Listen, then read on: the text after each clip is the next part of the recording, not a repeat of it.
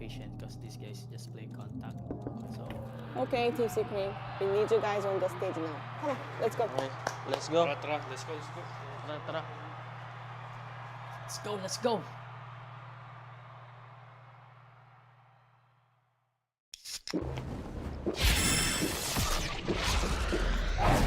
Red Bull gives you wings.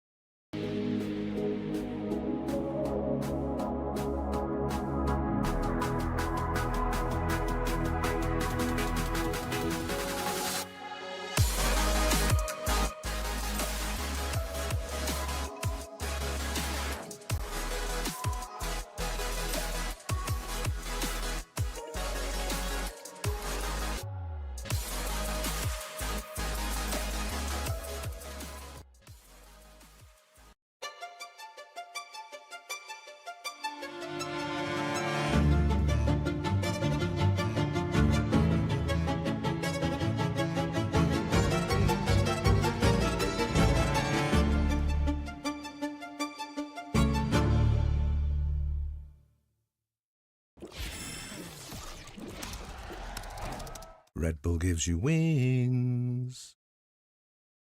ちょっとよくわかんない。見ただけじゃわかんない。全くわかんないけど。全くわかんないけど、まあ、にゃー効果を。うわめっちゃあるじゃん。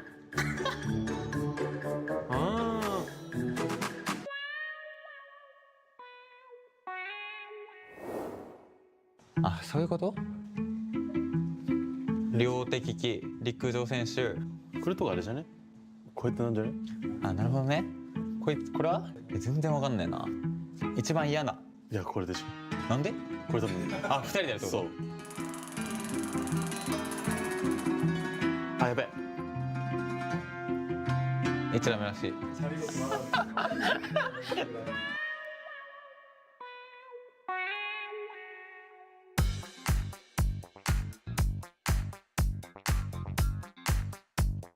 まあ、ヒロロンさんならやってくれると僕は信じてます。もう信じるしかないんで、彼を、僕は。もう、うるさいな。ブリッジとかやったらどうすんの？俺はいける気がするぞ。絶対アビスだって。スタート。ぶち買っていいの？いいよ。犯罪者ではないの？やべやべやべ。ちょっと待って、わかんないこれなんだ？なんで走ってんのこれ？あ、歩いた方がいい？歩いた方がいい。歩いた方がいいか。そう。確かに。やべえ、マジどこいるかわかんない。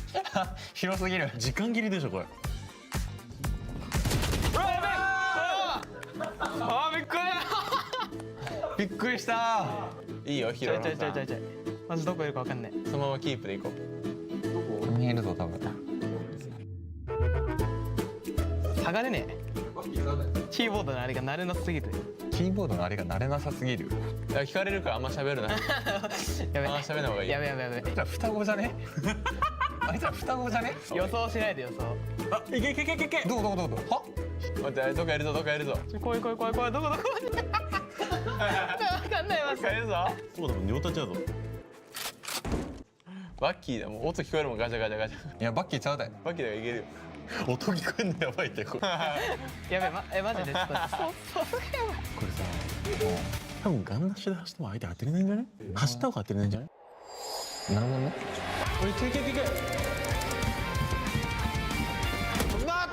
って、やばい。いや、これマジで。マジだ。あ、当てこれ絶対当てる絶対当てる絶対当てる絶対当てる。来いよ来い来い来い。これ無理やって。右から行くしかない。おい。いやもう。いいね、いや、マジ熱い。ここ熱いわ。熱いぞ。ここ熱いぞ、かなり。やばい。攻略された。これこっちからじゃね？ちょっと遠いって。出てこい。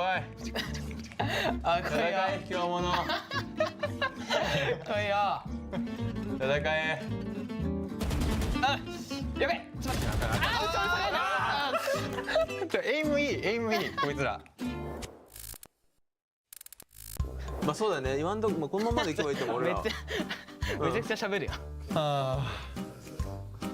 思いつかなくね？無理じゃん。こんな。双子がねカウンターやなこれ。いやもう忍び寄るしかないんじゃないやっぱ。後ろから。そう。あいつら絶対双子やで。双子じゃないですよ。双子やろ。ちなみに言うと僕触ってませんから。こっちゲームも聞こえないです。キーボード聞こえないま？やばい。ヒントきた。ヒント教えますここで。もうガンダで行こうぜガンダで。もうナイフでガンダで避けて一旦位置見てから動こもうこっちから見つけたら勝ちだからこっちから見つけてどんどんアタックしていこバイバイ。う。ねそれがやばい。どこいいんだろうね。あれ？う。いけいけいけいけいけ。もう言った瞬間マウスを振ってる。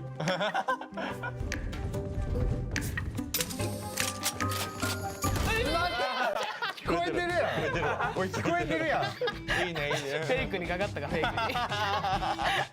なんかずるくないあいつらだけ。そんなことないですよ。あと1キルで負けちゃう人ね。いいねもう終わらせようぜもう。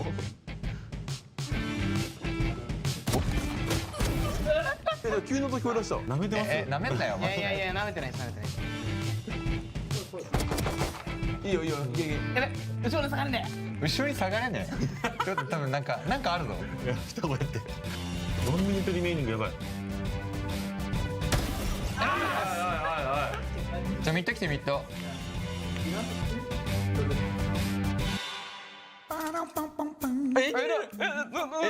終わってない？横から行くしかないよね。ちょっとほっ、よし、うまい。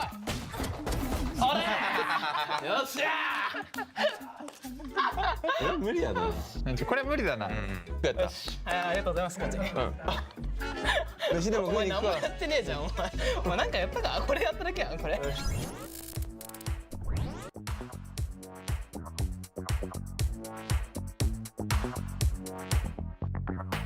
絶対双子だからな。ありがとうございます。お疲れ様です。ありがとうございました。ありがとうございました。ありがとうございました。あったか。冷たすぎる。双子でしょ？高校ンティでした僕。何？ WSD がランダムに。あ、なるほどね。だからなんか言ってたのか。後ろ行けないみたいな。犯罪者です。勝てるわけないよこんなん。無理だ。これマジ無理。マジ無理。マジ無理。 Oh, Kevin, you're so handsome today. Yeah, Kevin, let's see how you look. Kevin, let's see how you Wait, look. Kevin, look at the. Kevin, Look Kevin, at look the forward. Yo, look at him. Damn. Are you priest or what? Ladies and gentlemen, we are we are on board for the T1 plane. We are about to lift off. Over.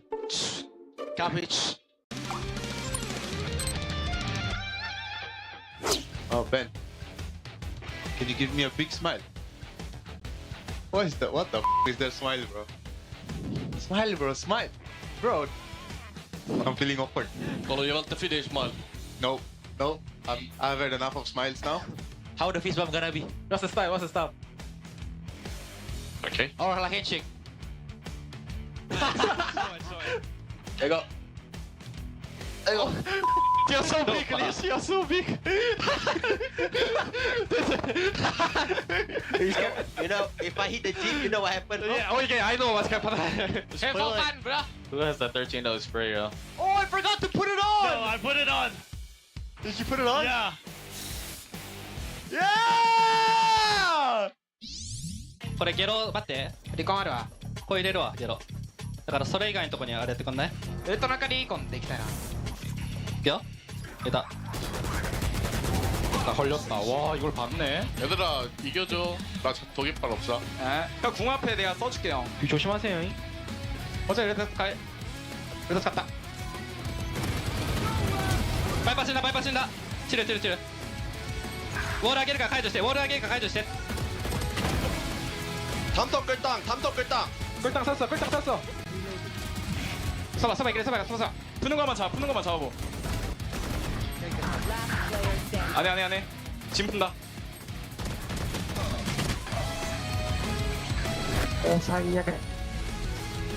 이긴 것 같은데 나이스.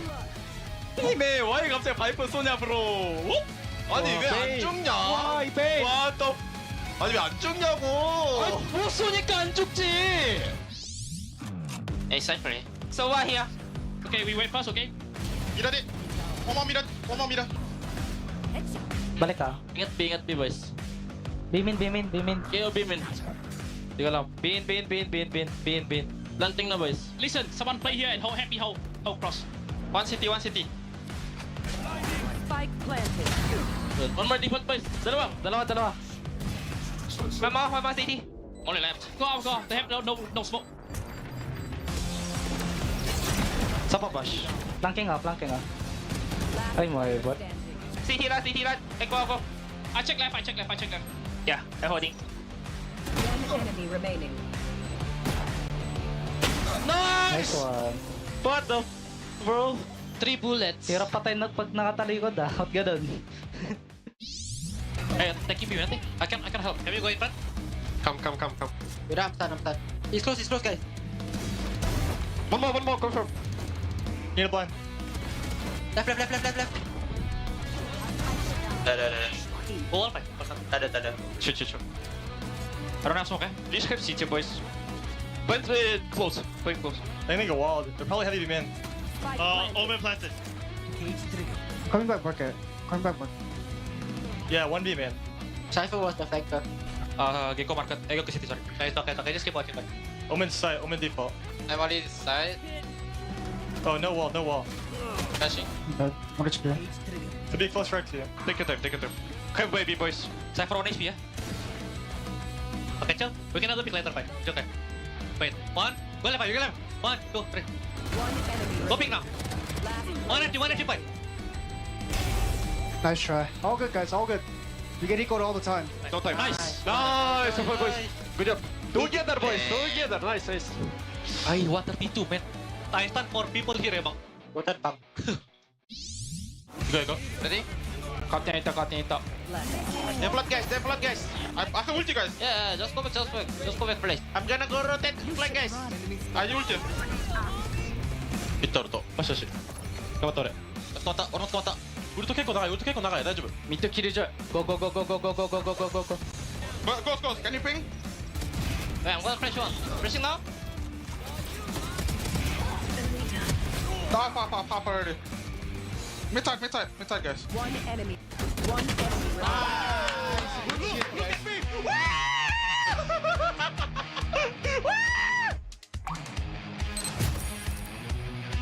Alright, go. Boys, come on. Hey, close. Left side. Box lang Side. Spike down B. Doon pa rin. Nasa smoke. Wait lang, gun out. Holding ako. Wait lang, check ko lang. Ghosted. Pwede ka bumalik. Sige. Kukuha to barrel, boy. Kuha sila ba rin? Tapo ka na. Minus 30 race. Smoke ko na lang. Smoke click ko na lang. Sige lang. Laban lang sa NP yata eh. Smoke splat ka lang eh. 10 seconds left. Samahan nga kita, baka nandito eh. Smoke ko city. Papaelbo nga ako. Likod! Dead. Default ako. City sa. Stun ko. Last player standing. Nice. Let's go, boys! Nakakatakot. Iko. They're deep. They're far. Yeah.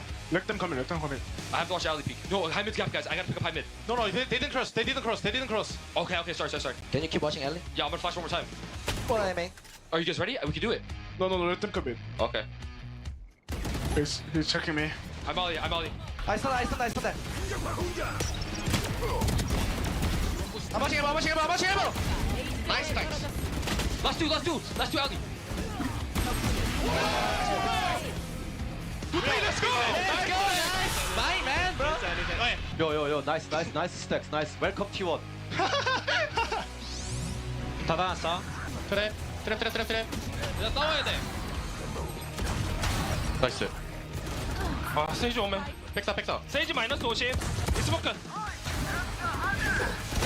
백사. 둘. 빠진다. 브릿지 필. 나 가는 중 기다려. 백사 조심. 종민이 앞에. 백사 오면 있다고? 기다려봐. One enemy 야 remaining. 먼저 대박게. 나 풀게 그냥. 박스 D.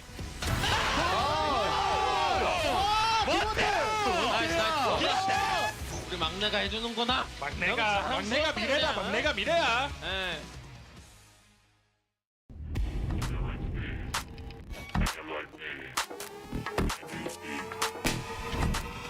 Well, they're going to spot with the camp at Buzz here. With the outlaw, that's a quick one. And make it 2. Oh, the Marshall is just getting so much value here. Can he do it? Again, a bit of a beat and a switch here on B main. Oh, he's He's gonna re-peek it, and he's out. Nisu also in the corner. They definitely don't check. And they're go! He holds it! And all three go his way. 2G to go. He does have the judge, but yeah, it's just gonna be for the fourth. Looking for the ace. And there is still a minute, so you don't want to green. There it is. Oh, okay, well, you know, you do what you want to do. But, oh, this is their idea to try to pitch onto the operator. Jemkin has his crosshairs trained, the scope's on it, and he's good for one. Repositions with the blade. That's two, he's still safe. And there's the third and the fourth with the right click.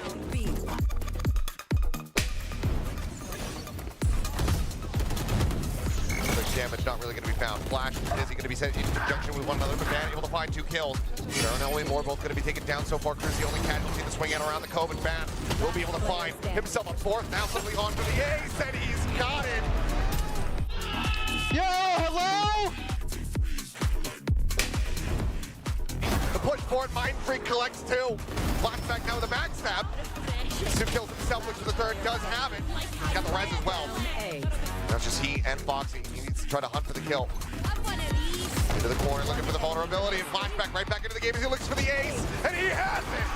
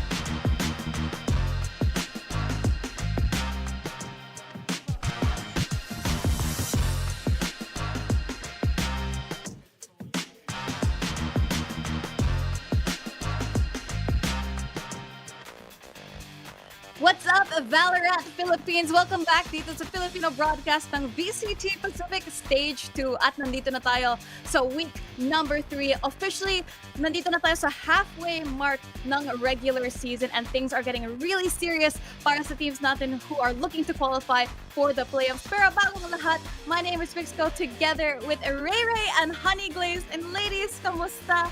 How are we today? Ang saya-saya. Grabe. Back to back VALORANT. Pero syempre guys, alam nyo, kung talagang napakainit ng matches, mas mainit dito kasi you can score Grab's lowest prices ever with up to 15% cheaper fares on Grab Car Saver, delivery fees as low as 15 pesos with Grab Food Saver delivery, and thousands of budget-friendly meals as low as 99 pesos with Grab Food Saver meals. At syempre guys, dahil 331 na, gamitin nyo na ang promo code na GrabFood60 and get up to 60 pesos off of your order with a minimum spend of 550 pesos. Promo runs from 11 a.m. onwards. Yun. Sakto naka-order na nga kami ng panlansyame today. Kaya guys, sulit na sulit yung GrabFood60. Kaya order na. Yep, and I think we have a very interesting lineup of teams if we think about cuisine, diba? We have Talon Esports, DFM, and ZETA, as well as RRQ. So, if you want Thai food, Japanese, Indonesian, there you go. Lahat yan. All of that is on Grab. Pero Honey Glaze, so, nandito na tayo sa week number 3. It's the first day. Let's get into our playoffs chances. Kasi we do have a lot of teams that have been fighting tooth and nail for these positions. And look at who is playoffs qualified. Diba? Mabilis na nakapasok na kaagad. After what happened from the last previous 2 weeks na nga na nagdaan for PaperX, for DRX, and also for Team Secret. Playoff secured, yes. But syempre, sino-sino pa ba yung humabol? We have Talon, we have RQ, and Genji. Genji only needs 2 wins. Pero kay Talon ha, after last week, after winning our week series, eto na, iisa na lang sila together with RQ. Ang tama ka nga doon, di ba? Kapag nanalo ang Talon sa upcoming series natin na syempre ng ating mga casters, makakukuha na nga sila kagad na syempre ng malaking win going into the playoffs. Pero ngayon, sa next years naman natin, si ZETA, ano kaya yung chances nila para lang maipilit kahit papano. Pero sa tingin ko, looking at this, masakit talaga. Konting dasal ang kailangan nila. But as per RRQ talaga, desperation also together with DFM, kung kaya pa nila talaga i-exert yung efforts nila going into the playoffs as well. Definitely. And I think na looking at number 9 slot, T1 followed by ZETA in slot 10, these were teams na nasa top 4 and 5 last stage. So it's very interesting to see them at the bottom of the barrel. But looking at playoffs chances, ito, we've got Talon Esports and RRQ, both 1 win to qualify. And Genji, even though nanalo sila sa Masters Shanghai, they are still not playoffs qualified. Ang correction. Yes, tama. Wait lang. Nag-backtrack ako, pero never mind, we're safe. But, go ahead, Honey Glaze. Gusto ko lang sabihin na yung nababasa ko dito, 1 win, 2 po. Sobrang magalang naman yung 1 win, 2 po. Pinoy pala yung gumawa nito eh. Wala na ba nagsabi sa atin? Tinagalog na para sa mga viewers. Ay, naalala ko, ano yun? Yung kalahating oras, halftime.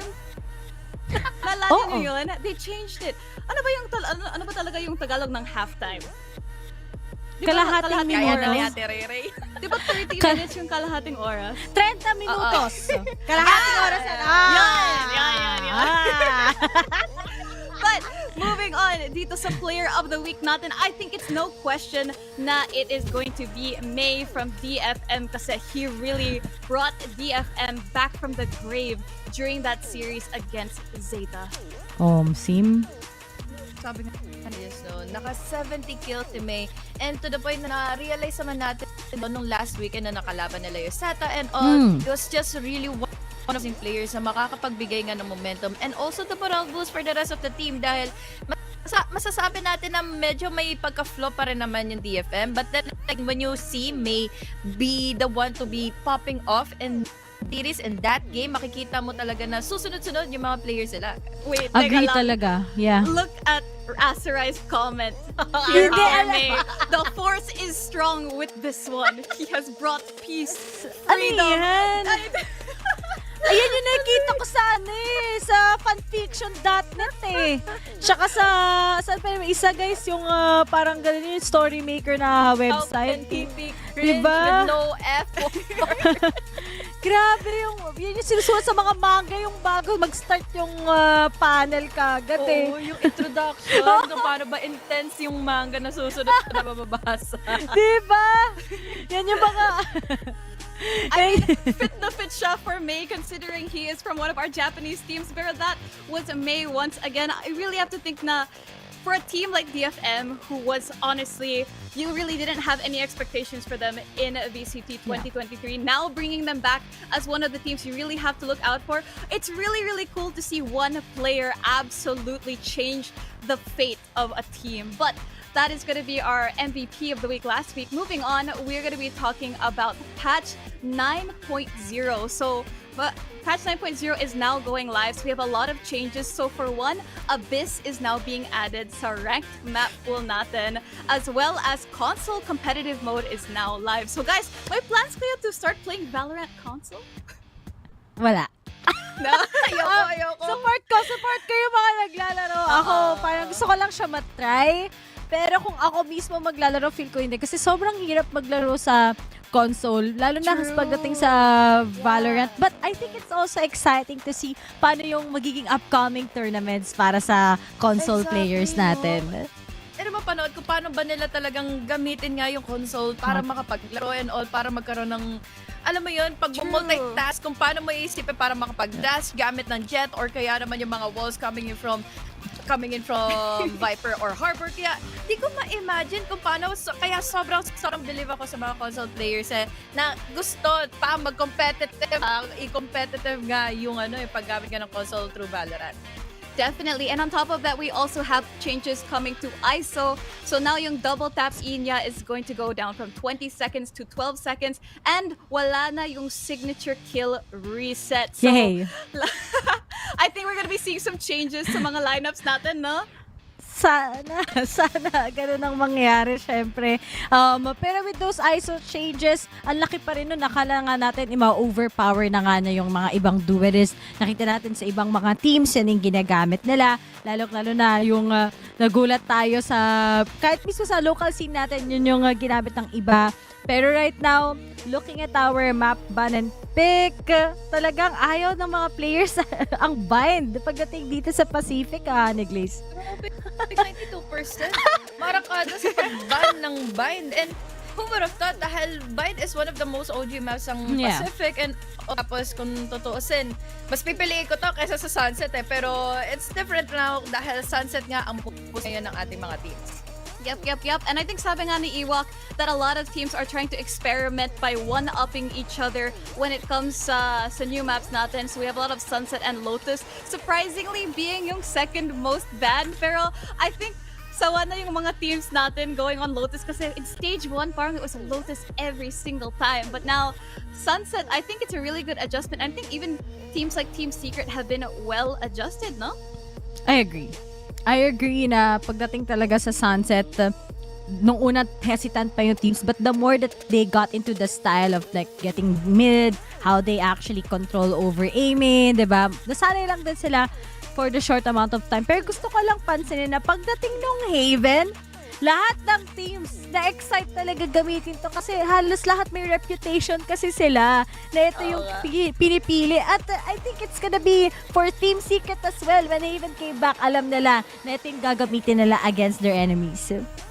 Sana ako dito dahil tweet pa lang ni Jess talaga. Ito na the king is back. Team Secret is back. Haven is really back dahil ilang beses din naman na itong pinili once na nag-live na nga yung ating new patch. So, excited times kung ano na nga pwede nilang ilabas na agents, ilabas sa compositions dito dahil syempre, still really excited to see kung meron na nga bang maglalabas sa Haven. Oh, that'd be really interesting. We haven't seen that yet, pero talking about Haven, it's really nice to see yung old teams natin, not really old teams, but our old iterations of teams going back to Haven kasi you can really feel na at home sila. And not just for Haven, you have maps like Split and Ascent being played a lot as well. So you can really see yung parang old flavor of these teams coming back, parang may nostalgia factor at the end of the day. And again, Team Secret, DRX, and I think DFM as well have found their footing thanks to this update. But up next, we do have to go over to South Korea because Talon and DFM are in the house.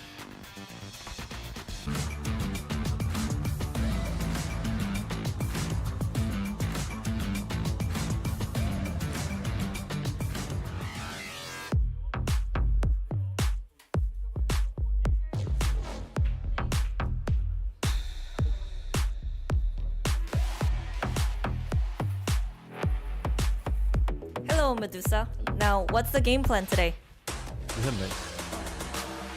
Prince May! Woo!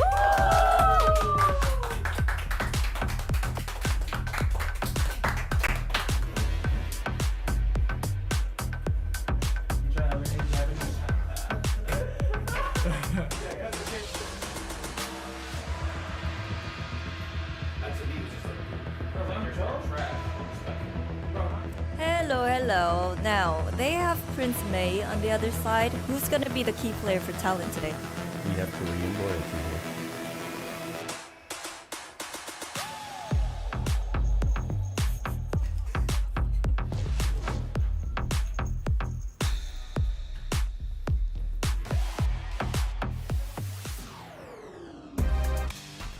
And he was a fairy. Ang cute! Ang cute na ginawa ng Talon. Honestly, You do have to give them props. Have you guys got the new bundle, by the way? Ang ganda, Walang diba? pera. Same. Same. Maganda siya!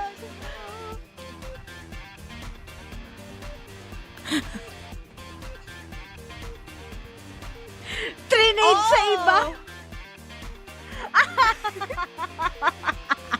Sige, wag ka mag-alala. Narinig ko na yung request ni Annie Glaze.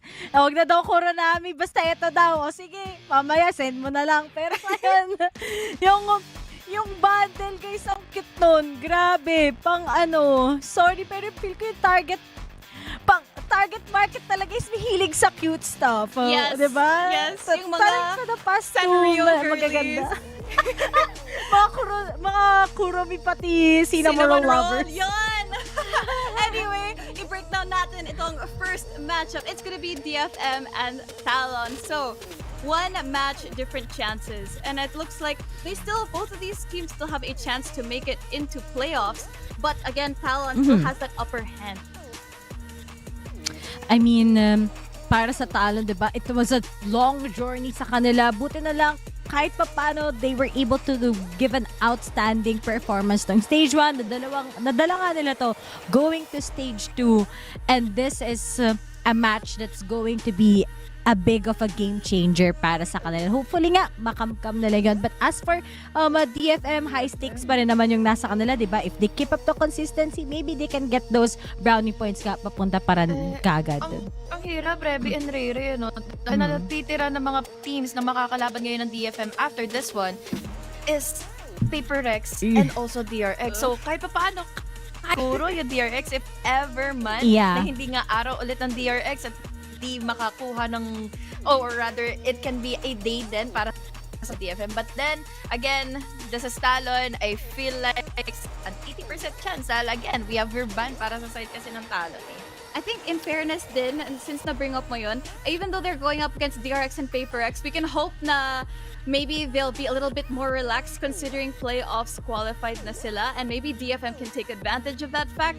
But knowing those teams, they're not going to show any mercy whatsoever. But looking at this head-to-head, Ban versus May, yung two firepowers of these two teams, parang, is this the first time na we've seen a perfect hexagon?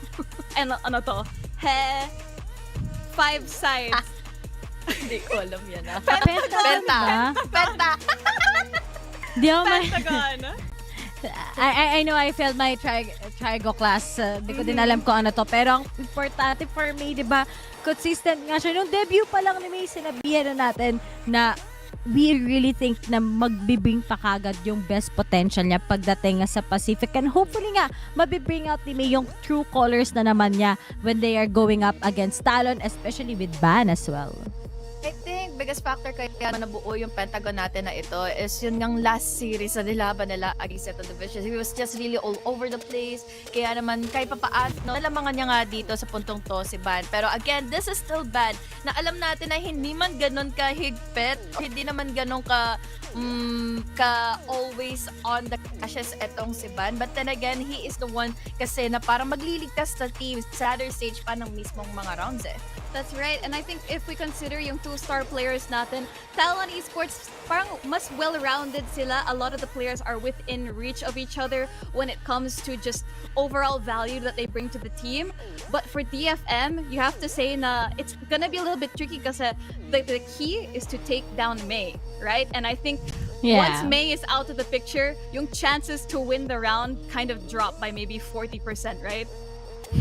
I agree. Ang laki talaga ng firepower. Pero grabe yung 40% na yun. Talagang alam natin na ganun kalaki yung impact ni May. Pero wala talagang gusto para sa DFM kumuha ng bind map. Alam nila na may mga teams talaga dito sa Pacific that even if they usually ban itong bind, they are practically good at it.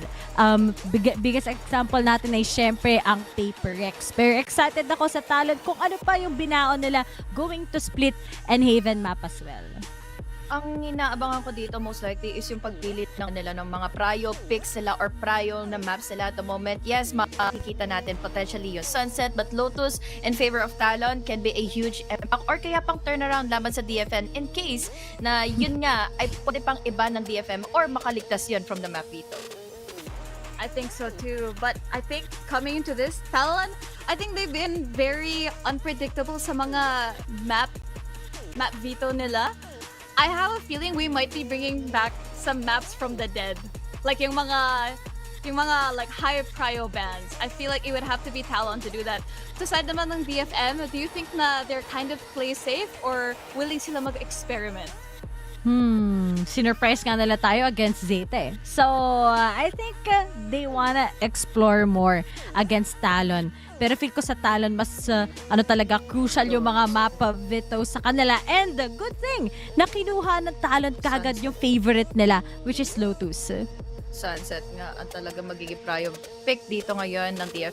Again, they went on and on and on consistency laban na nga sa division nung nakaraan at kung tutuusin, Lotus can be a bit of problem for them pero let's see ha dahil again, we're talking about our star player right here na pwede nga ma-counter art or pwede nga hyper-focus yung Talon to take down May para mawalan sila ng momentum but still, kung manalo ang Talon and the first map, this can be 2-0.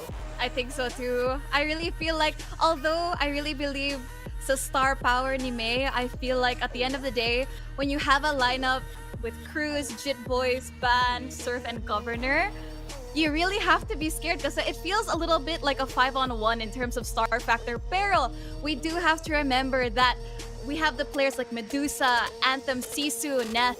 They've been doing a really good job trying to also show na kaya nila to keep up with May. But now moving on to Lotus, this really looks like we might be seeing the duelists that have come out from the update. So they've already run the Neon, and feeling ko we might be seeing a Neon again today. Please, I wanna see more Neon plays sa Lotus. Lalong-lalo na sa Talon. Sobrang gamay na gamay nila how they actually maneuver the whole map. And sana naman sa DFM on the other side, na prepare nila ng maigi how can they counter this type of aggression. Ganitong composition pa naman ang dali-dali lang siguro mag-slide in and out coming in that Neon from Talon dahil wala naman mga 3-4 hindi mapapatit si Neon dito. Cypher naman ang lalaroin na nga dito for a Sentinel ng Talon but then again, there's a lot of utility na pwedeng makapanghinder laban sa DFM. We even see here the Astra that may probably be in the side of Talon para sa first team nila. I think so too, and I think in terms of agent compositions, I feel like DFM, yung playstyle nila is kind of to stick together, and parang may triangle sila or spear, and May is at the forefront of that spear being supported by his members. Pero for Talon kasi, it's like they're doing attacks from different areas of the map, diba? Like the way that they can play is so inventive. Pero I do have to ask predictions. Basta sa map veto natin and the agent compositions, we might see who is going to take this series, Ray Ray? Mauna na ako. Guys, I'm gonna go with Talon. Clean 2-0. Ooh. Makuha nila yung Lotus talaga na pa ito yung isa sa mga weaknesses siguro ng players sa DFM. I really do think that this is a Talon series all over. Okay, 2 to Talon. I feel like I'm gonna join. It's gonna be 3-0 from us on the panel for Talon. Kasi I feel like DFM can maybe take Sunset or maybe Lotus, but they might lose Sunset and Ascent. Kasi at the end of the day, I really feel like Talon Esports has been really able to adjust on the fly and adapt to these one-man firepower teams. And I feel like parang sakto yung matchup nila. They are the kryptonite to DFM, right? Yeah, diba? Ito na yung type of Talon na nakahanap na kagad yung #1 identity nila and how comfortable they are with each other. And nagulat talaga ako sa mga matches nila na sobrang crucial and yet nananalo sila doon, Revy. I think 100%.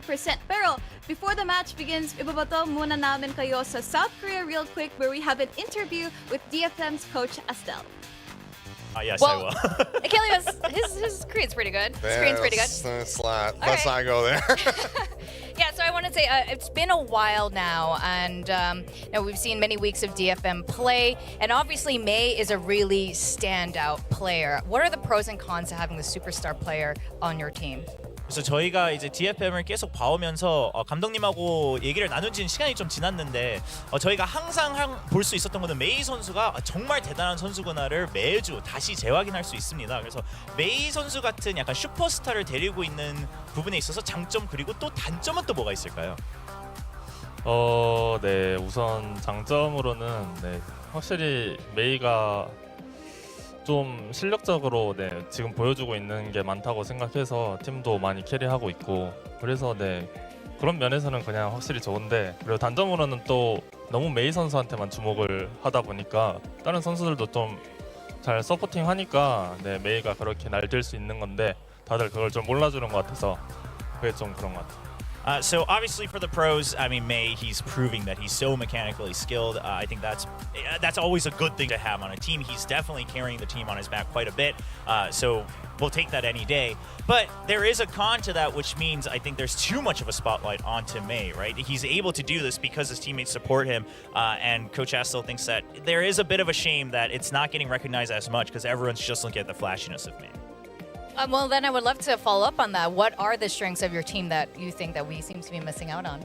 네, 그러면 말씀하신 것처럼 뭐 저희가 이제 뭐 팀원들이랑 다른 부분에 대해서 알고 있지 아니면 캐치하지 못하는 장점이 뭐가 있을까요? DFM에는 메이 선수 제외하고.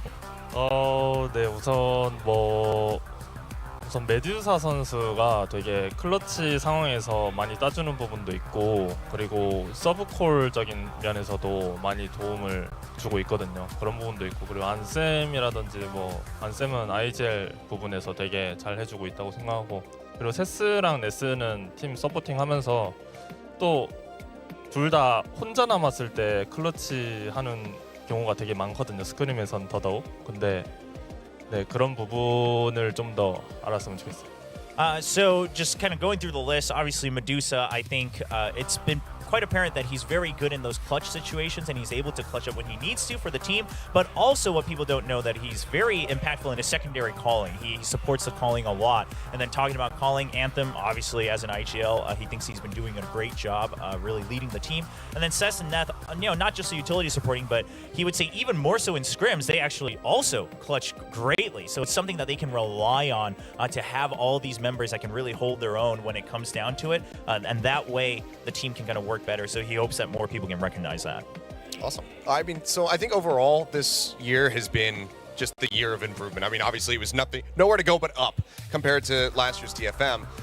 You guys have been able to get your first couple of victories. You're finally able to take down ZETA Division. Looking back at the year so far, what do you think has been the biggest growth point for the team? 그럼 올해는 DFM에게 정말 성장의 한 해라고 말할 수 있을 것 같은데요. 물론 작년에 비해서는 이제 성장밖에 할 게 남지 않았었지만 그래도 이 성장의 한 해를 보면서 뭐 첫 승리도 얻었었고 또 이제는 제타 디비전 상대로도 승리를 처음으로 얻으셨잖아요. 이런 부분을 봤을 때 감독님이 보실 때 DFM의 최고의 성장 포인트는 뭐 어느 시점이라든지 아니면 어떤 부분에서 제일 많이 성장을 한 것 같으신가요? 네, 저희가 생각보다 그 연습한 기간이 그렇게 길진 않거든요. 그러니까 스플릿 1 시작할 때도 좀 많은 시간을 가지고 하지는 못했는데 저희가 어떤 일이 좀 많아서 근데 좀 다들 되게 한번 말을 했을 때 되게 금방금방 잘 고치는 느낌이기도 하고 그리고 다들 진짜 늦게까지 연습 막 솔로 랭크라든지 그런 부분도 많이 하고 그리고 같이 영상을 본다든지 다른 팀의 영상을 본다든지 하는 부분도 많아서 네 그렇게 성장을 한 것 같고 무엇보다 또 네스랑 세스가 되게 진짜 많이 성장했거든요. 그 팀 게임적으로. 그래서 그게 포인트였던 것 같아요. So something that a lot of people maybe don't recognize is that we at DFM didn't actually have as much time to prep coming into this year. Even before Split 1, there were just a lot of things we had to work through, so we didn't have as much time. But given all those situations, he thinks his players are also very good at picking up any feedback that's given. You say it once and they're able to recognize exactly what it is they need to work on.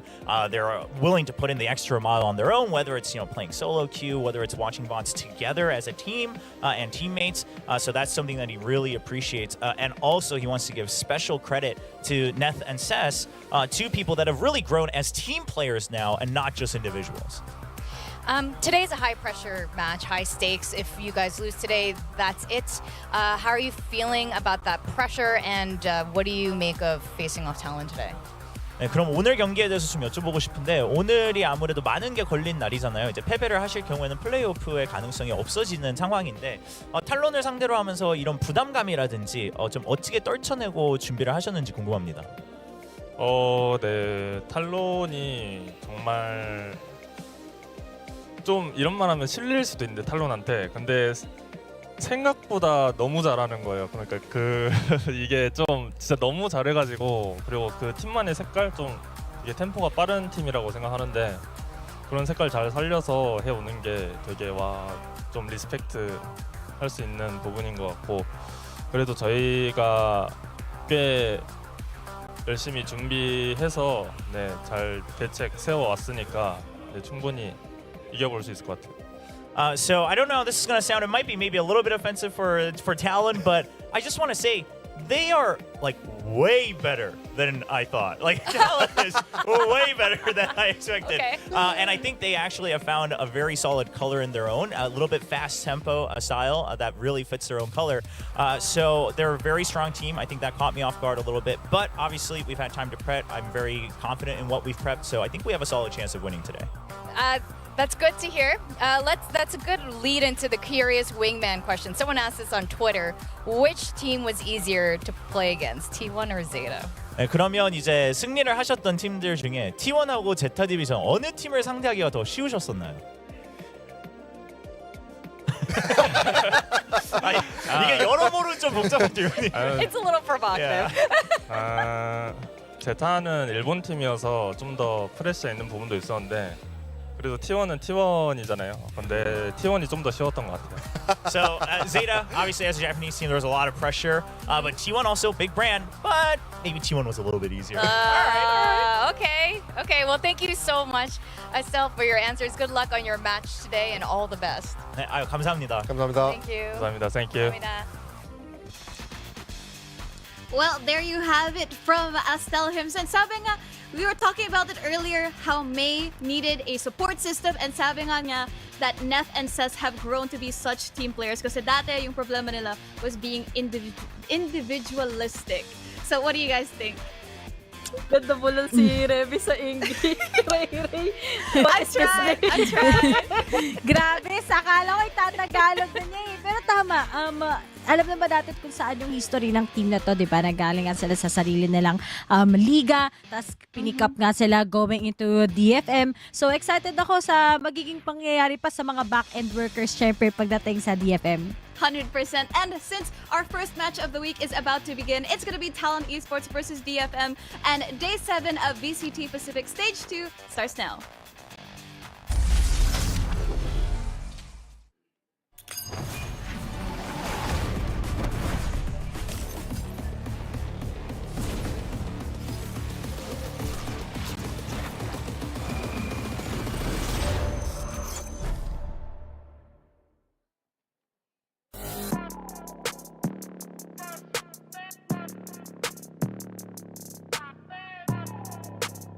Talon Esports.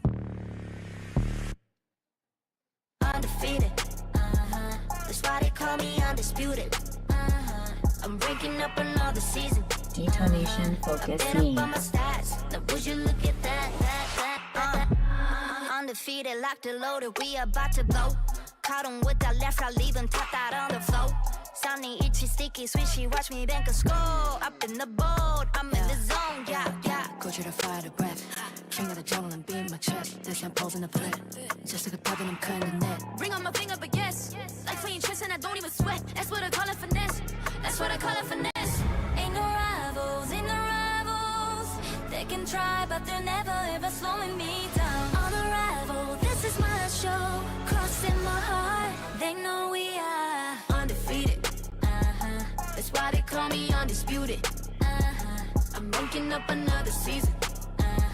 I've been up on my stats. Now would you look at that?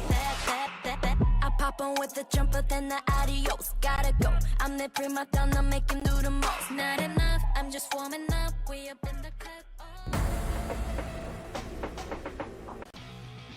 Isa pa tayo araw dito at isa pang laban na naman pagbabalik nito sa VCT Pacific. At grabe Black and Blue, parang nung isang araw lang magkakasama tayo dito. Pero umpisa pa lang, mukhang may bias ka na dyan ah. Oh, syempre pa naman, wag natin kakalimutan na yung Talon dati may Pinoy team din. Kaya maraming salamat sa kanila.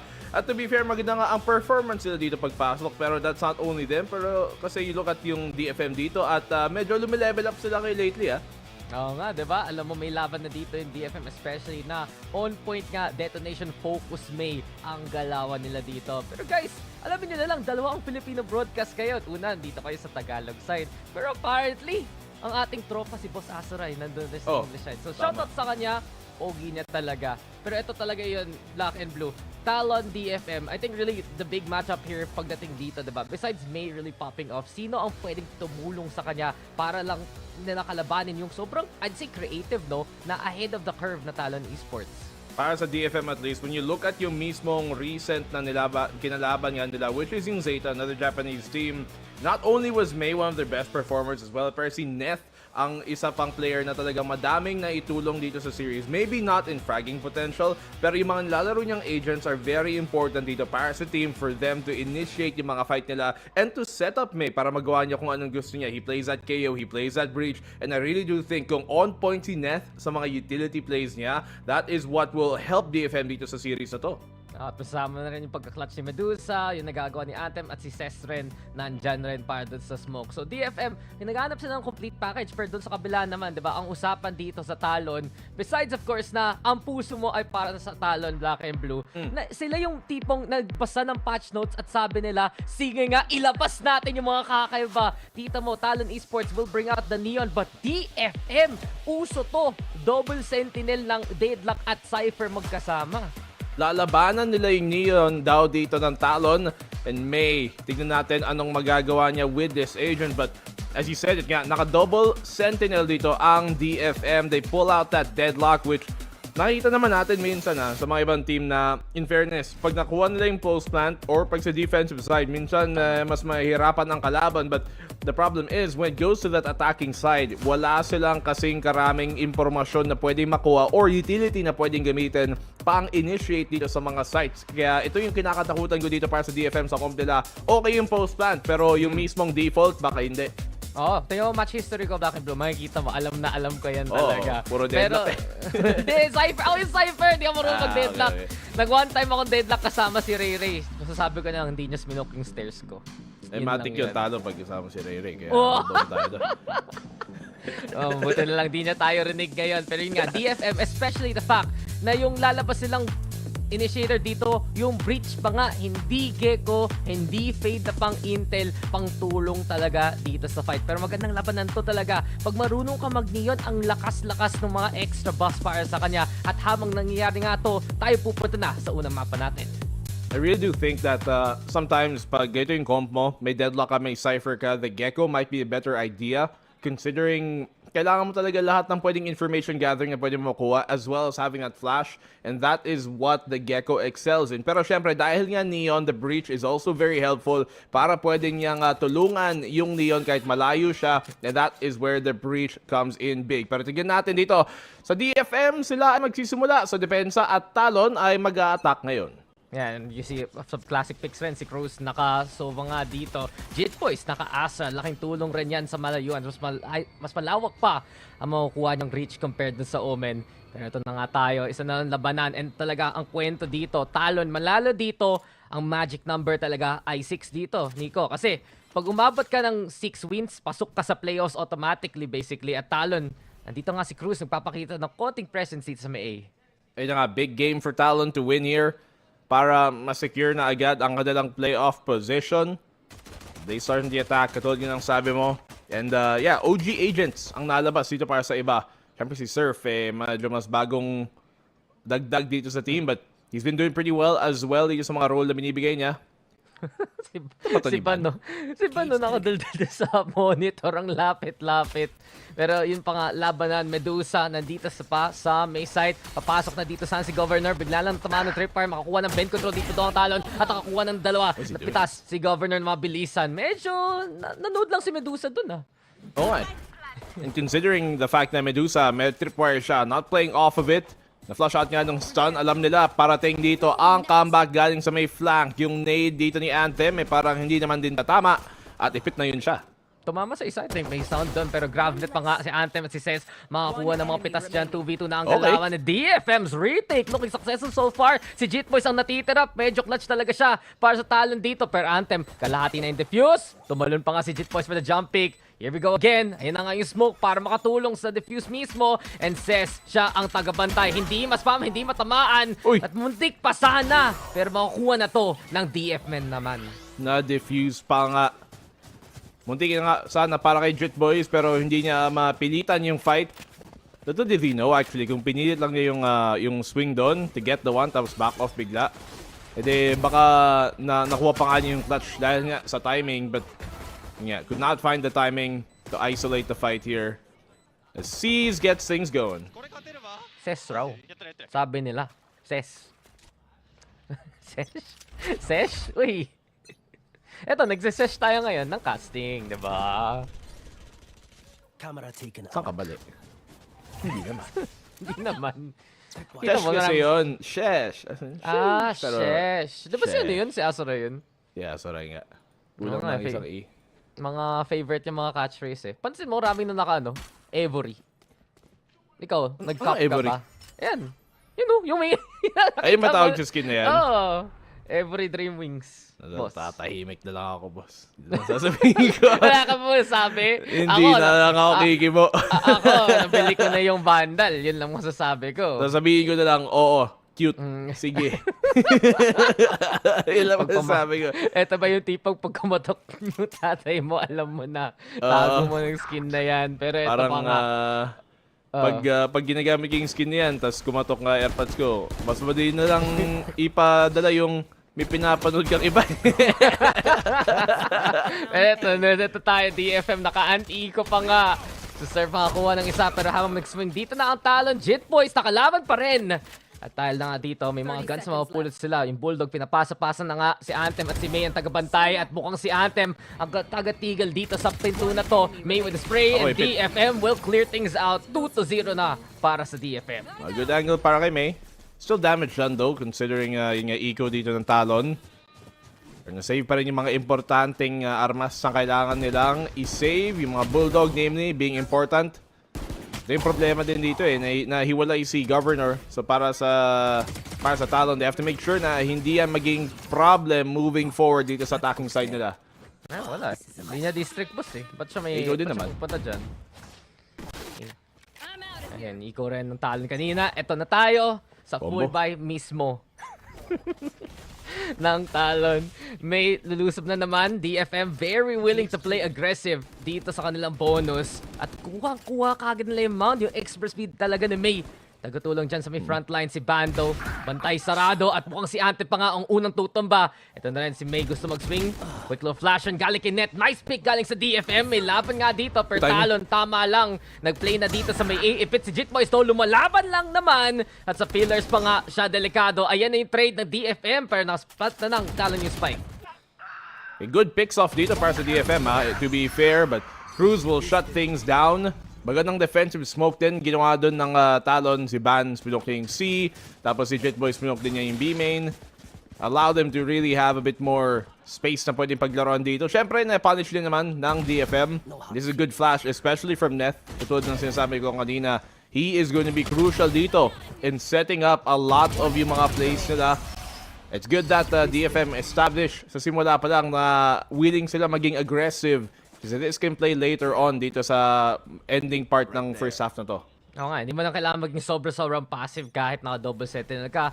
Pwede ka gumawa ng mga plays gamit ng GravNet mismo at yun pa nga, maaga ang fast lane. At yung nade ng ating deadlock, kinawit map. Pero ayun na nga yung relay bolts. Tamang-tama lang. And Talon, Governor. Mukhang sila pa nga unang makakahanap ng pitas dito. DFM daw nakanda rin sa may mini door. Andiyan si Anthem sa may kahon. And pagdating talaga ni Governor dyan sa may A main, delikado ang crossfire dito ng DFM.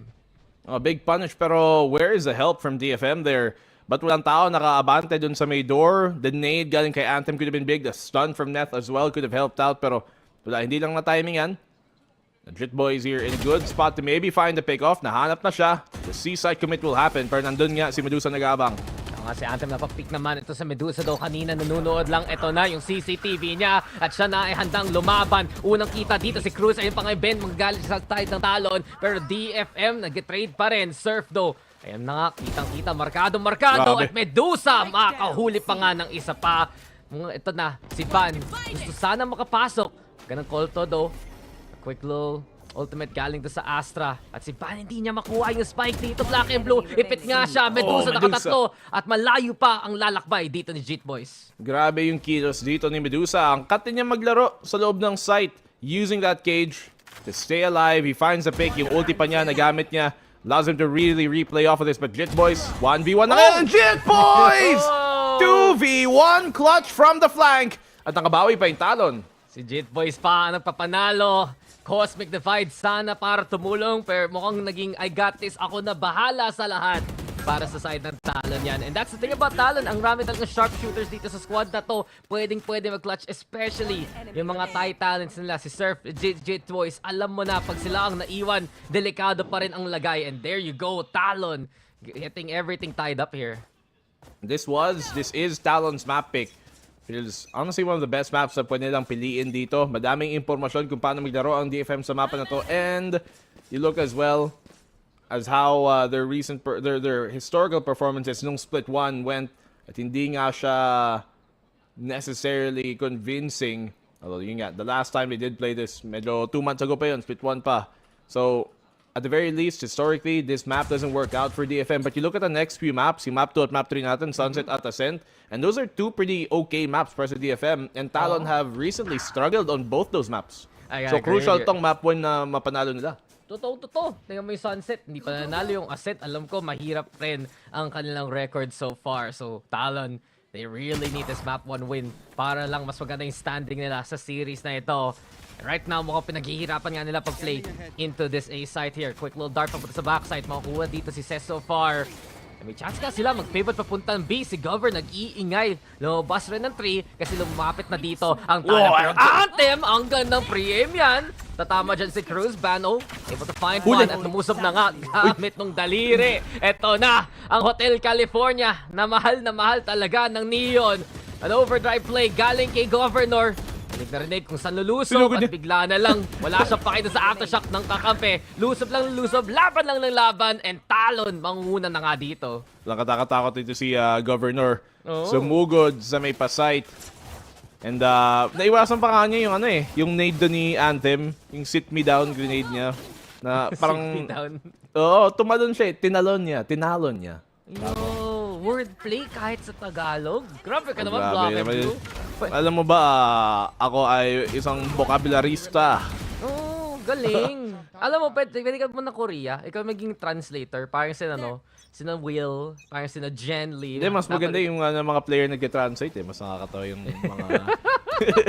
Never forget, Borgum translation. Oo, pagka sinungaling pa nila. Totoo. Tumatama. Kitang-kita, Governor naman. Ang important Talon.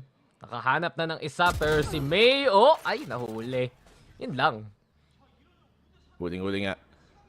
Wala pang ulti dito si Van, so not able to find information off of that. Pero at least 5v3 na ngayon para sa Talon. Looking to maybe get a 4th on the board. Ulti available dito kay Anthem, kaya kung may mahuli siya, edi ipit na nga. Medusa. Lagi na lang pag pumunta tayo kay Medusa, naka-CCTV mode. Security talaga eh. Hindi man niya kailangan i-hold yung angle, to be fair. Yan. Hold ang kita yung barrel. At madali na yan para sa Talon. Nag-slide pa nga. Try na i-no-scope. Pero hindi yan sapat against Neth. It's still Neto facing off against the rest of Talon. Mukhang ma-overrun na nga siya. At Talon, gusto na ba magsiwag na? Si Medusa na lang na nga nandyan. Lumuso pa. Nagpakita si Cruz. At yun tuloy. 1v3 pa nga. A nice default play dito sa Talon. Nag-abang lang ng mga aggressive plays to come from DFM. Once they found the first picks, sana naging 4v5. Siyempre, magpupush yung DFM para makahap ng pitas para makabawi. Pero, inabangan ng Talon. Good punishes from them as well. Isipin mo kung tumama yung no-scope doon ni Governor, mas malupit pa yung clip. Magwawala tayo dun. Pero sa totoo lang, yung slide talaga ng Neon ang accurate na rin kasi. Pwede nga tumama yung ganong klaseng shots. Talon right na. Parang dati, don't move and shoot at the same time. Ngayon, run and gun is the way. Literal, si Neon lang nakakagawa nun. Ay, Yung hindi naman nagalaw pero accurate. Hindi ka tingnan mo si Coach Pros, oh. Ganun yung galaw. Slide. Slide. Ginamit niya eh. Smooth daw. Smooth operator. Grabe ka. Smooth operator. Uy, sa bagay, si Neon pa naka-operator kanina. Si Governor. Oo nga eh. Oh, diba? Wordplay ka talaga. Boss, galing mo. Grabe. Anong pinag-uusapan kaya nila? Ewan ko, hindi ako nag-speak ng... Actually, I feel Talon English yung comms nila, no? Oh, English. Uy, may sakit Si siya, Cruz, no? may cool fever. May cool fever. May cool fever. Oh, no! Ray, sabihan mo naman si Cruz na get well soon. Ba't ganyan? Ba't nga ganon? Okay lang. Pag mainit ang pakinamdam, pre, mainit ang kamay. Ganun yun. Tama. Si Michael Jordan nga, di ba? The flu game. The flu game. Doon pa siya nagpakitang gilas. Kaya, abangan natin si Cruz dito. May mga, Ngayon, medyo sa totoo lang Oh. may mga people na dito, I forgot who. Pero nangyari na yun, may nag-flu game recently sa Pacific. Meron Tapos malupit, hindi ka na malala. Wala, tanong natin si Asroy minsan. DM natin ngayon nag-cash siya. Pwede ba yan? Mag-reply kaya yan.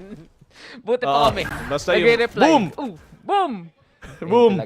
Boom na boom! Huli ni Governor dito. We find another... Kaso yun na. Boom! Mawian pa. Ses! Shesh naman yan! Malakas ang peak dyan ng DFM. At maka-out pa nga dito si Ses so far. And with it now, mukhang DFM ang nanguna sa mga numbers nila. Pero luga pa rin sa baril. At kailangan talaga ingatan dito ang Talon. Marami silang ultimates sa pwede gamitin dito sa DFM side. Yung Annihilation ready na. Yung Rolling Thunder pa nga para sa retake rin. Kaya sorry mag-reply yun kahit nakakast. Basta yung first word ng message mo, something na mahahatak yung attention niya. Ano pa kaya pwede? Anime. One. Ano pa?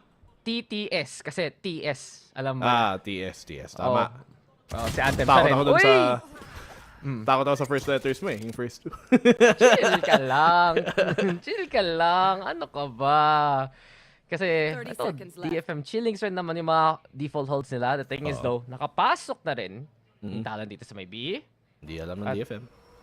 Si Jutways naka-off na naman, no? Tagapulot talaga ng off ni Governor. At least, diba? Ayun. Pinagwa kay Breach. Let's go. Lusob na sana. Cancels the first plan. Pero tayo pa naman ng Talon para makatanim dito. Aftershocks gonna be there too. Okay na effort sana kay Net pero may oras pa rin. Dito ang Talon at si Van taga-hold na lang dito sa may mini door naman. Here comes the fault line to play. Pero one tap habang na-stun! Sige, mindset lang yan! Laban na naman dito sa Talon at naka-5 pa nga si Dal dito ngayon. So, ba't sila nag-ulti? Why not? Joke not. Why would you? Like, 3v3, naka-eco, baka kung may pitas, sige. Baka kung may follow up kasama, kasunod ng Rolling Thunder agad, sige. Eh wala. Parang nangyari, pan-delay lang ng time, tapos wala din nangyari. This is something teams have to be very wary about. Kasi they could have used that to stop yung momentum ngayon ng Talon. Oo nga, mag-ingat kayo pag napagalitan ako ni Black and Blue. Naiinis siya pag nakakita siyang ganun. Sabihin na naman ng chat, sino ba naman tong caster na to? Daming alam. Alatang silver. Muntik ka lang nga mag-emo that season eh. Anong nangyari? Kala ko immortal yun eh. Wala, nakilaro ako kasama si Fluffy O2 the Goat. Yun. Spiraling down under the sea. Under the sea. Ayan. Under the sea. Wala. Goodbye, May. Under si May. Actually, under the B pala yun. My bad. Tama. Nasa ilanong talaga. Alam ba nilang nandito si Ses? Ayan, alam na. Ayan, alam na. Nahuli pa nga. So Talon, they found the 2 picks here already. Yung DFM, pinagsama pa yung Cypher at yung Deadlock ng kasama dito. At nung nag-pick yung isa, namatay lang siya. Para daw sure ball. Yun! What are you doing?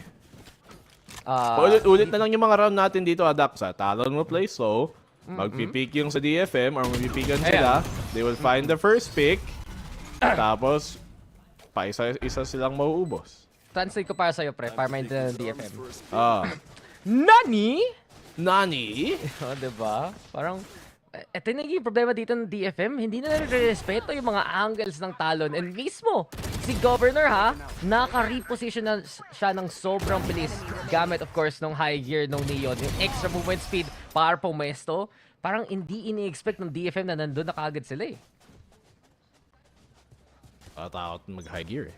Baka hulihin ka pa. Speed limit lang tayo, boss. Oo. Mamawalan ka pa ng ano mo. Lisensya. Lisensya para tumakbo. Oo, huli ka. Kaya, Governor, ingat-ingat ka dyan. Ano ba? Si Governor yan, may diplomatic immunity yan, boss. Ay, sabagay, sabagay. Bawal Pula yung plaka. Ano yun, isang number lang, 8. Ganun yung mga lisensya. Undersea eh, no? Sabagay. Si May dapat pala mag-ingat dito. Oo. Dating pag Neon, siya lang din ang may Vandal. Uy, may Vandal nga. Kasi, May Vandal nga. Ewan ko, pag ganito, nakikisama na lang ako sa'yo. Nakikiride ako sa wordplay mo eh. Problema kasi June na ngayon eh. Hirapan si May. You're Tapos right. na siya. Tapos, pero dapat okay dito ang DFM kasi hapon pa, di ba? Sabagay. Oo. Pero... So may nerf at may buff kasi sa oras. Ganun ba yun? So even out lang. Yung pag tumalon ka kasi pataas eh. Kaya pataas din naman talon dito. Kaya hirap din yung DFM. Ang kulit pa, doon sa talon kanina ko pa eh. Pero eto na nga tayo. Mamaya ka na nga ako. Divide muna at net. Gusto mo naman doon ka sa kabilang side ng wall. Kaysa dyan, Jitboys makakahunt nga ng petas. At lulusog pa nga kitang-kita ang ulo ni Anthem mismo. Si Ses nag-iisip kung sana siya ba'y tatawid pero wala talaga. No crossing here. Jaywalking pag lumampas ka. Lumusob na nga ang DFM papunta ng B mismo pero wala silang mahahanap na pitas dyan. I mean, Talon, ito na naman. The lurk game here working out. Jitboys with a 4K kalaban nga ang Eco. Will he get the ace? Isha shutdown daw ni May. Okay, delete kagad sa highlights dyan. Sayang, yun na sana pang montage niya. Pero Talon talaga. Kanina pa sila. 7 rounds in a row. So black and blue. Yun lang. Gusto nilang mag-time out ulit. De joke lang. Masyado maaga para gamitin yung dalawa. But yeah, once more. Same problems dito para sa DFM. To be fair, yung mapa nga na to, attacker-sided. Ito ang map pick ng Talon. And yung buong panel nga natin, predict yung Talon eh. Ikaw naman, Dax. I-share mo naman ang iyong words of wisdom. Sino tingin mo dito? Wala akong Talon t-shirt eh. Ganun ba? Oo. Yung ba yung iba ng opinion? Kung may t-shirt ako ng Talon, sure. Wala ka din namang DFM t-shirt eh. Totoo! Sige, talo na rin ako. Pero yun na nga yung grab net. Tama rin dyan. Mukhang mapapapigil pa nga si Governor dito mismo. At ayan na nga yung barrier mesh para humarang. So, laking tigil. Roadblock malala. Galing sa side ng DFM kung nandyan yung Cypher at yung Deadlock sabay. O nga, atras muna. Medyo mahirap pumasok dyan, Lods. Daming nakaabang. Daming mga harang din. Kaya, literal, hindi sila makakapasok muna. Now, ngayon nag-stabilize midway through the round and Talon don't have a first pick. Paano naman gagana ang kanilang default? Ito yung tipong kakaliwa ka ng sana tapos biglang nag-update yung maze. Yung ways mo na diretso ka na lang pala bigla. Yun yung nangyari. Or yung tipong sabi ng ways, pwede ka pumasok dito tapos pagtingin mo, nakaharang pala yung kalsada. Oo, tapos nakasulat rin no U-turn. Ang galing rin eh. Pero ito na nga, may operator ng handa dito si May.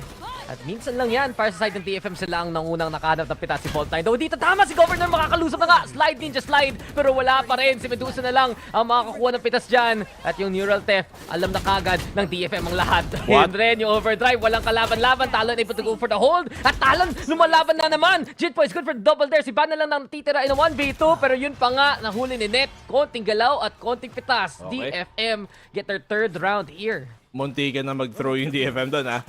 Loki, ha? Nang sumugod si May, tas sumunod din sila, tas hindi sila nakakapatay. Munti ka na yon para makabawi ang Talon sana. Jitboys, laging nakaka-multi-kill dito pag sa mga ganong sitwasyon. Maganda ang laro niya so far dito sa mapa na to. Yun nga, DFM. Even though nanalo sila sa round na yon, may mga problema pa rin na sana may smoothen out nila habang tumatagal yung laro. Yeah, DFM, nakita naman natin, yung squad na to, walang panalo. Last year, ngayon, may dalawa na sila on the board. And improving has been the way to be para sa DFM this year. I mean, it's a big deal though. Na, sige, kahit ngayon nahihirapan sila sa Talon, they did beat ZETA Division. Yung kasama nila, di ba? Yung fellow Japanese team nila. in their last outing. So alam mo, mas confident talaga ang DFM moving forward into these matches eh. Parang Pinoy lang yun eh. Pinoys beat Pinoys. Ito din DFM. Japanese team beats Japanese team. Kaya kahit mas experienced ang ZETA, sige. Mas favored sila, sige. Hatakan ng pababa pa rin. I mean, tagal na nung usapan na yun. ZETA versus yung Crazy Raccoon Core na naging DFM. Yun talaga ang labanan nila. Yun yung TS versus SBE nila nun, di ba? Yun. Ay, di mo alam. Oh. Paalala mo nga sa kanila. No. Tingin ko nga si yung analyst nun. Pero ito na nga si May. Handa na naman. Jumabot na! Ulat pa nga sila pareho! Nadamay pa si Ban! Kala ni Jit Boys okay na sana ang lahat. Pero yun na nga, ang DFM pa ang nakakuha ng dalawa. Si Anthem nandito na rin nakanda sa may stairs. Biglang mabubura na lang kagad si Christian. And on to the side for Talon. Dalawa na lang sila mismo dito. And DFM, okay yung pitas. Peak. Baka magaling pa nga dito kay Governor si May. Tagabantay na lang.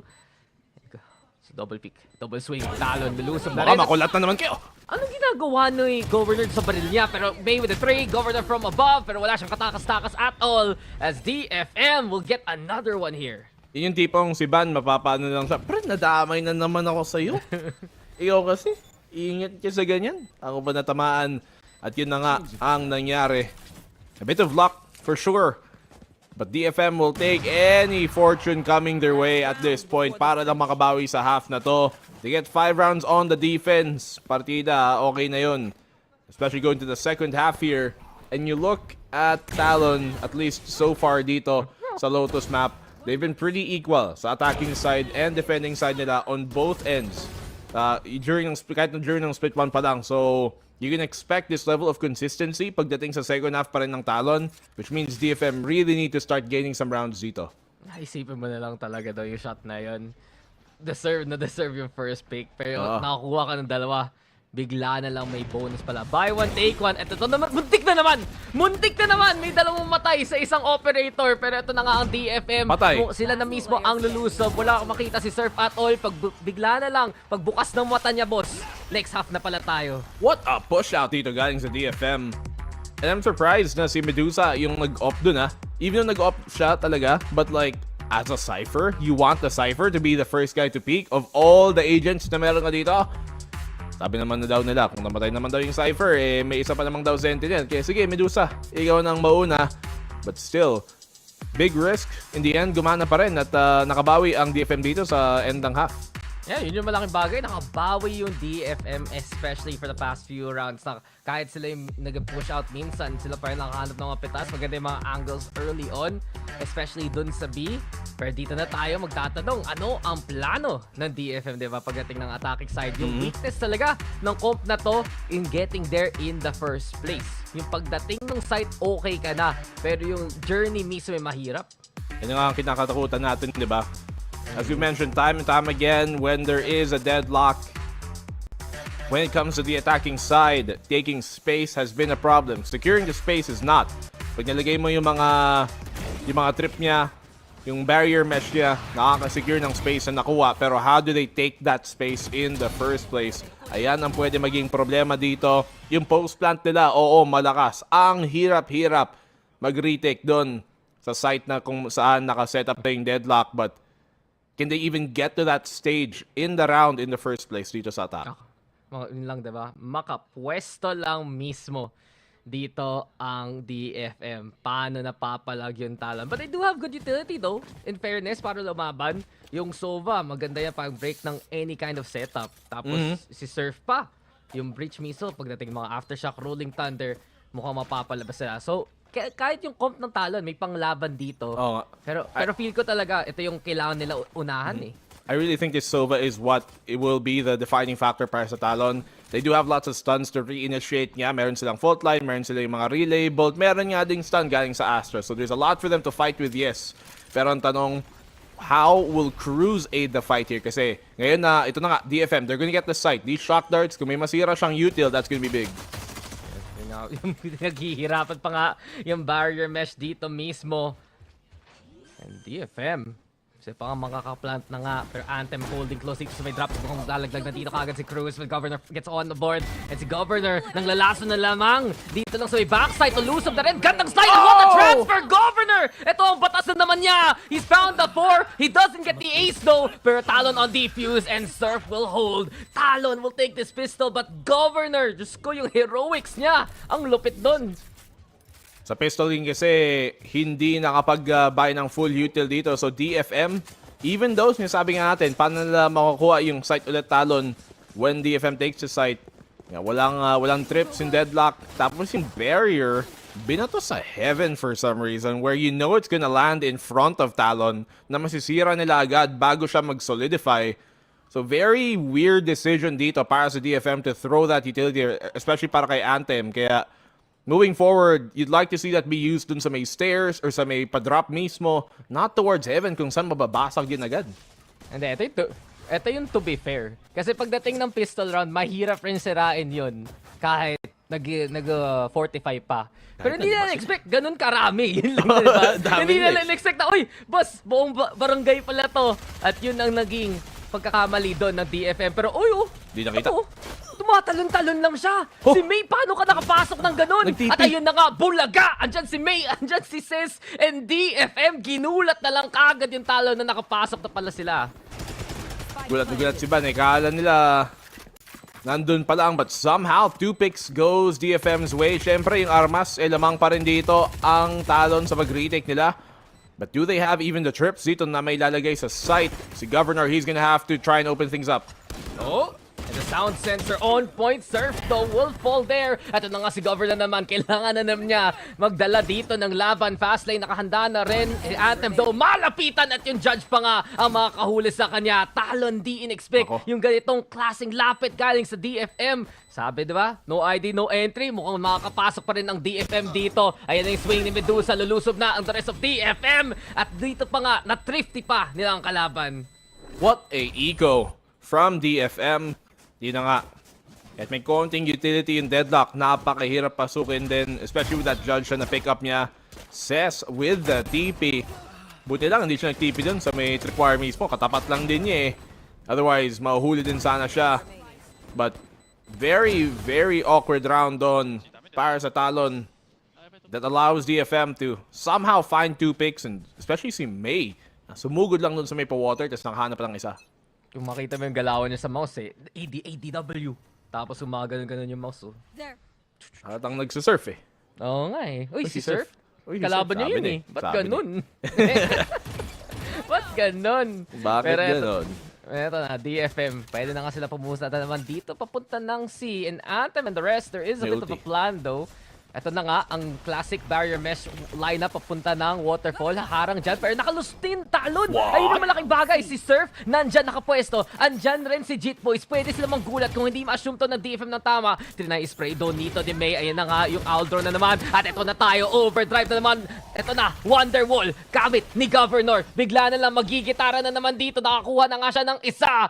And Talon Esports, they stopped the push so far here. May stun doon sa may choke. Tapos may din, yung aftershock, nahuli pa si Neth. What a nice trap dito for Talon. Good combo setup para sa kanila. Pick off for DFM. Ngayon pa nila i-attempt yung plant. Ito na nga dito sa may bend, pero DFM, mapipilitan sila mag-play on site mismo. And the dart's gonna be there. Ayun na nga yung fault line. And Talon now will get the space to push. Sacrifice nakaharang at mukhang nagsama-sama na ang pamilya ng Talon dito sa smoke. Una, dito, si Anthem nakakatlo na. Si Sesdo, siya rin makadoble dito. And DFM, isa na lang matatay nila ang score na to. At least DFM able to get the kills there. Pero yung cage actually ni Medusa eh, nakakatulong pa ngayon para sa Talon eh, para makatawid sila galing sa water.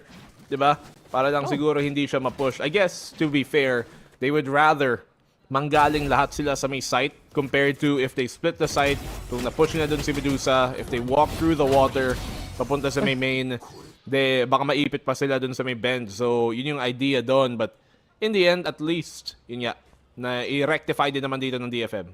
Huh? Walking on water? Isa lang ang alam ko na gumagawa nun, pre. Si Asoray.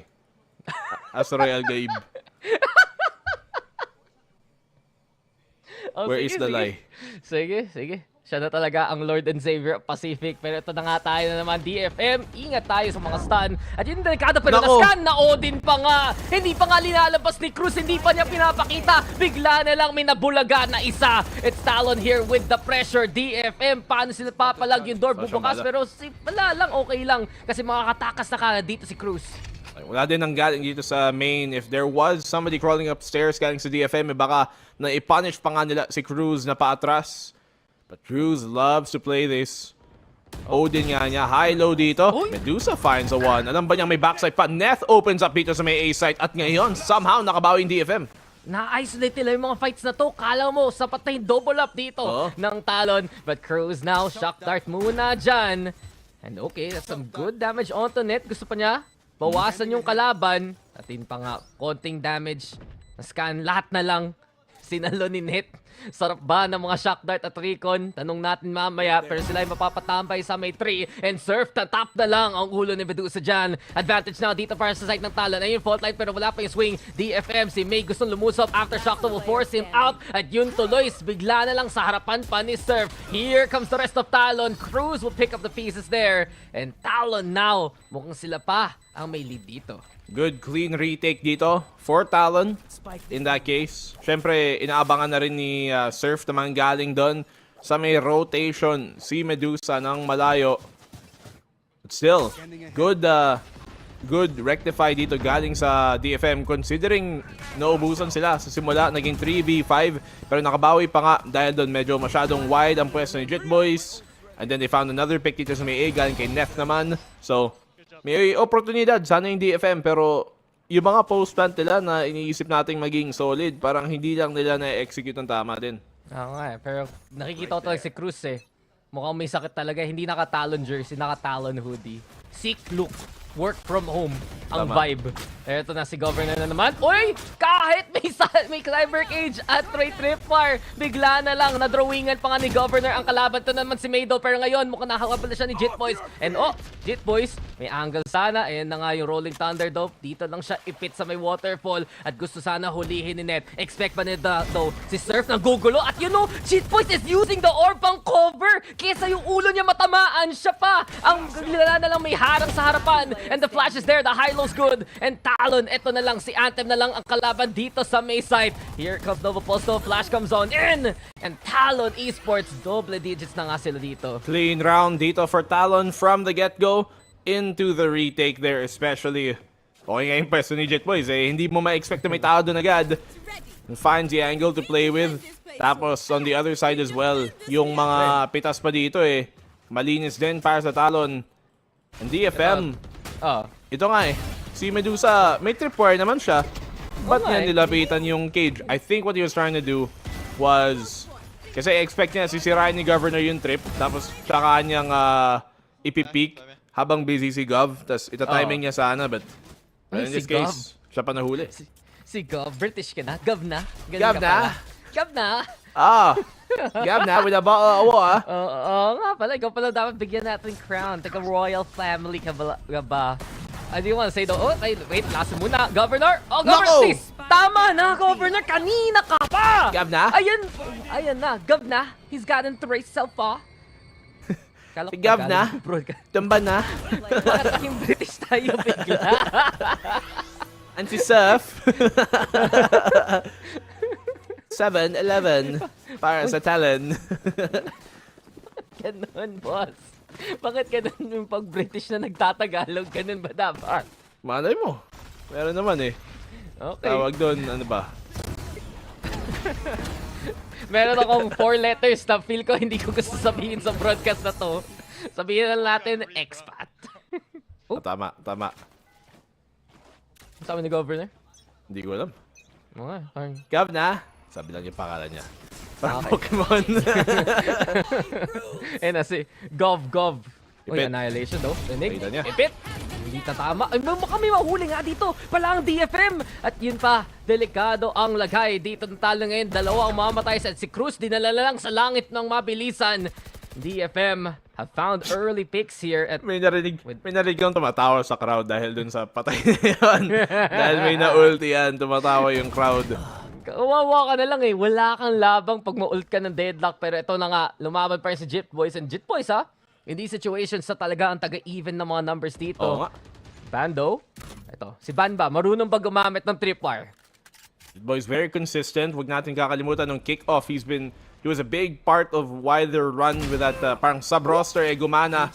Kahit nga si Jit Boys at si Garnet yung naglalaro at the time. But good pick-off here from Ban para makuha ang advantage ulit. Ang dami nilang ulti na pwedeng gamitin. Oo nga eh. Pwede nga silang Rolling Thunder pagdating ng post-plant. Huli! At yung camera nakatag pa! Libreng impormasyon talaga yan sa side ng Talon and DFM. Expose ka agad. Oo. Na maangal sila sa may stairs. At dahil lang doon, babalik sila. At Huli na isa naman. pang picture. Ito yung yung mga photo booth sa Korea. 3 picture, tapos papaprint pa mamaya. At ito na tayo, babayaran na ba nila Anthem ang picture nila? Kasi si Van nasa likod lang. Tahimik, humahabol. Neto has the angle! But here comes the stun. And Talon right now, sila pa ang may numbers nga mismo dito. Ban with the push. Nakakuli ng isa. Cosmic Device gotta be there. And mabilis lang wipe out ng Talon ang kalaban. Map point na ng Talon to. That was great utility from Surf. Stun niya, sakop pareho yung possible plant spot at saka yung drop. Wherein kung nasan si Neth, tapos yung aftershock pa naman niya and nag-flush out nga kung nasan si Anthem doon sa pagplant niya. So, really great supporting utility galing kay Surf. Tapos mas lang si Bat na naka-timing pa dito on his trip, rather on his camera. Huling-huli nga din ang pagtawid dito ng DFM. Uy! Final timeout for DFM. Oo nga eh. Time out pa. Wait, chill na si Coach Frost. Kanina, pinapakita paano yung slide. Yan, chillings. 12-7. At sinasabi naman natin kanina eh, na ito yung talagang map pick na kailangan manalo yung Talon, diba? Pagdating sa mga next 2 maps, mas mahirap yung magiging lagay nila doon, mas pangit yung mga stats nila, at doon pa pwede bumawi yung DFM. But right now, Talon, on point talaga eh. Yeah, this is the thing. Medyo mababa ang chances talaga na in-expect natin matuon ng DFM to. But this can be extended into a third map. If hindi lang makakuha or maka-comeback to coming into map number 2. Bakit? Oh. Sino yun? Sino yun? Nakasalamin? Salamin. Wow, Biniverse ka pala. Di ko in-expect Di mo na-expect yun. Okay ka. Sa akin pa Pero nang galing. Seryoso, sino yun? Sino yun? Nakalimutan ko talaga. Mamaya sa mga player counts. Pero nung unang tingin ko, kala ko si Wits. Nagulat ako. Like, ha? Si tawag ito, pangalan ito. Si Surf. Si Surf yun? Oo nga, parang si Surf, diba? Surf Wits collab, asan na? Oo nga. Spot the difference. Uy! Oh, lusob ka, Governor. Naka-Odin pa siya!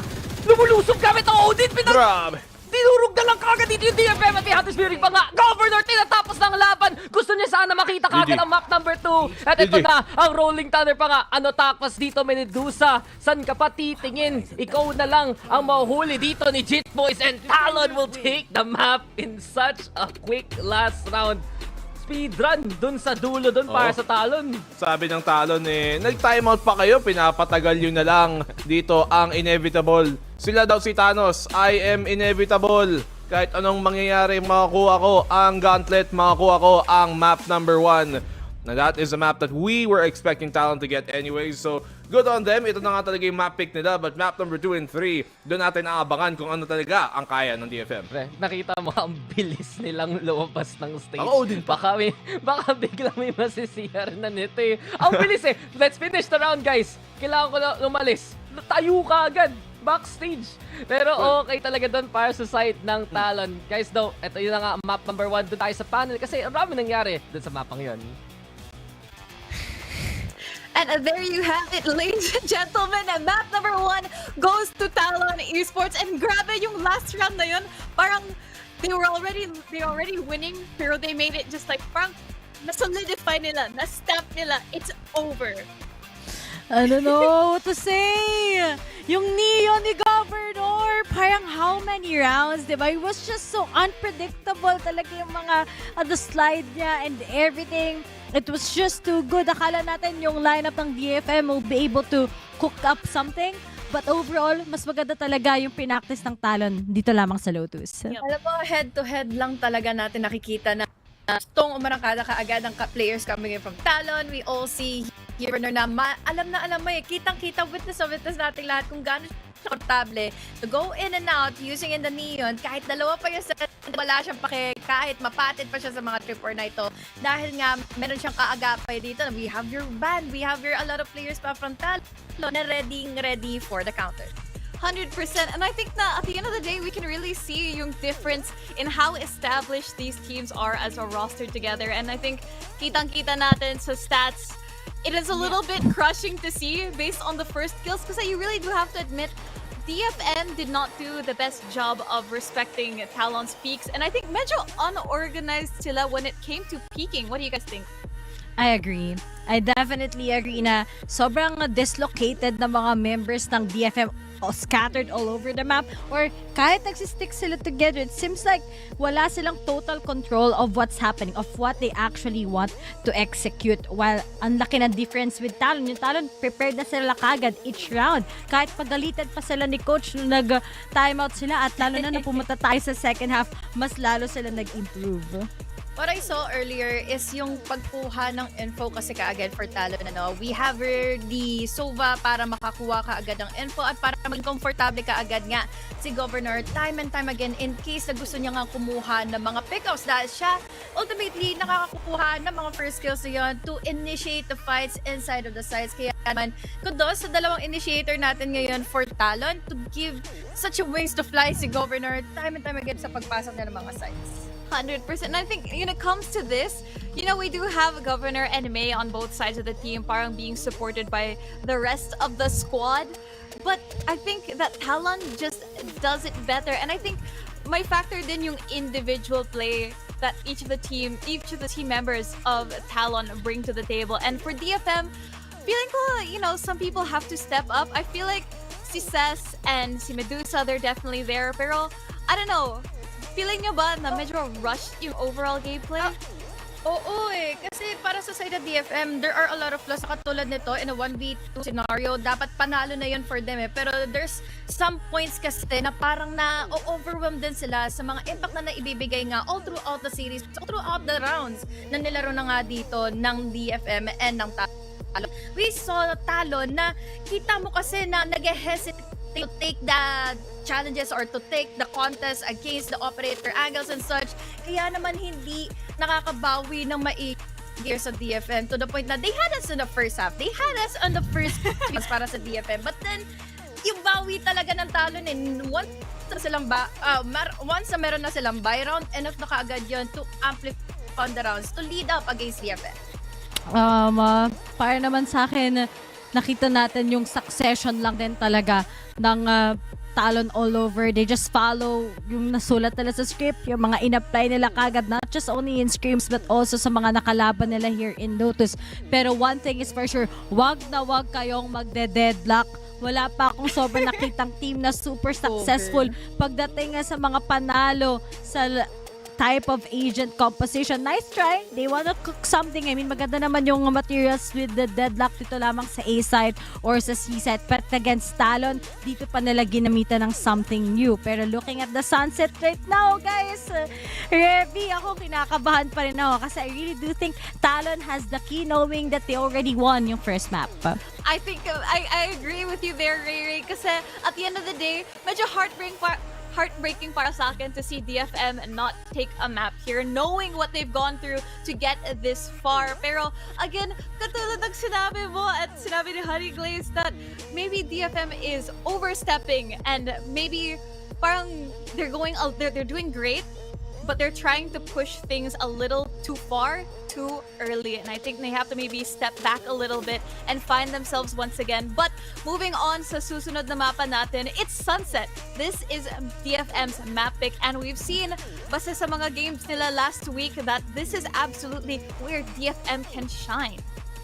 ang kita ko kasi kanina, compared to what happened in here sa Ascent sa mga nagiging last few games sila, is that kulang nga sila sa initiators. Kumbaga, meron nga silang pang kuha ng mga head-on collisions or head-on info na kailangan nila ng pure contact. But with the initiators, hindi na nila kailangan kahit papaano, kailangan nilang mag-rely sa mga info na magagather nga ng kanilang Gecko and such. Kaya nakikita mo na gusto nilang ilaban yung mga duels na yun for DFM.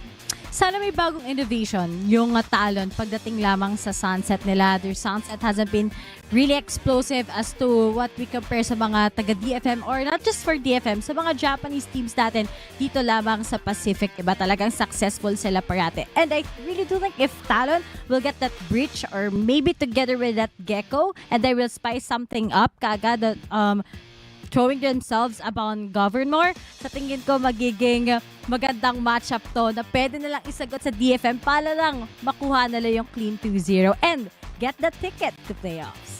I think yung sinabi mo, Ray, is exactly what Talon has to do. Kasi if anyone wants to innovate in this series, I think it definitely goes to Talon. We've seen DFM, they did try to give something to us with the deadlock, but she was not giving just yet. Pero I think that Talon, just like you said, knowing the talent of these players and how flexible they are and how well they play off of each other, I think fit nila para sa kanila to change it up here moving on to Sunset. I think DFM here, we did see na ito ata yung mapa where May really had to step up, and I think that again they can't keep relying on that single firepower kasi pag nawala mo yun, it's like if everyone on the team was pistols and you had one Vandal. If you lose the Vandal, again the chances drop, diba?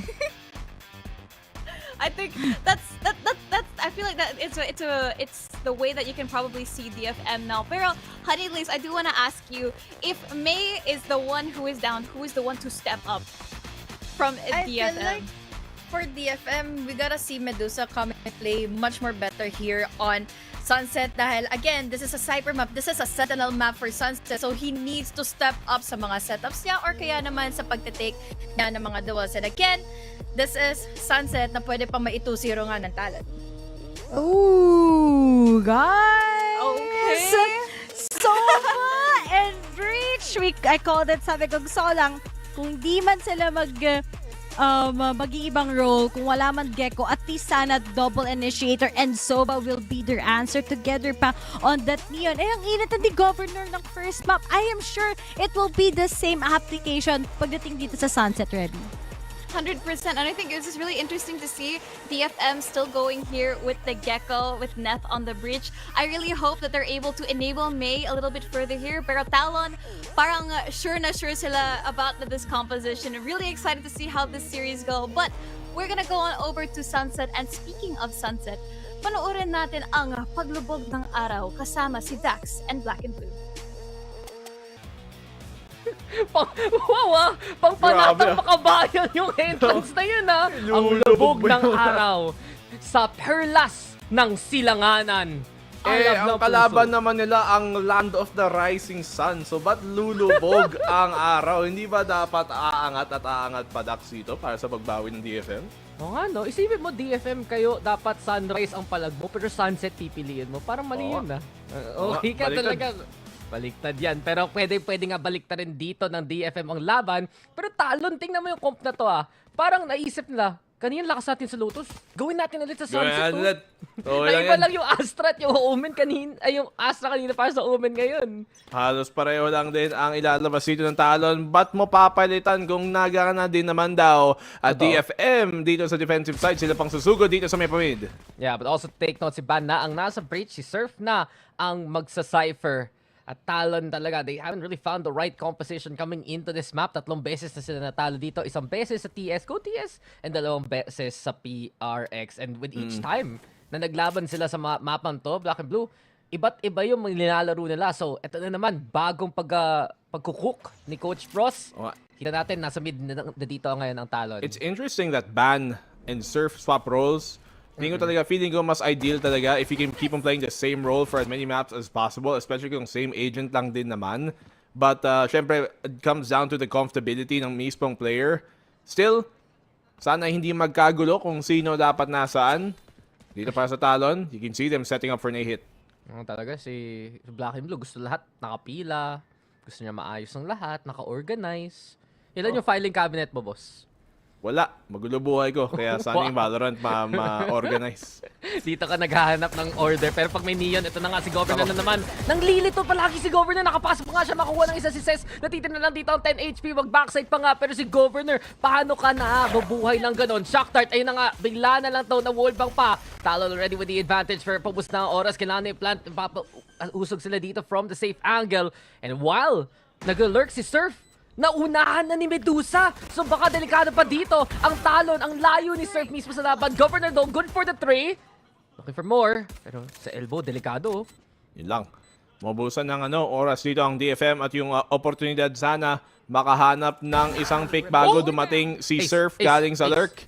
Ace. Governor, ay na nga, Ace, mahanap pa niya. Makukuha nga, pistol round Ace para kay Governor dito. Kanina pa siya naging neon. Bigyan mo nga na ng Philippine passport yan, boss. Si Governor. Baka naman downgrade yun though, actually. Galing States yan eh. Sabagay. Lugi siya doon, hindi silang papayag doon. Pero malay natin, gusto lang niyang bumisita. Masarap pagkain namin dito. Saka, di ba, kung Governor siya, madami pa siyang pwedeng ipasabog dito. Buong coke sa lahat ng barangay.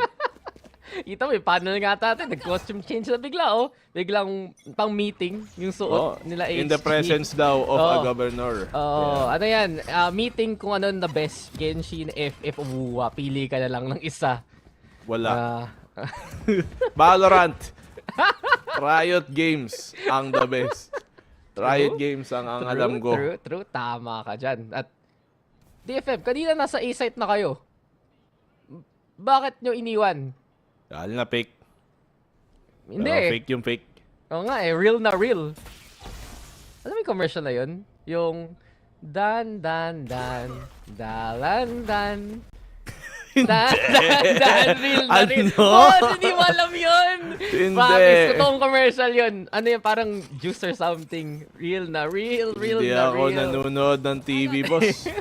Hindi ako pinapayagan ng airmats ko. Masama daw yun para sa utak at sa mata. Ayan, kita mo, naalala ko tuloy, kaka-TV, diba? At na-spike plant pa nga ng Talon na to. Okay, Jit Boys. Isa. Guardian eh. Yan, Ghost. Isa. Pinagsabihan ka daw matanda, Sabi ng chat. Wala. Tan talaga. Okay lang. Pa-30 na ba ako? Ewan ko na nga age ko ngayon eh. Governor! Governor! Nadaanan pa niya. Wala talaga. Kanina pa siyang nanga-ankle breaker, no? Kita mo. Oo nga eh. So, pang Chris Paul yung galawan. Pang Kyrie, pang Uncle Drew. Pero si Van makakatatlo dito. Yung problema guys, pag masyadong mabilis ang galaw, minsan nadadaanan nyo yung mga oportunidad na hindi nyo pa alam na nandun pala. Wow, damdam na damdam mo yan ha. Oo. Wise words. Ibig sabihin nun, natuturuan ko yun, Dax. Self-experience ko yun. Galing sa buhay. Sa buffet ko natutunan. Masyado akong mabilis. Dumaan sa buffet, hindi ko napansin pala, may mga hipon din pala. Oo nga, yung nakain ko lang pala, puro isda. Nadaanan mo yung roast beef, kinuha mo na lang nadaanan mo yung roast beef? Kala ko roast chicken lang eh. Sayang. Okay lang, magreklamo ka na lang doon sa Sambo ko, Jin Boss. Kilala ko. Payag akong libre. Ay, dali lang yan. I got you, fam. Alam ko sino ko contact natin. Pero ito na nga, balik na nga tayo dito sa Talon na naka-bonus round. Yung fast lane though, sobrang effective para sa Talon. Parang meron kang Viper wall in a way na mabilisan. At yun pa nga yung Baki security ni Governor though. Pinatigil ka agad dyan. Medusa Talon gonna be able to get the 2-for-1 though. And ito na kagad, ang bilis na nakuha yung site. Net, busy with the utility. Hindi siya makaka-spray down dyan. At ipit pa nga siya sa boba nito. Ang daming space na makukuha ni Governor agad bigla eh. Saan lang may scan parating galing kay Cruz, tapos may paranoia, may stun. Ang daming pwedeng ba ito, including the relay bolt. So, it makes a really difficult hold para sa DFM if they're gonna stay on the site. Wingman to lead the charge. Ito na nga retake ng DFM. Ayun, si DZ rin pinatambadat. That's si Net. Uy! Gandong na tayo dyan. Net with another one. And he's just keeping on with the momentum at pangado. Nakapwes na dito ang Talon. And watch out sila. May baril na hawak-hawak dito. Sesto on the board. And Ses! Ayun yung top talaga sa ulo mamaya. It's DFM with the guns and with the round there. considering that was a 3v5 retake, a 3v4 retake, Daxa, malinis ang nagawa nila dito. Neth, crispy shots to land, at saka si Ses, tigdadalawa sila doon sa retake nila. Very nice job by the duo dito para makabawi, but you can see dito may mga talagang magagandang pwedeng igawa ng composition ng Talon with this Neon. There's a lot for them to throw on the table na pwedeng mahirapan talaga yung mga anchor ng DFM na i-hold yung site. Nakita mo yung sponsor ng DFM mo? Samurai Energy. Pero parang iba yung logo. Samurai? Alam ko, ikaw Cobra ka. Ayun. Cobra stan ka eh. Hindi ako yun, boss. Civil yun, ang sponsored ng Cobra mismo. Wag ka magkakamali. Oo nga pala. Sorry, akin. Ano lang tayo? Support Pinoy. Support local. Ano tayo? Ano ba? Red Bull gives you wings. Ay, sabagay. Meron din namang Red Bull Pilipinas, Oo, eto na. Si Ses daw, uy, tusok sana sa lobby. May kalabaw nga tayo eh. Ganun ba? Oo. Malakas ang mga kalabaw, kaya... Huwag lang. Kaya nga, isa na tutuloy mo ba talaga to? Ganun ka ba katapang? Eto na, Talon daw. Hindi naman masyadong matapang dito ang Talon actually. Expect nila ang aiming push ng DFM versus Surfo. Iba yung laban. Tapang. Kaimenwitz. Riley, I choose you. Wala siyang cage, Ayun. Fake out ng TP yun tuloy. Magic trick. Galing cases. Sleight of hand. Ganda ng first yun, pero... Oo nga, ito si Medusa daw. Ibang usapan na nga. Slide na naman dyan si Governor. Isa makakuha niya. Jitboy so also with a swing. At yun talaga eh. Nakaka-space si Governor. Nakaka-swing si Jitboys. At biglang burado kagad dito ang DFM. Oo, sobrang reliable niya sa mga ganong situation para makakuha ng trade. Kanina pa siya nakakadalawa even nung naka-Astra siya dun sa may Lotus. And now keeps Talon in a much more secure position. May Rolling Thunder pa naman silang pwedeng gamitin dito.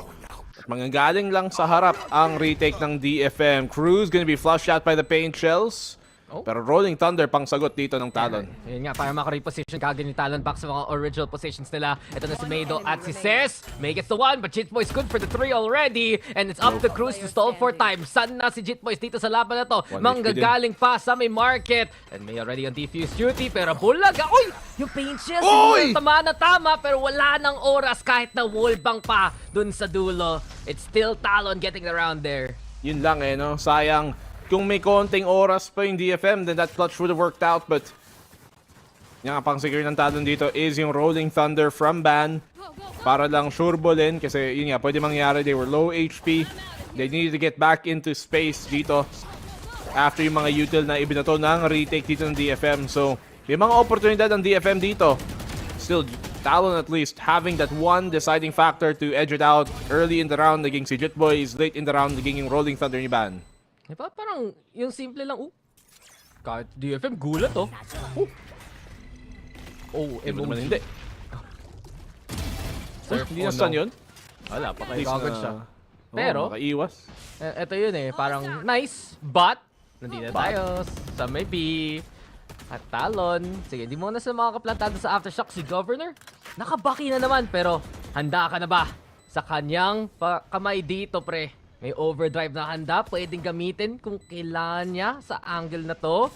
Governor repositioning also. Mismo sa may side si Ban. Dito lang sa may main. Ayan si Dizzy. Cruz on the board though. Even up the numbers. And the Baki still from Governor. Here he goes again. Pero hindi niya magagawa a second time around. That with the shutdown. Still Talon in position dito sa may site. The scan comes on in. Alam na kagad ng Talon saan ang pwesto dito ng DFM. Wingman goes for the defuse here. The dart comes on play sa may market. Net on the board with the classic. Libre lang yan. Pero ito na nga ang investment ng DFM. Cruz though. Hunters Fury Anthem gonna take it taken down. And Net does he get away with it? It's gonna be close. Pero no! Yes! No! Talaga! Kala ko andun na pero 0.06 sayang sa DFM. Kala ko na may oras pa sana siya. Grabe yun. 0.06. Mas mabilis pa. Kesa sa usapan yun ng crush mo. Pero partida, naka-eco doon yung DFM. They forced out a lot coming from Talon. Good defensive smoke din na ibinato doon galing kay Jit Boys, nilagay niya sa may parang abante pa sa market para lang makapwesto siya si Ban sa may kanto. But Talon, these rounds are coming too close for comfort. Si Sis, lumulusog na nga dyan eh. At may one way pa nga, and we've seen Talon actually dissuaded by the setup by DFM before. Yeah. Na biglang, okay, may smoke, out na tayo dyan. Pero, 0.06 na usapan, yun yung tipong binuksan mo pa lang yung messenger niya, pa-type ka pa lang, blinak ka na agad. Ibang usapan yun na. Grabe. Kaka-scene mo pa lang, scene zone ka na. Hindi, wala pa nga unang message eh. As in, nakikita lang niya yung bubble na nag-type ka, na-block ka na dahil dun. Hindi mo man lang nabasa yung message. Ang sakit, boy. Mapakasakit. Ito na naman tayo. Governor, eto na. Gusto sana magharana. Pero net, tinigil na kagad yan. So DFM with a good shutdown. Medusa also with the catch. Ito nang simula para sa DFM. Si Jit Boys rin, lumulusog talaga kung saan nanggagaling si Governor. Nandito pa rin siya, maraming kalaban. Nice tap yan, pero expect pa niya, marami pa. Jit Boys going nuclear here. It's a double kill so far. And he's hungry for more. Ayan na nga, Jit Boys! Grenade pa rin!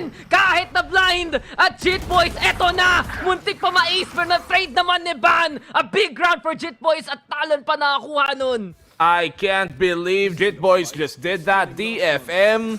Kala nila mas malalim si Jit Boys, not expecting him to re-aggress at bumalik doon sa may pa-stairs. He gets the one pick, the second swing coming from May as well, shut down. Tapos si Anthem na humahabol sa kanya. Let's look at this again. Good timing to find Neth. Yung swing dito nga ni May, ayun. But then they don't expect him to be close. At huli pa yung Jit Boys. Then he gets the fourth habang blind pa nga siya. Napatay pa niya si Anthem on the Gecko. Jit Boys, lahat na lang ng pwede niyang gawin, nagagawa na niya. Ito na yung timeout. Pa-check naman PC niyan. Ba't ganun ang nangyari? And Jit Boys, kahit walang posture check, boss, on point yung aim ngayon. So dito sa timeout, mukhang sumasayaw si Coach Frost. Ibang dance move, may peace sign. Yung peace niya, gumagano, left, right. Pero right now, Talon just in command again of the game here. May baka kasi, di ba kanina mabilis silang umalis dun sa stage. Tapos nakita natin si Cruz, may cool fever. Baka talagang gusto nilang tapusin kasi may masakit na ulo. Ang mga leader nila. Sabi natin, guys, para naman kay Cruz. Bilisan na natin to. Guys, sige na, naantok na ako, please. Di ko na kaya mag-map time. Masama na pakiramdam ko. So get well soon para kay Cruz. At ito nga, Talon, as of right now, nakita talaga natin na bakit sila nagiging isang magandang playoff contender, no? DFM, sige, a team that's recovering from a really bad history sa totoo lang. Pero itong Talon talaga ibang usapan sa ganitong klaseng playstyle na ngayon. Mas palakas dito ang Talon.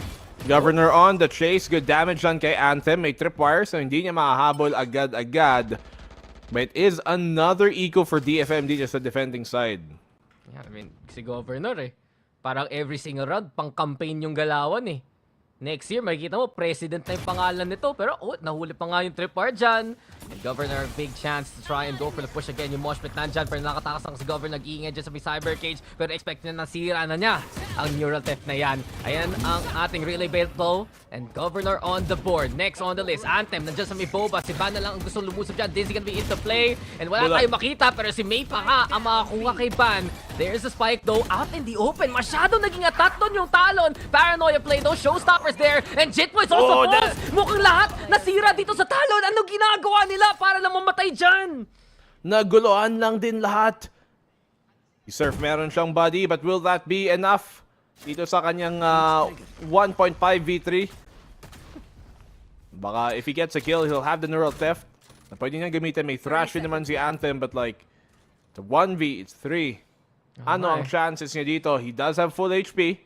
You find the first pick. Alam niya si Anthem nagpipick. Masyado na-excite dun yung Talon. Dinala nila yung spike mix mo sa may backside. At ngayon, yung DFM pa yung may barrel. 10 seconds. Surf. At baka gusto pa niya mag-save nga dito. Walang pera nga pala ang Talon sa mga picks na nagagawa ng DFM kanina. And just like that, nasira ang streak dito ng Talon. DFM get their second round here. Kahit 1-5 yung score kanina, walang pera yung Talon because nga, DFM making these rounds expensive so far. Governor, malayo pa naman ang kanyang ulti. Yung kanyang mga daliring kidlat. Will not come here today, not this round so far. DFM, great retake. Nanggagaling sa kanya, all pushing together, hindi na isolate. May timing pa sana yung isa sa flank, but di talaga dumating. Kina time out from Talon this time. Nako, papagalitan na. Ayan, sabi ni Coach Pros. Yung spike, wag nyo dalin sa kalaban. Ayan. Ayan, no. Oh. Never leave the spike in the back of the side. Never bring... Ayun, no. Ganun kagalit. Kailangan ng bagong hand warmer. Yung Talon talaga, parang pinapagalitan. Tingnan mo sila ngayon. Tingnan mo sila sa ilalim ni Coach Pros. Parang alam mo ni. Alam na ng Talon na nasa kanila na yung site. Pero, ayun, kawawa si Cruz tuloy. Hahaba pa yung game. Sana naman Wala, yung hand gesture lang ni Coach Pros. Di ko ma-describe. Pero Naka talaga parang seryoso. Parang ibang klaseng push to talk yun Ang layo mo sa keyboard mo pero pinipindot pa para lang usapin sila.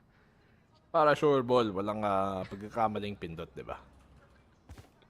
Alam mo, ito ang Discord natin, nakakalimutan natin mag-unmute minsan. Totoo. I know so many people, including myself. Pero ito na nga, si May mukhang siya pa nga mauna dyan. Governor will be fighting for the market. And then really Volto, pero yun talaga, stun is a mindset. And net gets a headshot. Si Jit Boys though, lulusob na naman. Yun talaga pag isang governor na magpapakita, meron kang bonus na kalaban na Jit Boys. Buy one, take one. Bahala ka na lang kung paano ka papalag. It's Anthem though with the swing. Jit Boys also will fall there. And DFM right now just shutting down Cruz and Talon.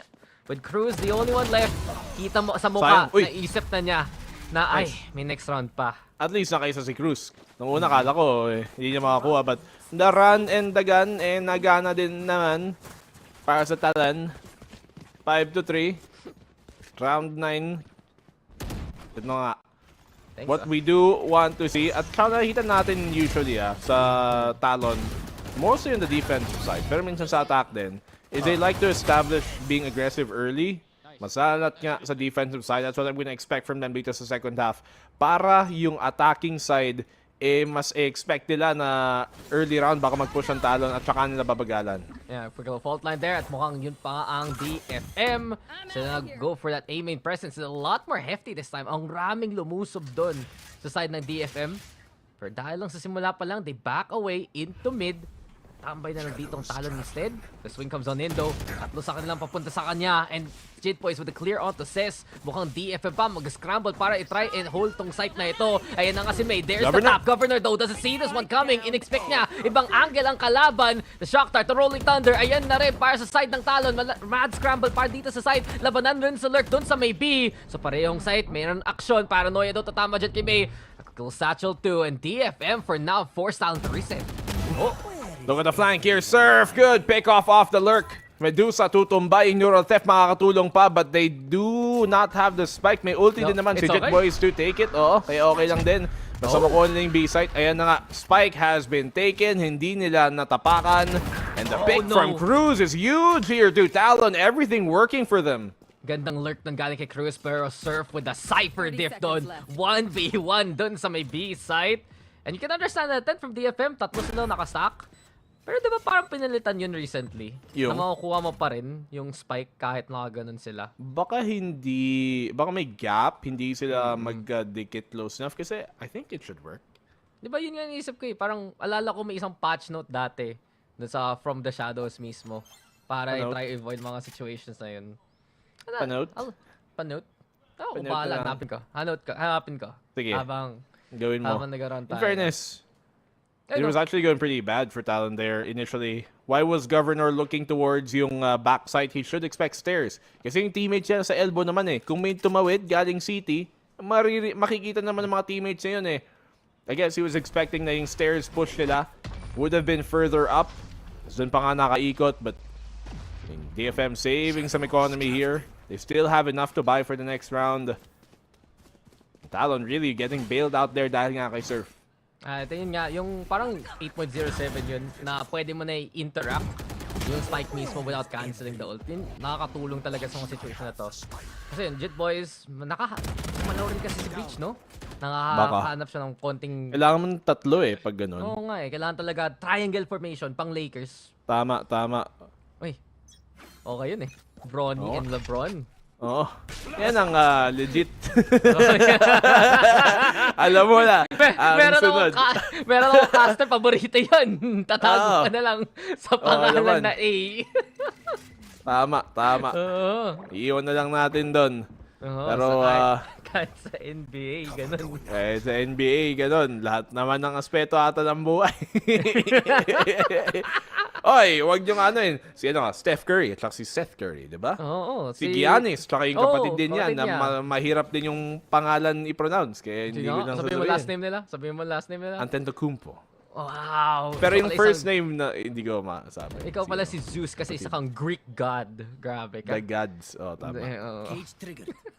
Kung may na-mods, merong the gods. The gods. Okay ka. Medyo makapal mo ka kung yun pa yung naging duo name eh, no? Okay the lang, malupit ka naman. Ikaw, anong duo name? Ikaw lang yun mag-isa, pre. The God. Kakalupit. Oh, you're the God. But here we go with the gun and malupit na ipit. At si Ante pa makakuha dyan kay Surf. It's already up to Talon to play into B. Ay pa nga yung magiging fault line dyan. And Jitboys with a TP. So quickly, Talon. Nakuha na nga nila yung site. Ito yung mosh pit daw para harangan. Hati dito. Where are you looking? Nakatingin sa likod. Walang tumitingin kay Governor. Ina nga si Jitboys na nakikisama. At siya pa ang natira dito sa 1v2 for yung spike. Nasa kamay na naman ni Medusa. Palagi na sa clutch situation dito si Jitboys. Lusob na lusob. Again though, the camera setup. Tumatalon pa nga si Jitboys para lang makakuha ng pwesto dito. Patay. Pero Bulaga, ipit na ipit. Mananakit talaga ang DFM dyan. 4-6 na nga to. Muntikin pa yung DFM doon. None of them looking towards the backside, but buti na lang yung mga laban na pinilit nilang kunin doon sa may pa-front side eh, na ipanalo nila yung mga trades and they started off the round as well with that opening pick kay Surf dito, kaya sila nakabawi. Because otherwise, that could have been disastrous. Walang nakatingin sa backside. Luckily, Neth was there right on time to stop it kasi nakadalawa na sila. Si Governor doon sa may backside na nga at mukhang baka matatlo pa nga if Neth wasn't there right in the nick of time. But now, Talon, crucial round for them para makuha ang advantageous half. Yeah, showstopper sent. May looking for a pick. Ayun na nga yung paranoia. Tinapon rin ni Cez. But Governor, eto na naman tayo. Handa na naman manggitara dito sa may site. May, hindi abot yung showstopper, pero okay pa naman yung pagpitas niya dyan kay Ban. Nice aim to get that kill. Ito na si Governor, check yung corner, perfect. Sa kanya sa likod ng counter to, mukhang oo naman. Baril pa nga, pero si Cez with the one tap there. It's DFM right now. Still may laban. May presence sila dito sa may city, pero yung flank talaga ang maraming kalaban dito. But why was it Ban responding to that? Ito yung sinasabi ko nga eh, because they're changing roles in some of these maps, minsan magkakagulo on who is where is what. Si Surf ang sumama, si Ban yung naghiwalay, but good peek here from Cruz. Si Surf pa nga ang lumusob dyan with Cruz, and here we go. In the smoke, si Jitboys ang ma-overrun mismo. It's still advantage here para sa side ng DFM, pero gandang scan na naman. Galing kay Cruz, hindi sila makakuha ng pitas with it. The flash comes on in, Hatas Fury is there, and Surf kung gusto niya pataktado dito sa kampi niya, but it's not enough. He does get taken down. Ay ran si Net. May will get the defuse done. And while nakakapitas dito si Cruz, hindi pa siya sapat para sa round na ito. Nice 4K for Cruz, but it's still a DFM win. Yung mahirap doon sa sitwasyon na yon. And as I was saying, this is something that I worry about when I see teams swap roles in between maps. Na in this case, si Ban, kala niya si Cypher pa rin siya. Siya yung nag-counter lurk dun eh. And in the last round, that was where Surf was. Instead, na si Surf yung namang sumama. If Surf was on the breach and Ban was still on the Cypher, de okay sana. But because nga magkahiwalay, nawalan tuloy silang utility on the site for the fight. Yeah, minsan talaga, nalilito ka kung ano yung ginagamit mong agent. And right now, Talon... tendencies. Parang ikaw tatambay sa likod, tapos ikaw pa rin sana nasa harapan na lang. Parang ano lang yan. Isipin mo, kala mo ikaw yung shooting guard, pero point guard ka ngayon. Ipasa mo yung bola, pero shoot mo pala. Kala mo, ikaw yung running back, naging quarterback ka pala eh. I wonder how many people understand that. Honestly. Pero ito na nga tayo. Talon with the push on in. Ayun na nga yung paranoia. Itapang papunta na Boba. You got TFM though, still with market control. Cruz, baka naman gusto mo i-plant yan. Pero dahil lang sa rolling thunder, mapipigil pa ka. Jitboys though, does he get expected here? He's good for the one, pero trade kagit siya ni Atem dito. At mag-rotate pa nga ang Talon pa. Airto na naman tayo sa lurk ni Surf. Ito na nga. 4v4, the operator is still available para kay Anthem, pero the rotate from A. See if C's can find one. May paranoia pa nga siya dun. That's the one. Second paranoia to follow on up. Pero yung swing kay Crew, shut down! Says buhay na buhay. Yung spike nandun. And says na walang makakadaan. Pero yung timing. Oh, ano yung pa nga na wallbang pa yung kalaban dyan. It's a Says seeing it all, and with it now, DFM, ma-hold nga nila. We saw the recovery from DFM here. Mukhang magiging 6-6 pa nga ang half na to unless may magawa si Surf mismo. Pero tahimik siya sa game na to so far. At yun na nga, we are tied up coming into the second half. Simon Says ang nadala. DFM here tying up the game at the end of the half. And ito na nga, yung 2 maps na to are maps that we were talking about. They're a bit more beneficial for DFM to play kumpara dun sa may Lotus. To be fair, they did start on the defensive side nila dito. Sa may Sunset, yung attack, ibang usapan na yan. And their defensive side here has been much more favorable sa Sunset kumpara sa attack nila. And so, if you're going on over to the attacking side dito, as in, ang laki ng differential Dax, halos 20% yung pinagkaiba nila in the past few games na nilaro nila yung mapa na to. And so, considering they were on their better side and they did 6 rounds, may chance na talaga ang Talon dito na maipanalo pa yung mapa na to on their second half. I mean, yeah, lots of struggles talaga para sa side ng Talon pagdating sa attack mismo. Pero dito natin titingnan kung gagana pa ba ang neon antics ng Talon Esports. Okay yung mga nagiging advance yung The Governor, pero dito na natin nakita, especially yung round na biglang dala-dala lang nila yung spike papunta ng backside. Nag-overheat dito ang Talon, nag-overpeak, overcommit, at kinukuha nila masyadong maraming space na hindi naman nila kailangan. Nahanda doon ang DFM. There's a lot of assuming happening here, I think on both sides, to be fair. And especially dun sa Talon sa huli, inassume nila na wala nang tao sa site. Inassume nila na libre na yung daan. Naka hands out na lang si Governor, knife out, or kung ano man gusto mong tawagin, with the run habang natakbo. And those are the moments na nakakabawi yung DFM dito. Di ka ba ganun tumakbo? Hands out, tas nag-sway-sway? Hindi.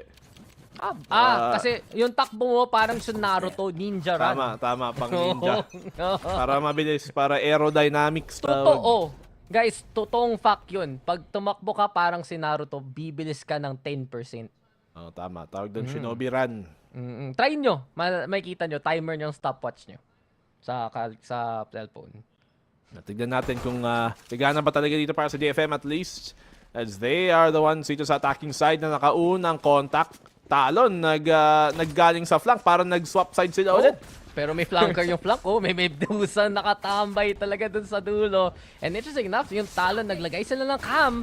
And DFM, tatakbuhin ba nila yung B? Pero problema nila, si Governor ay mas mabilis pa nga sa quick. Siya pa ang bigla na lang gusto lumusob.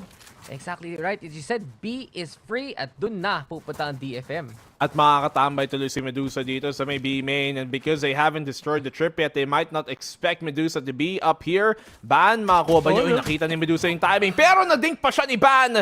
Good pick off dito for Talon. At ngayon, pwede pa silang pagpatuloy yung retake. Doon yung direction na nakatingin naman si Ban in the first place, and Talon with the advantage. Doorway closing, pero ito na si Governor gustong lumuso from it. A fault line play. There's the blind though in response for Assess. Too late to the party. Ayun na nga si Talon though. May naman ang makakahanap ng mga pitas. They do get the clear onto the site, pero hindi pa sapat kasi may boba control pa dito ang DFM. It's planted for them, but as of right now, Talon already with taps and the kills. Ayan na ang pistol dito para sa Talon sa lead nila. Okay na sana para sa DFM, but in the end, Talon there, playing together sa may market. Good punish kay Ses na hindi nga in-expect na tatlo pala sila manggagaling doon at hinihintay lang pala siya. They saw the door open, waited for somebody to close it. At yun nga, dumating yung oportunidad na mag-swing sabay-sabay. Tapos na-stun pa nila ng sakto dito ang pag-atras ni Ses. So, even better for Talon, especially with Van winning this first pick. If they held control of B main, baka buy naging usapan dito ng hold ng DFM. They wouldn't have had to push out to look for picks if they were able to find the first one kalaban si Van. Pero yun nga, tamo, si Van mag-isa doon na naman. Nandun siya sa pwesto kung nasan dapat si Surf. Oo nga, ginagamit siya si Coach Black and Blue pero pa-ikot-ikot lang ang galawan lang ng DFM dyan. And now, Talon sila pa ang nakaanda with the Surf setup towards B. Yung tripwire, nakaharang si May. Meron naman siyang utility para sirain yan mismo. But Talon, they also get the info na walang tao sa mid at all. It's an interesting setup here from Surf. Yung one-way talaga mahirap gumalaw. So DFM, tutuloy pa rin nila. Matapang talaga papunta sa may site. May Baki na naman tayo nakikita dito. Favorite card na pala yan ni Governor. And with it, ayan pa nga, tumalon, nakahanap ng isa. Try niya makahanap pa pangalawa. Wala pa rin. Talon though, the Spectre instead, good for the double up. And here we go with May. At least pinakuha siyang pitas dyan. Paranoid to play. Buhay pa rin si May. May, baka naman. May, muntik pa makakuha ng isa. But Talon will at least bring the anti-eco in and get a second round here in the second half. 6-8. Mabilis na round. Let's see if this will continue on fourth. To be fair, parang dun sa retake kanina, maganda naman talaga kasing stun for market pag nanggaling sa B main, mismo yung stun. You can line up that whole one side dahil nga nakalinya siya, nakaparallel ka mo. But in general, Talon have to minimize how many times they find themselves in yung mga awkward situation na yun that could go 50-50 against them. Luckily so far, parang matulis naman ang kanilang tutok. I mean, yeah, but nakikita rin natin DFM surviving a lot longer than we expect sa mga site na yan. And with it, yun talaga naging concern dito sa Talon. Baka na lang may last pa nga. Says though, dangerous play, but at least he does get out and he gets the intel na may tao pa nga dyan. Lulusam na si Governor mismo. Andyan rin si Jitboys. At yun talaga dynamic duo. Tandem na tandem. Isa sila palagi ang magkasama. Yung nga yung paranoia. Tandem. Oo. Grabe naman yung shocker niya yung tandem. Tandem. Maraming love team. Plus maraming love team sa buhay, pero yun yung gusto ko na makita. Jitboys, Governor, the tandem duo. Pero Surf, ito nga, nandito lang sa may market na naman. At bigla na lang sa palengke pa nga siya makahanap ng pitas. TFM though, able to trade things evenly. Magiging 3v3 pa to. Pero tatlo nga ang nakatambay. Firing squad, Governor! He has returned. At yun pa nga, naka-triple kill pa nga siya. Hinahat na Medusa, yung jump pick ni Van. Hindi nakuha yung intel though. But they will be able to still hold as a trio. Ganda ng ng bonus dito ng Talon. Doing so much damage. Surf able to find timings. Everybody really doing a lot of work na paguluhin ang DFM. Tamo, sama sila. Tama yan, lineup. Ba't kayo maghihiwalay ng padalawa-dalawa kung pwede namang sabay-sabay ang tatlo, di ba? Oh, di ba? Dapat tropa-tropa tayo dito. At DFM, si Medusa hindi niya i-expect to. Ayan pa nga yung flank na naman from the side of Talon. Last words mo, Medusa, it is finished. Governor gets the 4K there and the bonus pa nga ni Talon yan. Very nicely done. Dito para sa Talon. Saka magaling teamwork nila. Sticking together as a unit. May point man, may second ban, tapos may naka-rear security pa dito para sa Talon. So everything working according to plan. And to be fair, even though this map and the next one is one that maybe Talon aren't as high statistically kumpara dito sa DFM, sige, sabihin yun, nagsistruggle sila in the past. They still are overall the better team compared to DFM here based on the standings. And so, kahit yung statistics baka magsabi ng iba, may chance talaga pa rin ang manalo ng Talon dito 2-0. Oh, mahirap yung mga kalaban nga. Diba? Nung last time sila nag-sunset, diba? PRX 2 times, Team Secret once. And yun yung mga kasama nila sa standings so far dun sa record mismo. So Talon, hungry for a sunset win.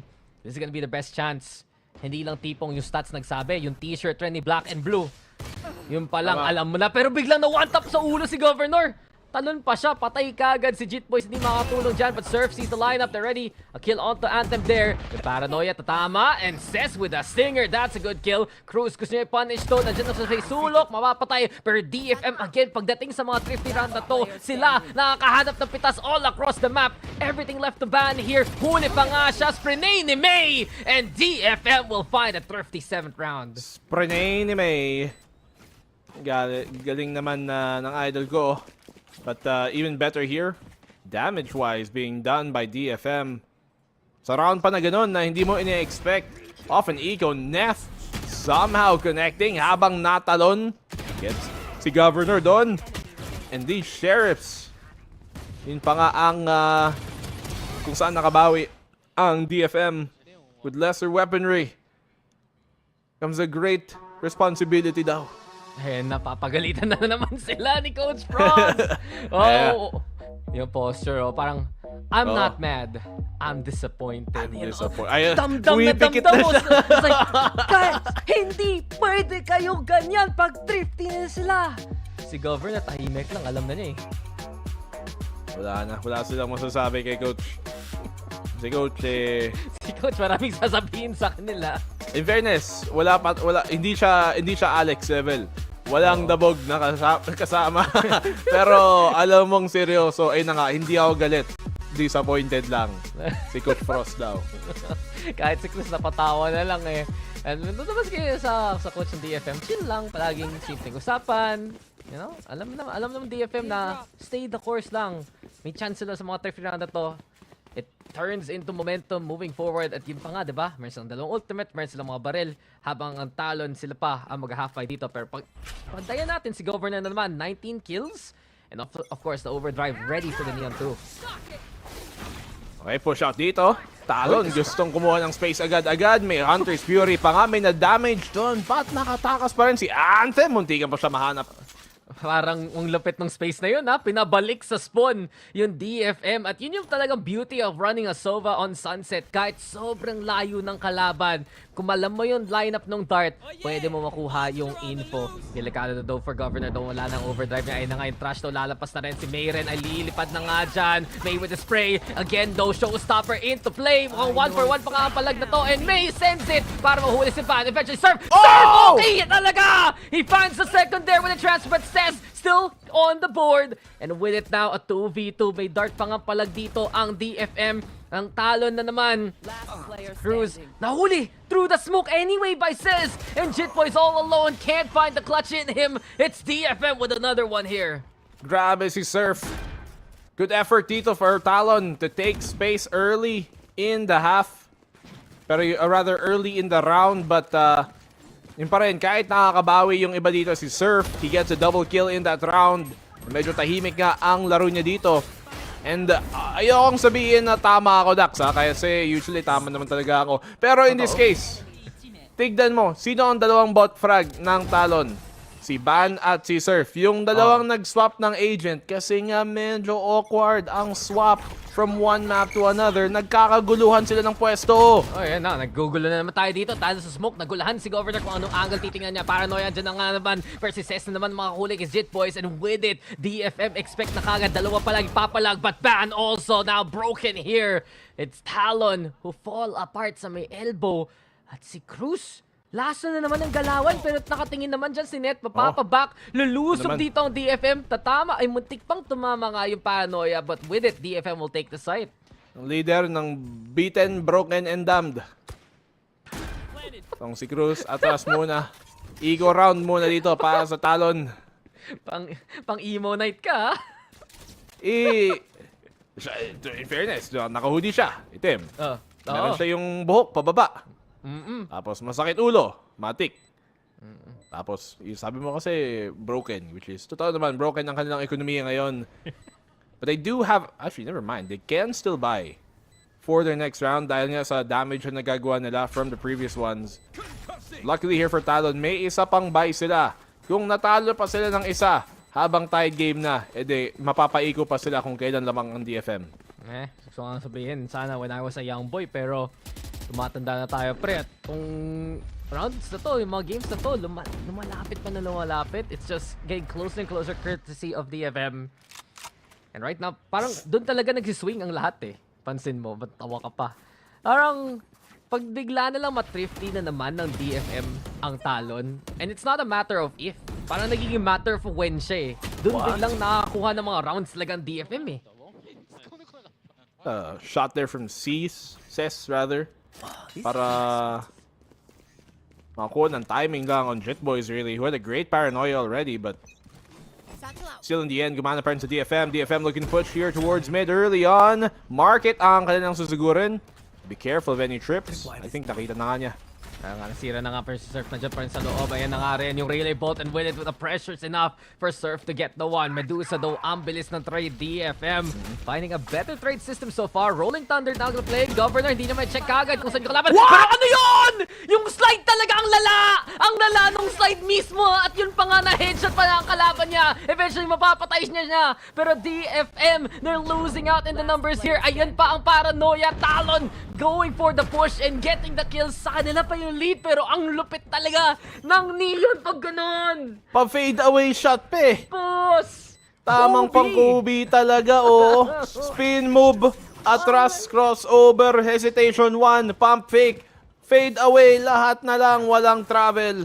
Talon and Governor off of that leading as well. Nakabawi pa nga. May nakita akong comment. This is Requiem.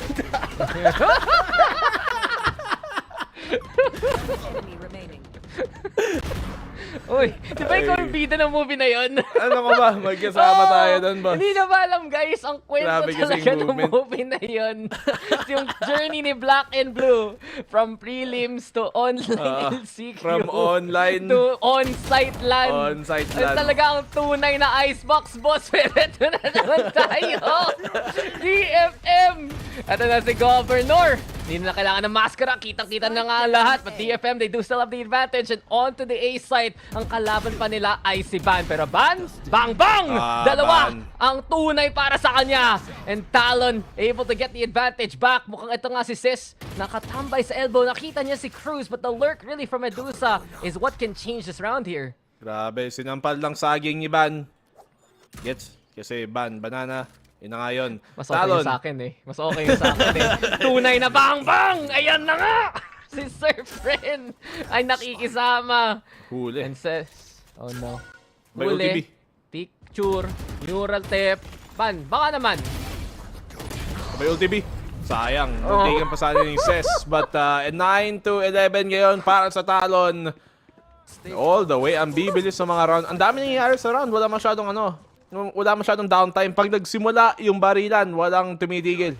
Oo nga eh. Pag mga unang salvo, alam mo na, tuloy-tuloy na yan talaga. And it works out for Talon though. Kahit dito sa mga chaotic rounds sa mga ganito, ang bilis nilang maka-recover ng mga angles nila. And Ban brings a big double to anchor down that site. Pagdating talaga ng mga comeback dito ng DFM, pag nakakalapit sila sa Talon, biglang nag-pull away. At kahit si Coach Frost, alam na niya, don't let them win anymore. We got this. Atin to. Dapat dire-diretso na to. For Talon, siyempre maliit lang ang agwat. Pero onti na lang eh. Match point na rin dito. Si Wits, siyempre chill muna dyan. Madami siyang pinaglalaban dito. Madami, busy siya eh. Baka mo, isipin mo, taga-Oasis, taga-Talon, taga-Home Shop, lahat na lang ginawa na ni Wits ha. Busy. Daming org. Kaya syempre, medyo chill muna siya sa laro niya ngayon. Ang org ni Wits na, Talon Kidemos. Galing, di ba? Oo. 9 letters. Since day one. Since day one, madilim-dilim ang paningin. Tama. Soar with. Soar with day one. Soar with day one. Okay Grabe ka. si Wits. Sino pa bang magkamukha? Di ba may mga iba tayong player na magkamukha din? Meron akong alam mo si Azuray, di ba? May kamukha siya sa TikTok. Hindi ko na sasabihin. Yung Ben 10. Yung sa nakapansit ka doon na jersey. Legit. Sorry. Nasayaw-sayaw sa MOA, guys. Alam mo, wala siya masasabi ngayon kasi siya nagsasalita ngayon sa Korea. Safe na safe tayo dito, boss. Pero, eto ba yung safe para kay Ban? The answer is no. Ayan pa nga yung fault line. At siya ay biglang mapap-back away sa may B main. But with the mid control from DFM, it's still Talon na handa pa rin sa mga sight angles nila eh. Smoke muna dito. Push out from Talon to try and take space from B main. Ang market na kanilang kailangan ingatan. Ban! But ang lapit-lapit niya masyado. Hindi ka Cypher, pare ko. Medyo awkward yung positioning. Shouldn't have been that far deep. Bakit pa kaya? DC nasadya. Buti. Yung open dito tama rin. At yun tuloy, DFM pa nga makakuha ng dalawa. And with it, Governor, alongside Jit Boys, alam mo na, parang naka-staple lang sila palagi magkasama. Pero yung nag-iisang na si Surf, nahuli rin ni Ses. So that's the plot here for DFM. Honestly, that should be the round. I would be surprised to see kung makikipaglaban pa ang Talon dito. Save na lang. May off sila eh. Medyo magastos kung Magastos. Makonyo. Taga-South ka talaga, no? Magastos parents. Let's go to town, bro. Wala, na-miss ko na kasi si Big Big eh. Si Oo, Flappy O2. Kailan yung last bisita niya sa'yo?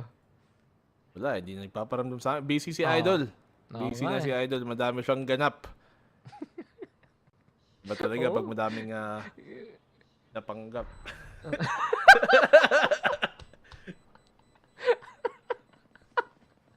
Ikaw alam mo nung isang araw ka pa. Ano?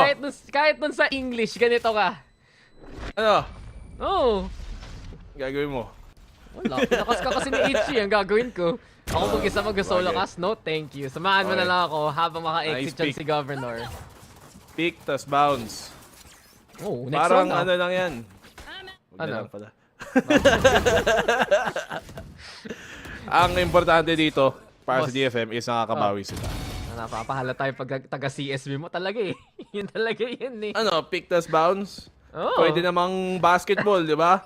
Boss pa pick, screen, tapos bounce, di ba? Bounce pass. Dapat ikaw yung next sa draft eh. Sabihin mo na lang. Oo, magkasama kami ni Lebron, sunod. Oo, ikaw yung sa panganak ni Lebron, pre.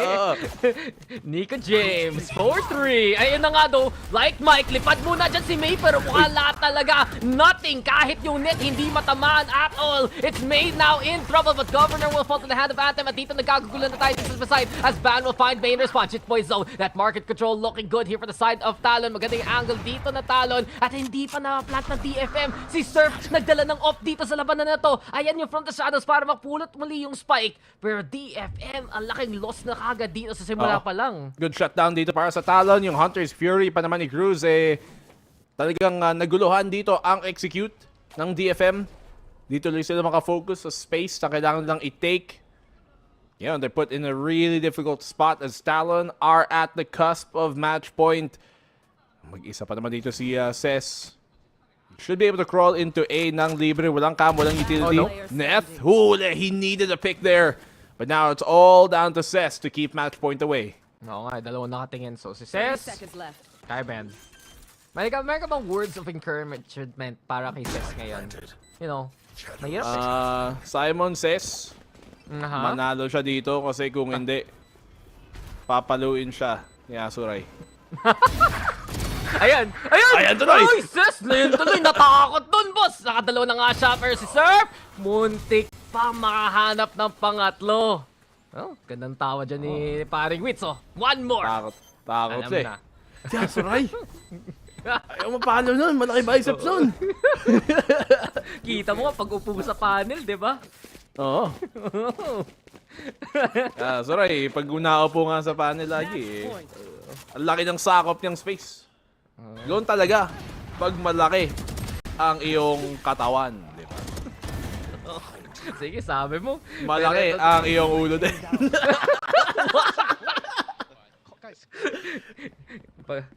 Ito yung mga guys, wag nyo i-clip at si-send kay Asory sa Twitter, ha? Sige, send nyo. Problema niya yan. Alam naman niya. Mahal namin siya. Medyo malaki problema ng DFM dito, ha? Mas malaki. Oo. Kesa sa mapalo. Yung 2-5 nila, pwede maging 2-6. Mahal yun. Biglang din pinatungan ng 100. May kita pa, boss. DFM, in fairness, it's a close game. But, they need OT para lang may chance ang makabawi dito. And Jit Boys, may operator na siya. And he's been one of the more consistent players ng Talon so far. Oo nga, kanina si Surf yung mahawak niyan, si Jit Boys ngayon. And DFM, I mean, the scoreline is one thing. I think really it's just parang kung humahabol yung DFM, nalalapit na lang yung score. Pero perhaps if Talon played a little bit cleaner coming into the series, it would be a faster way for them to possibly win. So, tingnan natin kung mapapunish mo dito ng DFM kasi dun sila magaling eh. But Talon are not taking any chances now. Hindi sila sumusugod. They're not going for early aggression. They're not giving up one side of the map for the other. And because of that, DFM ngayon, parang na-bleed sila ng oras dito. And Jit Boys has a good spot here to find the pick-off from elbow kung mag-commit na agad ang DFM. Hindi siya gumagalaw talaga. Kala ko nung una, nag-freeze ba yung cam niya? Naging PNG. Pero Jit Boys, so ready for this angle. Focus sa goal. Focus sa elbow.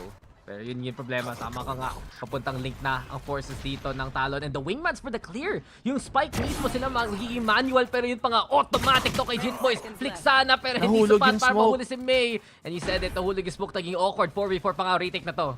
Nahulog yung smoke ni Ses. It was supposed to be doon para sa may taas sa one-way pero hindi nga gumana. Stun dito. Ses na laban pero tutumbaran din. Surf getting the pick and the frags here are going Medusa! Talon's way but Medusa! Nakadalawa! Cruz! Nakatatlo! He wants it, he gets it, and yun pa nga, dun pa siya para sa pinch. He can actually tap the spike right now. Ayan na nga si Cruz Ren na mag-shock tart na nga dyan. Low HP though, and Medusa wants to fight. But here comes Band 2 on the board. And Talon Esports sa kanila tong series na to, 2-0. Talon 2-0.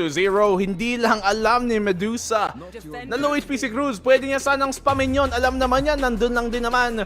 One bullet would have been all it takes to do it. At masaya si Cruz kahit hindi nakita sa mukha niya. Kita mo, sabi niya, tapos na. Ay, salamat. Ay, salamat. Okay tong sakit na ng ulo ko. Kitang-kita eh. Gusto niyang sabihin, tama na to please. Ayoko na maglaro. And Talon, they've done everything that they needed here. This was a way for them to get into the playoffs. At ito na nga sila, sasama na with the likes of Team Secret, PRX at TRX. Ayun na nga mga kaibigan. Talon securing yung kanilang playoff slot dito. Tulad lang din ng nung split 1 and they have been improving incrementally sa kanilang mga play. Uy! Banhan girl. Pala, panalo eh. Oo nga eh. Bebe yung jowa niya. idol. Oo nga eh. Face cam kay Ban pa, close up. Oo. Alam na alam. Asan si Cruz? And si Witz. Lakas talaga ni paring Witz. Pero si Cruz polite. Sabi niya, ba't may picture pa? Ayoko na please. Gusto ko na mag-backstage ngayon na. Siyempre naman eh. Madaming responsibility ang isang pro. Hindi lang sa paglalaro. Kundi sa siyempre bati sa fans. Picture muna.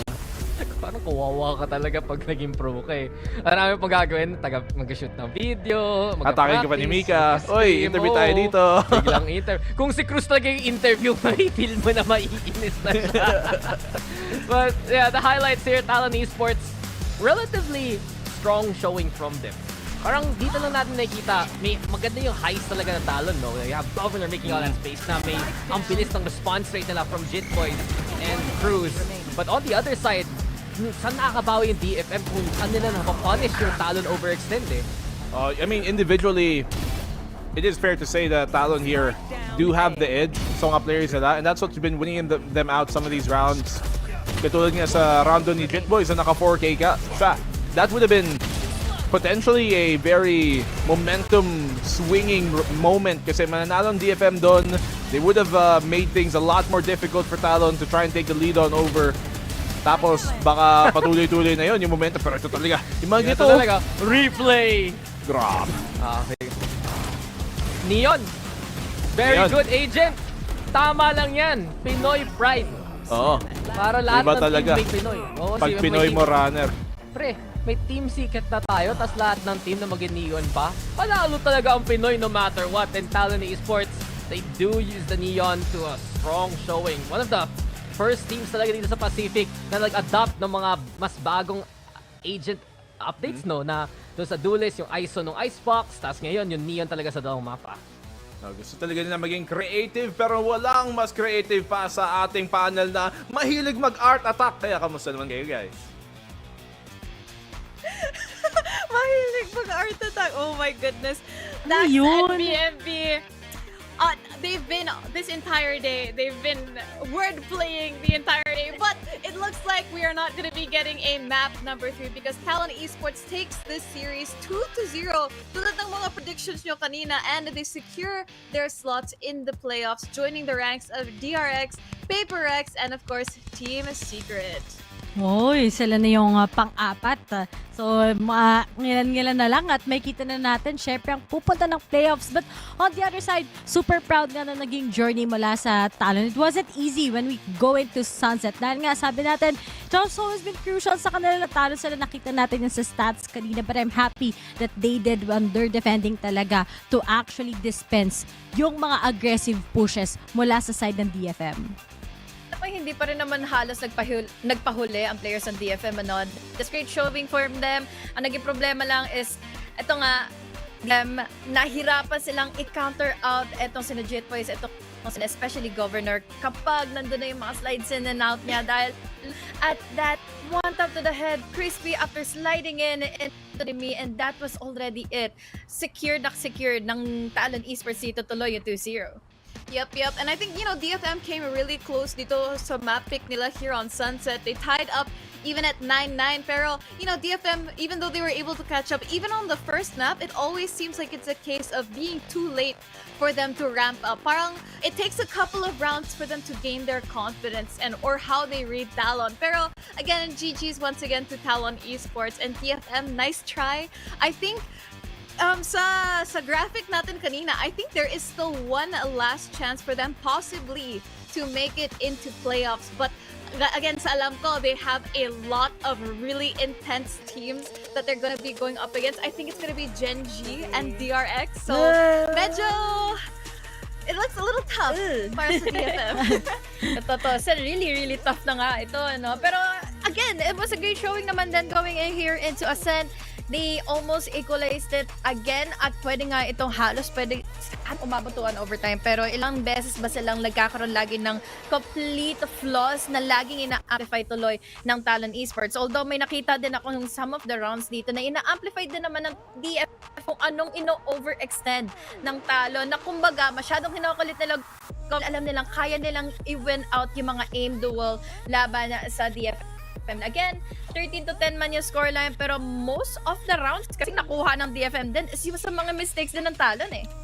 Saka, ang ganda din talaga ng anchoring ng Talon. Kitang-kita naman natin that, yes, si Sir Felicia ka-explosive as governor, but on the most crucial parts ng ating rounds na nakita natin, siya na kagad yung umangke para sa kanyang group. At ito na nga yung Sova together with that breach composition, we all thought that they might not be able to come up with a new style na pwede na lang masabayan yung pacing ng DFM, considering nga na si May ay nasa raise na yan, tapos meron nga kagad flashes mula kay Anthem, and together with those concusses from Neth. And I'm glad that Crows as well, nakita natin may heat pad siya dito sa kanyang ulo, naka-recover nga din siya ng maigi, kuha niya maraming kills, akala nga natin panalo na kagad yung DFM sa particular round na yon, sa last round before they got the win, and Crows just saved the day. What an amazing day for Talon it is, and congrats na naman muli sa kanila.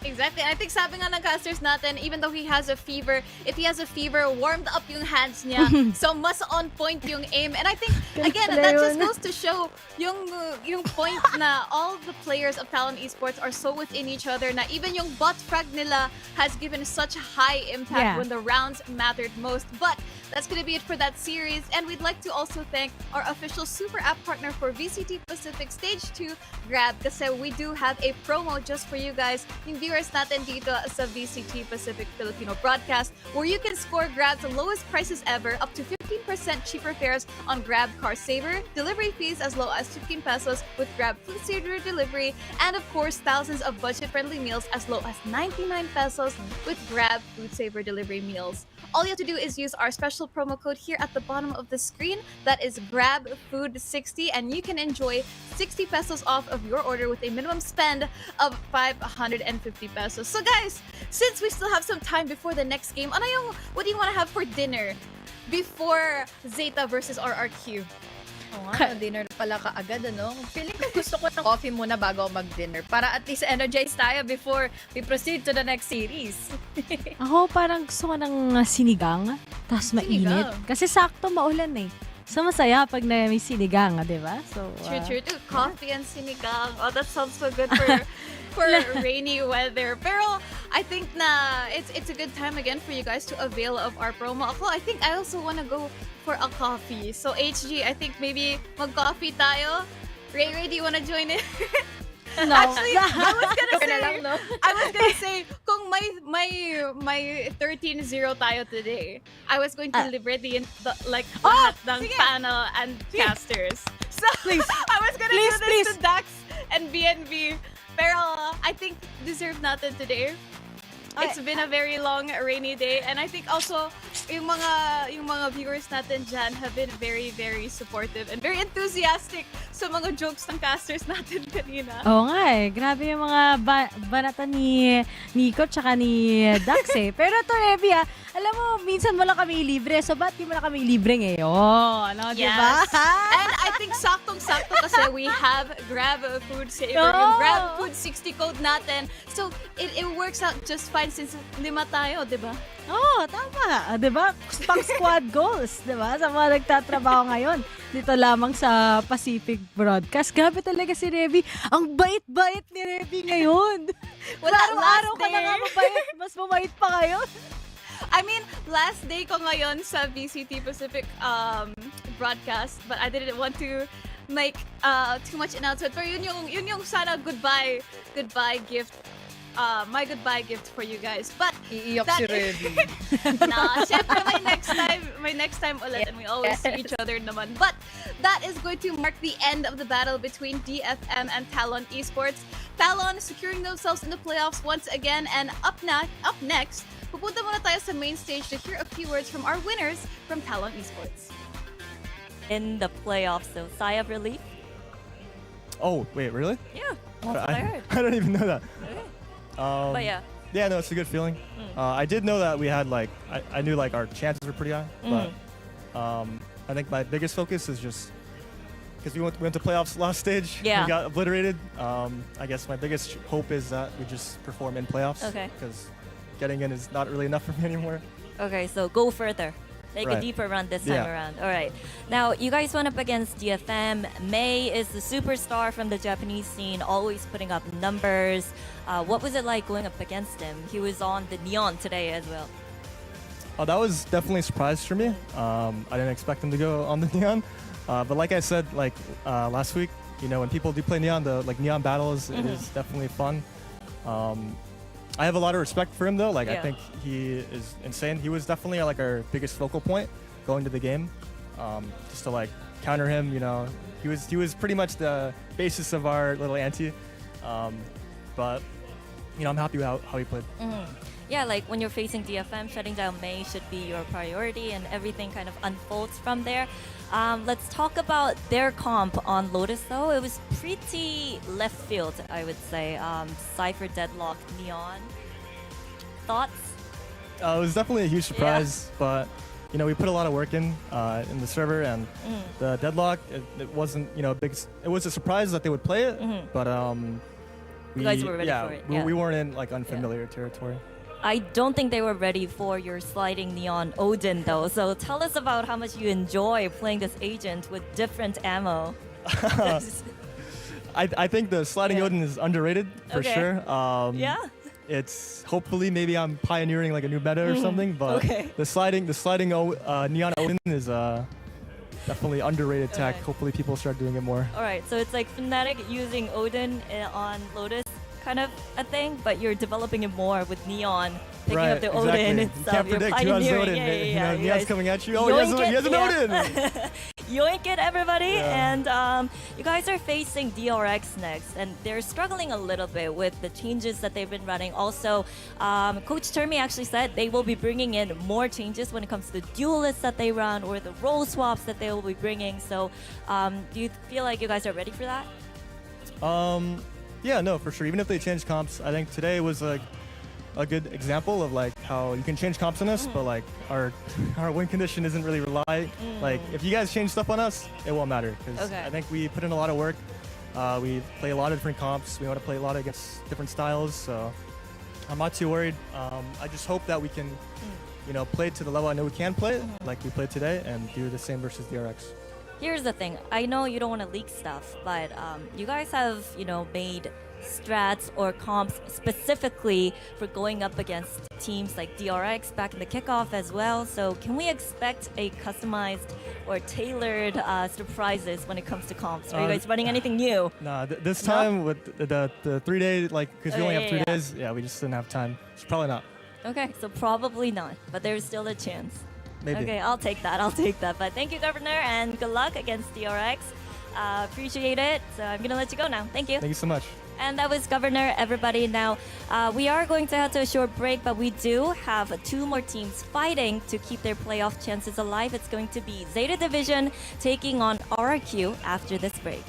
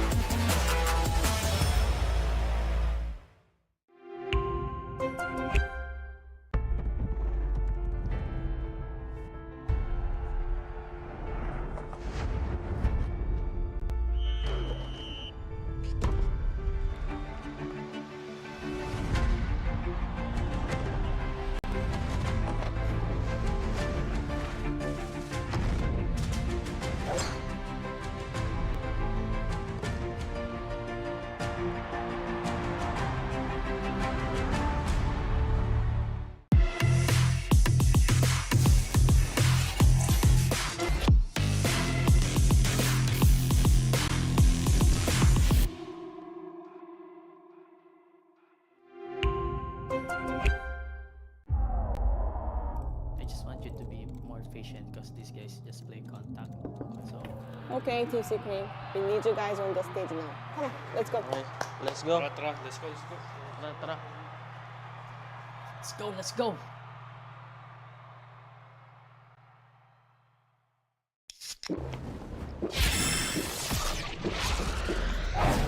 Red Bull gives you wings.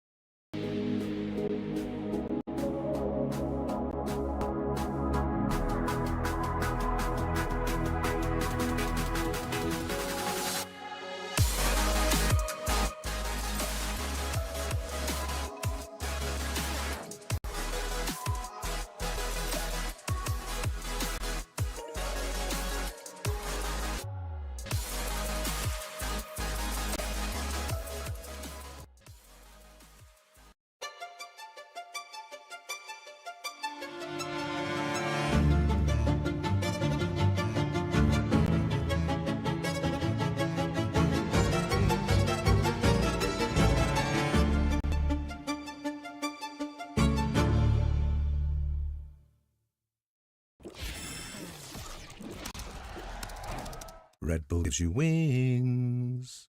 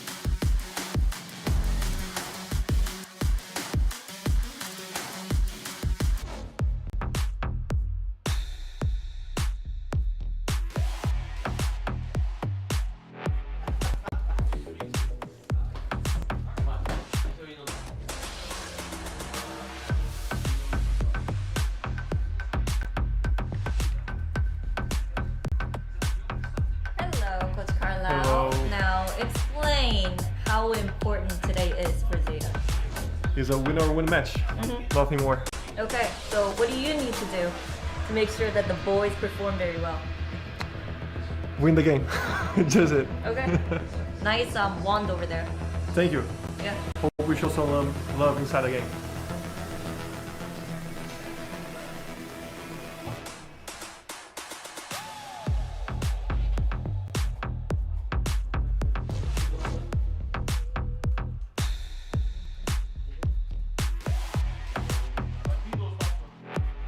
Hey guys, I'm standing here with Monyat and Jemkin. Now they're busy scrimming, but these guys were nice enough to take some time out for this interview. Now, Monyat, how are you feeling today? Jemkin, you know, you guys will make it into playoffs if you win this game. So how do you feel? Oh, hello. Hello. How are you? I'm good. Okay. Now, go scrim. Okay, thank you. Bye. Bye-bye.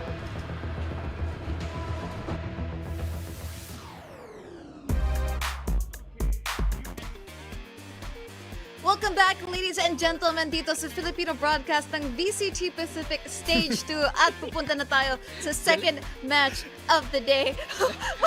Si Dax nagdadrive. Nag-drift muna ako para nasa gitna na ako, diba? Pero yun talaga, Reby, okay yung first match natin kanina. Sorry naman na bigla kaming nauna sa'yo dito sa iyong huling day. We will miss you, by the way. Oo nga eh.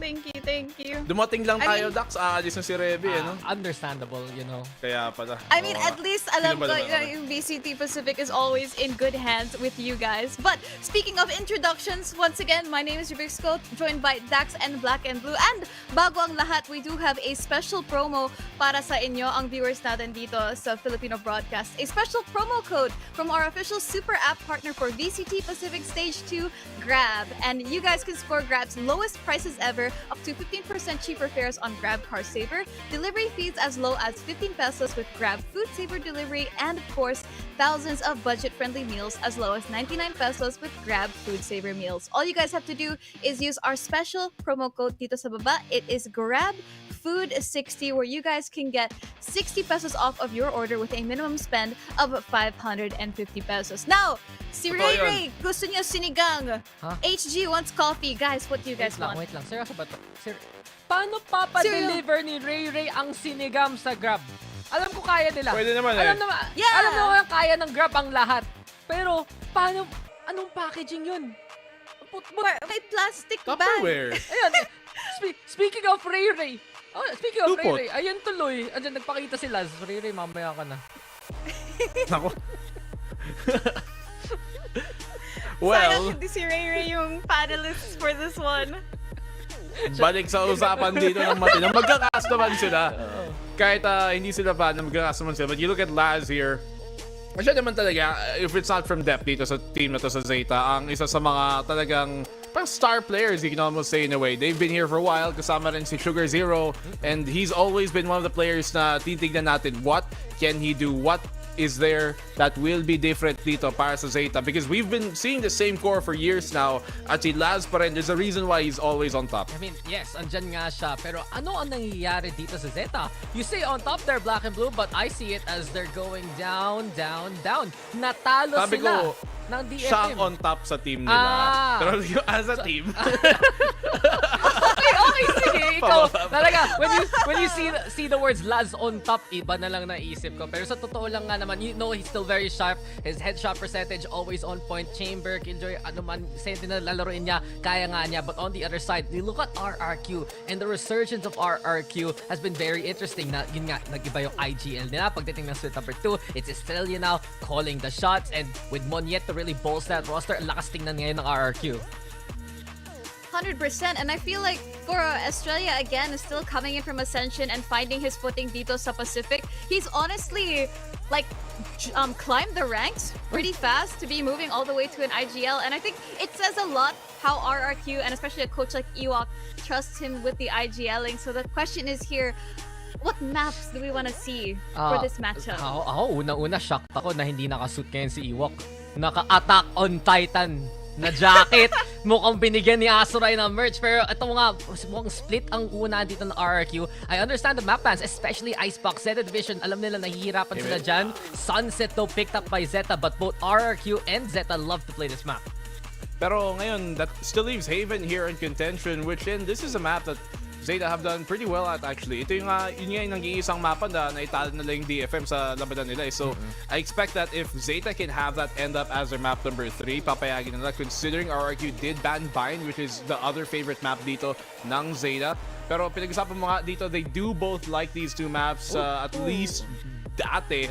Although we have not yet really seen split in the most recent times ng ZETA. But Ascent, it shall be.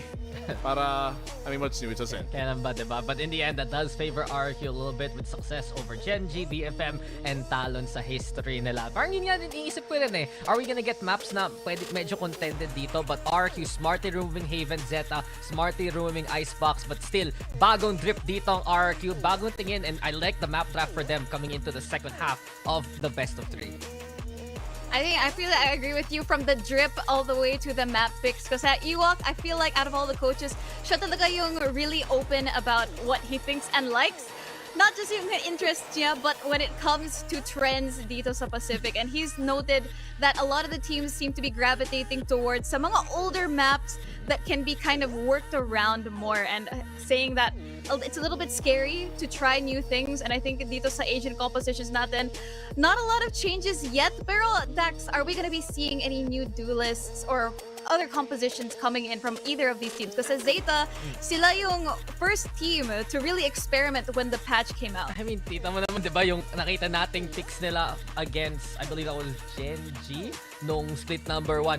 Chamber, Yoru, Breach, Astra, Viper, hindi mo ganun kadalas nakikita tong comp na to. It didn't really work out against them. And it's that kind of question right now. Nasasabi nga ni Black, yung Marin Reby, at lagi sinabi ni Black and Blue, pagdating sa mga classical maps, pwede kayo mag-classical comps because you already know how to play that from the years of experience of your players mismo. Oh. Oo na lang. I thought I was gonna... I mean, I think I totally...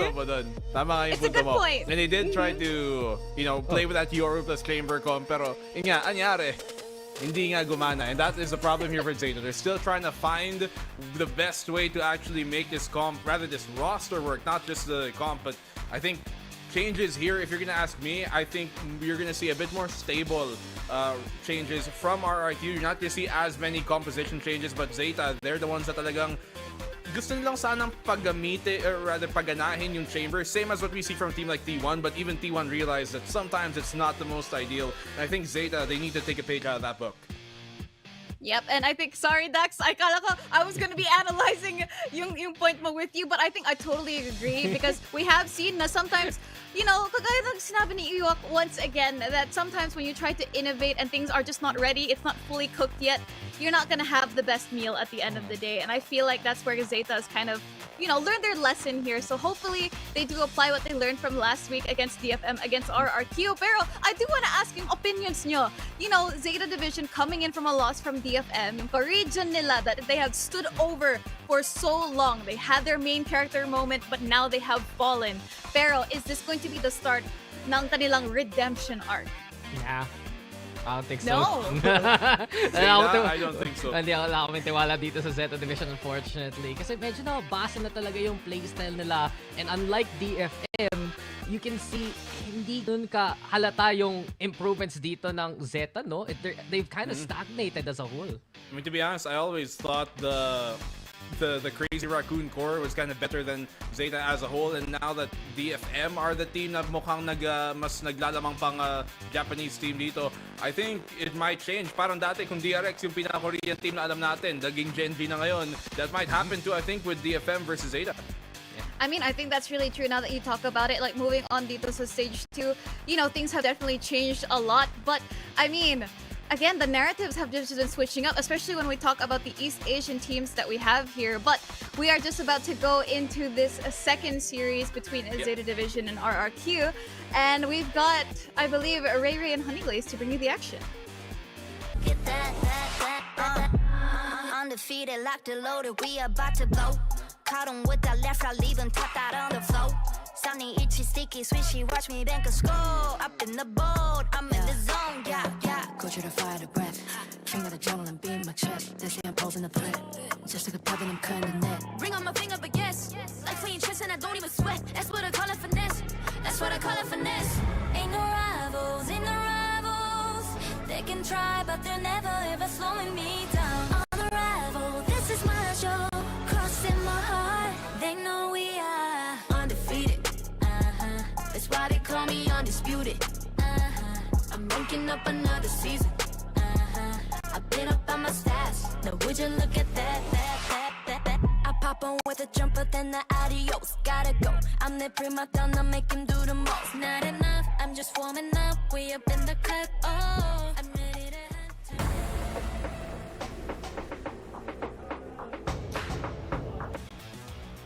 Good evening and happy Saturday sa inyong lahat. Dito lamang kayo sa VCT Pacific. Ako nga pala si Rene, kasama ko si Honey Glaze. At syempre maglalaban na nga RRQ versus ZETA Division. At what can you say about it, Honey Glaze?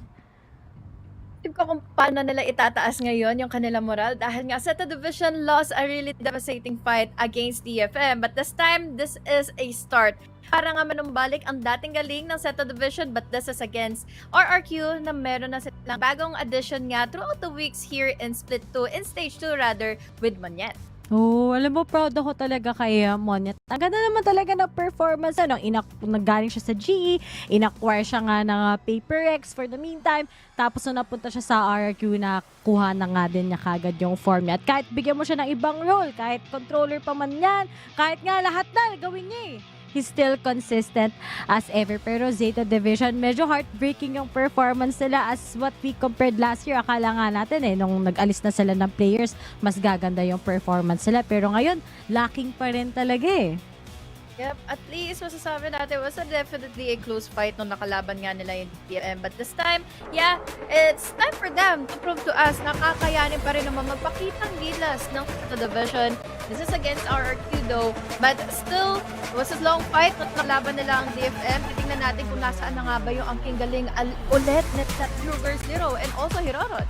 Oo, grabe, si Sugar Zero talaga. Sobrang big fan talaga lahat ng pagiging controller niya. But then, depth talaga, sobrang amazed ako rather sa kanyang performance all throughout the last split up until now. But as for RRQ, ngayon nga na it's Monyet talaga who's going on that duelist role. At sa ibang maps naman, may iba siyang pinipiling agent. This double duelist setup with Jepkin, they reach greater heights. And I'm excited once again na ngayon na ZETA Division, medyo GG sila dito sa lineup na to.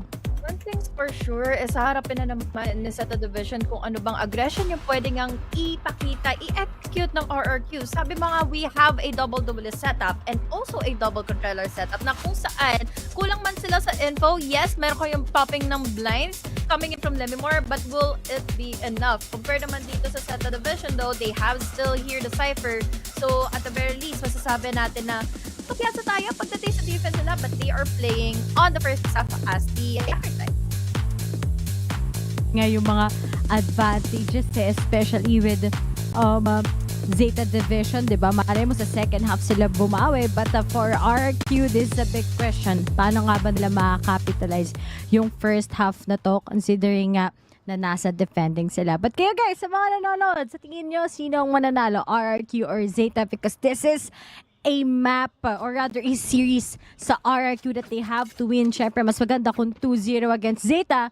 While ZETA naman din, kailangan lang nila ilaban yung mga matches. Kasi kanina nakita na natin yung parang may isa na lang, kailangan may championship na. Pero yung iba naman, talagang medyo kailangan na nila tanggapin at this point. But mid-control mula sa ZETA Division and some of the members ng RRQ nakatingin nga lang din kagad sa kanila.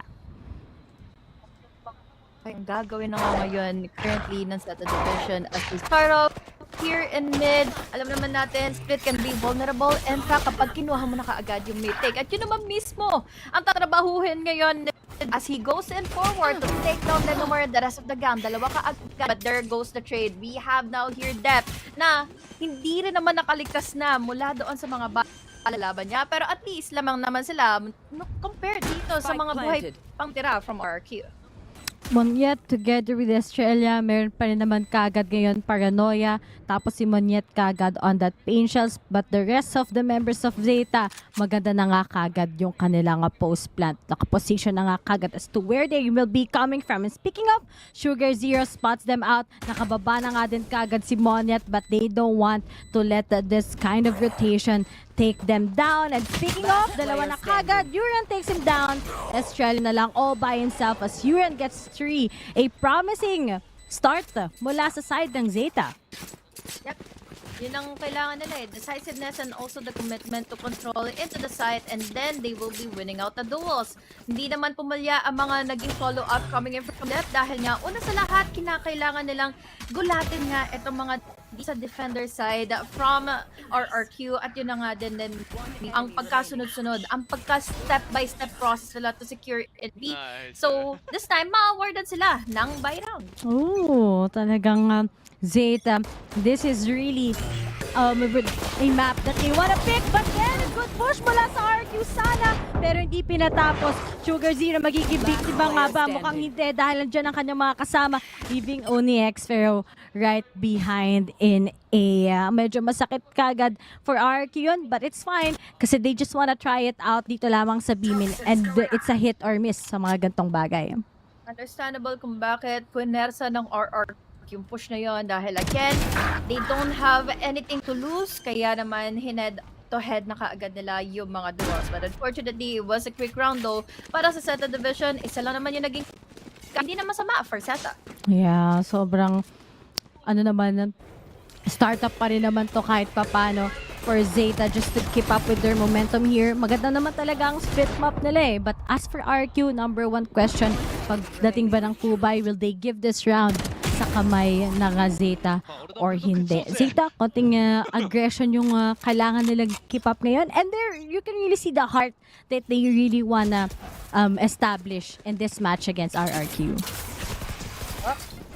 Complete decisiveness once again. Paranoia, masusundan ng pag-push na nga coming from depth, and then the follow-up coming in from Sugar Zero. Completely denied na naman yung viral ngayon ng RRQ. All the way from up top, makakapag-TP Sugar Zero para makapagpalit ng mga barel. But unfortunately for RRQ, I think with their positioning right now, here in our minimap, mukhang tatangkain na lang nila, mag-save na lang din muna dahil kompleto, walang bus ngayon sa ZETA Division.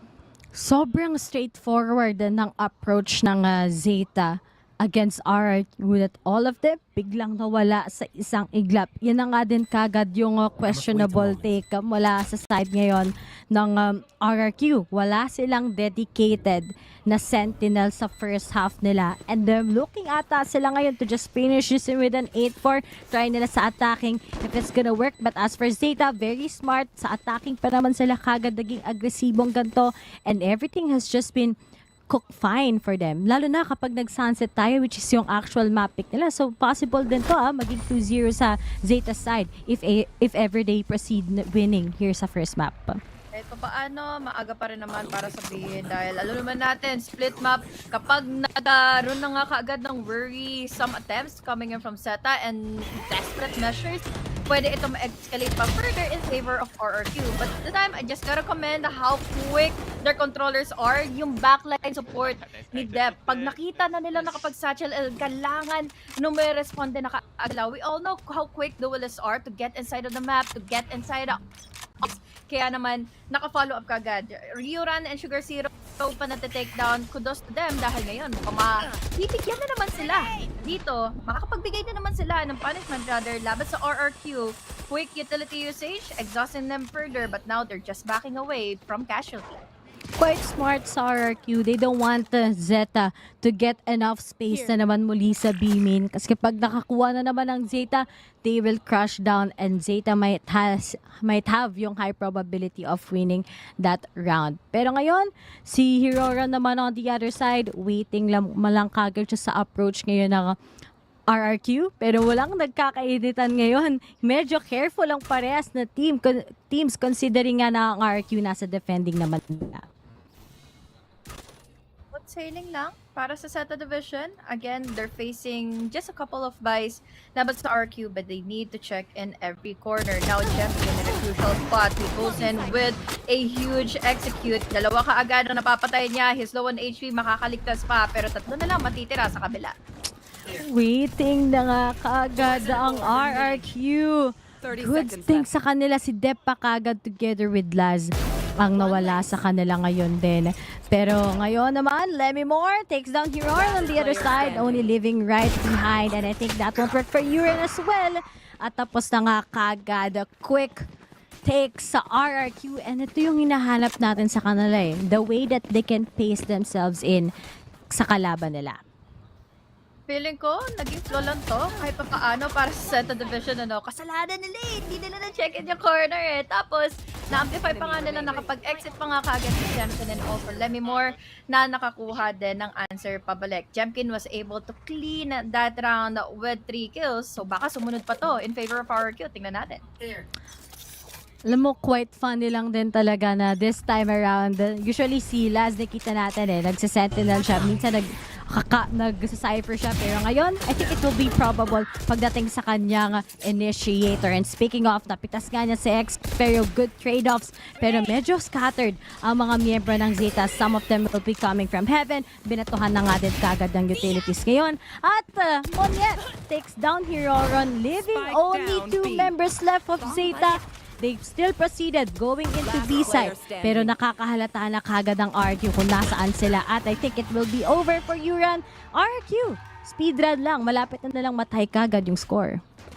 Sayang siguro yung magiging lead dito ng ZETA Division kung sakali man na ganito na lang lagi ang mangyayari on pressing in the W, but then unfortunately hindi nagiging enough yung ganong klaseng situation. Going back to Knights, nahuli kagad sila ni Xfero dahil nga medyo hulit din yung naging follow-up nila. At isa-isa din naman sila tumamba dahil again, they came all the way from the going downtown makes them at least kind of fall then through the bullets. But now, it's still all-round lead para sa session, pero ang mahirap na dito, Ray, meron ng operator sa kamay na ngayon ni Jemkin. And speaking of, akala ngayon ng RRQ baka may magpakita sa kanila, but some few noises already sa mga miyembro ng ZETA slowly pushing, pero they have to rely on this trailblazer. Hinintayan ni Jemkin, makakagat siya pero kicking out pa rin naman siya kahit papano, playing out safe, but that's a good dedication lang sa side ng ZETA to finally take down a B. And this is where it happens as Hiron tries to cut off one but traded off lang siya ni Lemmy Moore. Wonder dahil yung reaction na na nga siya all the way from Benz, and now this time popping in the Blade Storm. Makakapagplant na nga kaagad sila ng tuluyan. Pero mahuhuli pa rin naman. At labas na kaagad siya ng kanyang mga alaga. Huli ng mga Seekers, but then there's Sugar Zero to clean things up. Pero problema, nahuli ng jump pick niya. Ngayon si Xpero, it's 1v1. Dep naman dito, trying to go if further safe. Pero masyado niya nang kinulik at hindi nirespeto ang kapabilidad ngayon ni Xpero to win out that duel. Ngayon, makakapag-save pa ng operator and no more ZETA Division. You can see sa side ni Sugars, yung sobrang laki nun. Akala natin it's just going to be a lucky jump pick, but it wasn't possible. Sumabay pa nga kagad kay Xfero, pero laking tulong din kagad halos ng Seekers na yan just to get that big advantage. Tapos nasa alanganin na posisyon din kagad si Dep. Akala na pwede nilang maswing parehas ni Sugar Zero yon, but we all know who Xfero is. Parati talaga siyang nananalo sa mga 2v1 situation. This is a different story now. Kaptan ng tuluyan ang ZETA Division. They are down on just their sheriffs. Let's see kung makakapagbigay ba sila kahit saddle na casualties lang sa laban sa RRQ. Pero I was caught off guard. Through the smoke lang kaagad sila na barrel nga lang na takedown kaagad nila Xfero. Kaya naman ngayon ako magiging alanganin patuloy ang patirang na ito para sa ZETA Division. Medyo nasaasayangan lang talaga ako sa ginawa ni Yern. But it's okay. They just want to make outstanding, rather sa ultad dito ni Nalito ako, akala ko ZETA yung nasa defending, but ganon. Pero all in all, yun na nga, good ult rather, para kay Xfero. But the rest of the members ng ZETA, lumipat na sila. Alam nila na hindi posible pumunta kagad dito sa mid part. Pero some of them, nakapush na nga kagad here sa may ramp side while Jemkin still watching Laz together with Yuran. Walang na pop-off. Good pa rin naman in a way sa side nila while making space. Pero ZETA, undermanned na sila. Medyo mahirap makapasok talaga sa A side. Pantay sarado 30 pa, seconds more, left. although up top. Look at how of a distance yung binibigay niya na ngayon para mahulog sa bitag ang players ng ZETA. But then, he has the ability to use in the stickers. But Hero will be winning out the duel with just one tap to the head. Laban kay Lememore. No upgrades dahil hinuli ka agad. Kinuha ka agad ito ni Jemkin. Tatlo pa rin naman sila na 10 seconds remaining but still popping in the Viper Spit. It's already enough. Ay, secure na nga kaagad nila. Tuluyan yung round. But will they be able to survive? It's a 4v4 situation against the guns with no armor. Pero ngayon, ay naku, magiging laban nila real quick is yung nila makapag-survive inside of the Viper Spit. Yeah, going back, okay.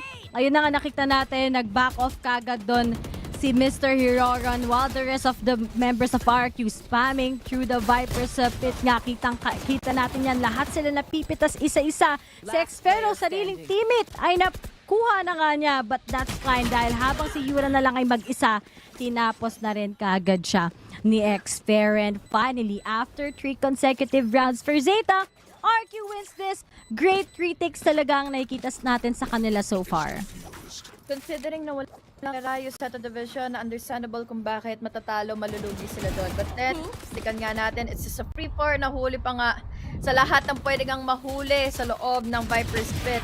Si Jemkin pa ang nakakuha na nga ng iilan mula sa side of ZETA division, and look how happy they are dahil nga again that was their Viper's Pit na could have been an advantage for ZETA division but it did not work in their favor dahil kasi ba naman kasing pumasok, lumusog ang players ng RRQ.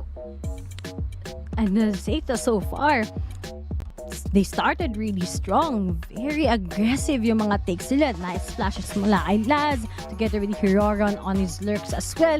But RQ is so quick to decipher that. Alam nila na yung mid takes parate ng ZETA. Nagpapunish na kanila. At ngayon, naglagay silang mas maraming anchor na wala nga kagad yung kapangyarihan ng ZETA. And when they switch on that operator, talagang na-manifest na nga nila kagad as well. And kita mo the retakes has just been good sa RRQ. Wala silang pinapapitas na person. They were just so aware how ZETA does their spacing pagdating sa post plant. Lead denial, post plants were just trying to be executed naman din. We do acknowledge the fact na kailangan nila mag-play in together doon sa puntong yon. At nahuli rin kasi talaga si Hiroron coming in from Vents, kaya naman naudlo tuloy yung plan B nila to win that round. But this time, it's a buy round finally para sa ZETA division. Unfortunately, hindi nila ma-counter out, hindi nila ma-deny na yung operator sa mga kamay ni Jemkin. But this time, decisiveness still once more para na nga dito ngayon kina Dep. Papasok.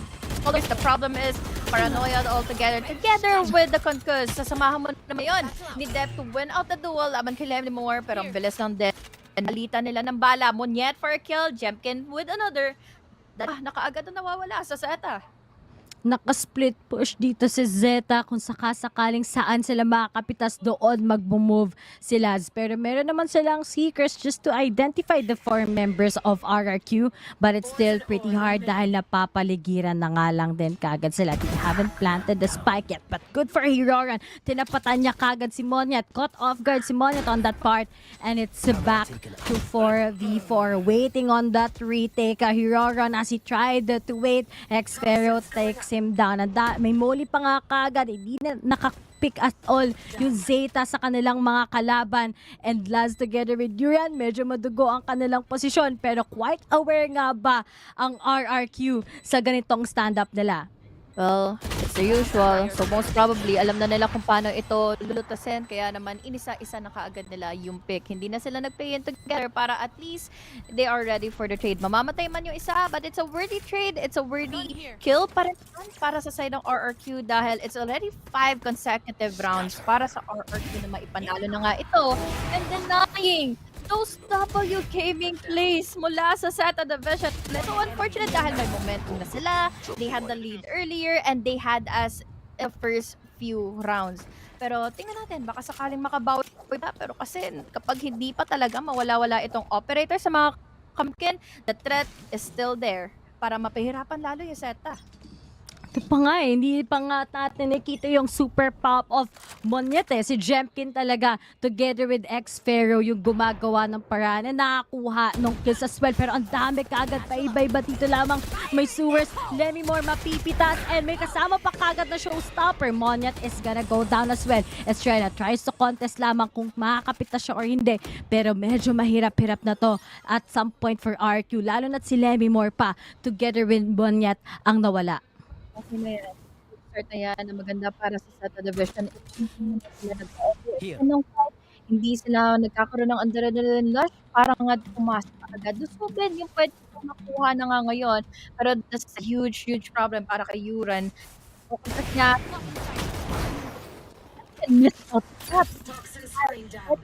Agad itong ma-attract yung attention coming in from RRQ. Pero nag-stutter. RRQ still holding on. A-site denying in depth. Dalawa, nakaagad ang nakakapitas. Pero problema, nako si Sugar Zero pa ang nakakalan sa kanila. This time, it's just Jemkin. The only man alive. Let's see kung isa pa yung operator niya dito. Or ilalaban niya pa itong 1v3 situation.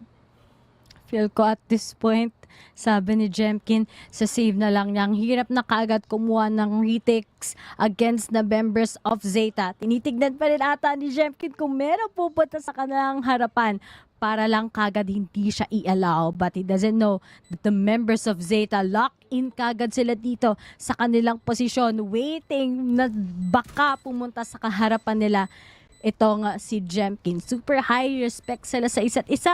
But I do think out na kagad ang ZETA at this point. Uy, hawak-hawak na yung bagong Vantal, Haniglis. Send mo na lang kagad yung Gcash mo mamaya. At ngayon, wala na kagad.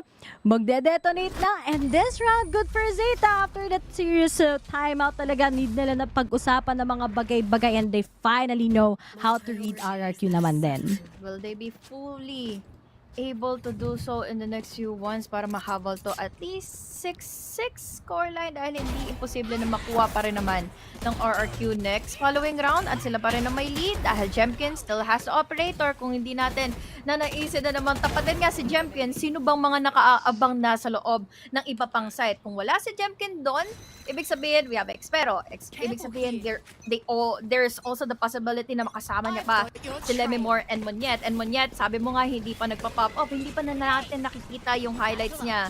But now, highlighting here is Steph, who is really decisive to get inside of the site quickly.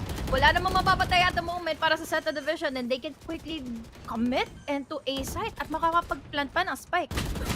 Paano nga lang, di na inakala nandiyan na si Yuran and finally pin down si Monyet. Medyo sayang dahil nga nakita natin yung kanyang showstopper but kita mo kagad kasama na din Sugar Zero ang kanyang teammate na si Yuran para lang ma-trade off. And Lemmy Moore together with Australia, distracted na nga sila kagad. Ano na yung next step? Naka-scattered all over ang mga miyembro ng ZETA pretty quick and prepared to take them out. And speaking of depth, wala na nga kagad si Australia ngayon. Lemmy Moore all by himself. Time is ticking when all of the members are looking at you. Sugar Zero is gonna go down. Last na lang kagad together na kansama kanyang teammate na si Dep. And they finally win naman yung the previous 2 rounds. 5-all. Grabe, Honey Glaze. Kung kanina first 3, yung other next 4. Tapos ngayon naman, nagiging tie na bigla.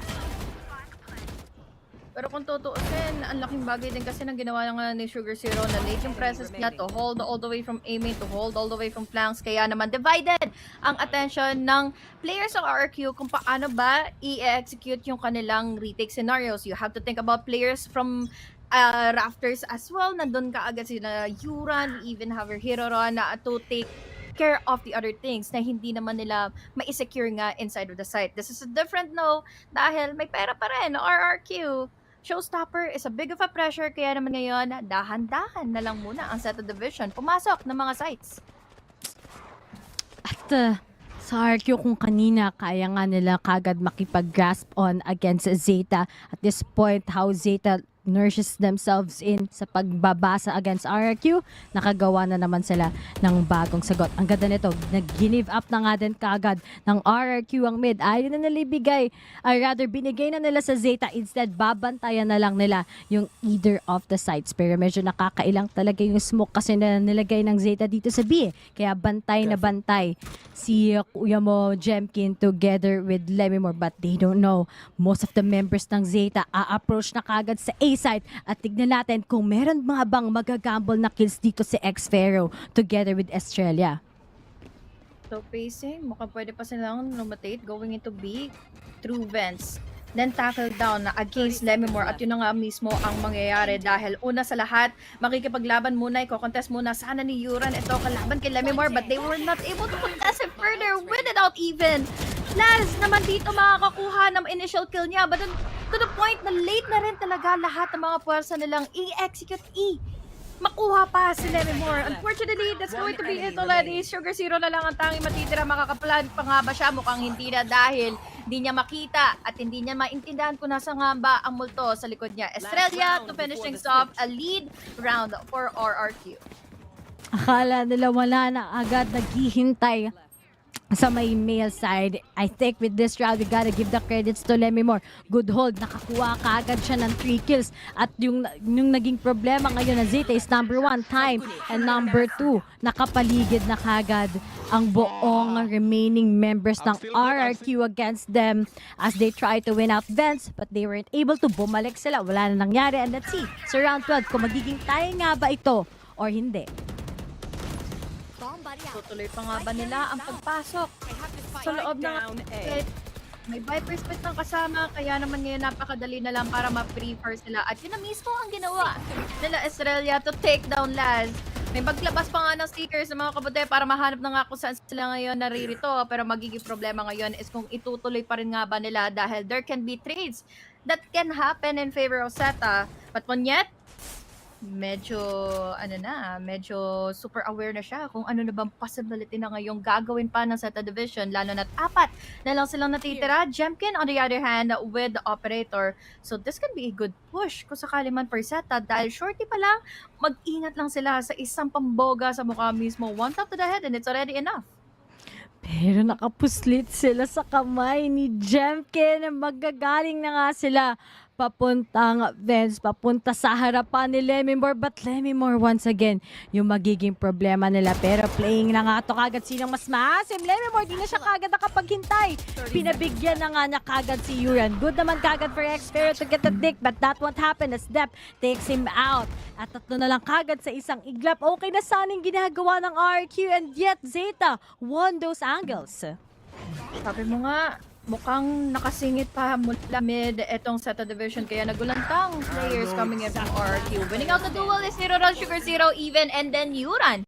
Take iisa sila to make this a 6-6 of a scoreline. Not bad for a half na kung saan nasimulan nito ng ZETA Division with their lead. They were able to continue it further after a comeback laban sa RRQ dahil RRQ was also just commendable as they did against ZETA Division. Ilang beses silang na-hinder out yung pagda-W gaming, yung pagpupush inside, yung mabilisang reaction nila Sugar Zero and also Yuran to make sure na may kasama, merong mga kasabay na players dito para kay Dep. So yeah, sayang yung lead ng ZETA Division, but we're going off for a good start going into the next half. At lalong-lalo na pag nag-switch tayo ng sides, diba? Para sa ZETA nga, usually, ang target nila dito, maka-5 lang or maka-4. Pero iba yung blessing sa kanila. Ngayong araw, naging 6 all pa nga against RQ. But once that we're going to switch sides, dito natin makita yung best of potential ng kanilang agent selection. Yung sa ZETA talaga, approaching towards at the point on where they can do better pagdating sa defending, while itong RQ naman, how will Monyet together with Jemkin establish yung double duelist pagdating labang sa laban nila against ZETA. Ang dami pang promises na pwedeng ipakita, pero as like what we've seen kanina, I am sure ZETA can still make this para sa kanila on the first map.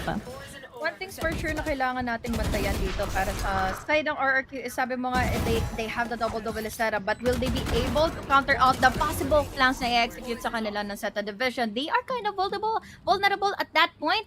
Pero well, we all know how RRQ wants to just contest the head-on angles, the duels itself, ng harap-harapan na lang din mismo. So kaya naman ngayon, yun siguro ang kailangan nilang gawin no? Na maging worried about the flanks, but then be concise and efficient pa rin naman sa pag-take ng mga sites. Excited na ako. Double controller it is. And one yet ex-Jemkin connection sa kanilang atake. Ito pa, hindi na sila ngayon yung nag-sentinel. Kaya makikitaan natin kung mas better ba na ganito yung naging switch up mula sa ZETA or they need more practice or mas maganda pa rin na sila ay nasa sentinel role. Kinakabahan ako. Okay na, di ba? Ayusin na natin. Huwag na nating patagalin. Pag grabe yung bakbaka na kagad, kinabahan sila doon. Grabe. Sila yung may problema halata kasi tinawag niya yung Marshall eh. Pero kung tutusin ibang klase yung half na yun talaga para sa RRQ to make a huge comeback. And then, na ilang beses din nahawakan nga, na-maintain ni Jemkin yung paghawak sa paggamit nga ng kanyang operator. And I really doubt na hindi niya yun bibitawan even on the attacking side. But speaking of, they are on the attacking side. Gugulatin na nga ba nila ngayon ang players sa ZETA Division dahil si Hero Ron mas nakapanggulat pa laban kina Monyet. Jemkin naman ready to take down last as a counter, as a trade. Jemkin with another Expero pa makakasunod sa kanya. So, ibig sabihin, pulido na ang pag-execute nila pagpasok ng A-side to plant and the spike. Good. Aggressive takes mula sa RQ. Yung mga close angle sila ang nananalo, leaving only Uran together with Sugar Zero. Magkahiwalay nga din kagad sila. Uran tries to take some space. Nakuha si Australia. Win pa to dahil 2v3 pa nga kagad tayo ngayon while the members ngayon ng RQ are just hiding. Trying to get that muli lang just in case may makita sila. But after that, when they try to make a move, RQ denied them. And sabi ko nga, importante manalo ka ng pistol dito at pumabor sa kanila to. Enemy kill. Yikes. One enemy remaining. Coming in from Jemkin and the rest of the gang, mabilis na naman yung pag-arangkada nila all the way from rafters, all the way from ramps, and it was already enough for them to execute multiple heads laban sa ZETA Division. And ZETA, unfortunately, they were not able to establish their holds, their standing ground dahil nga yung overwhelming factor pa ng RRQ na dalawa yung duelist nila. And this time, different story. B-side naman na pwede nila ngayong i-push even though na meron nung nakalurk all the way from A main. Pero lalabanan pa ba? Oh, hala natin, that's the start. When they knew na ang daming pumaril kagad dun sa Trailblazer, alam nila that these guys from ZETA are just stacking up. At mas maganda na nga kagad for them to actually go into A dahil limayang nasa B, mahirap na kung ma-counter eco ka pa ng ZETA ngayon. Pero while making space na nga sa kabilang dulo ngayon, si Expero, he has to rely also on his 4 teammates na nag-look forward dito sa mid, trying to see if meron bang magpipick. Wala. Okay, balik tayo dito lamang sa B-side.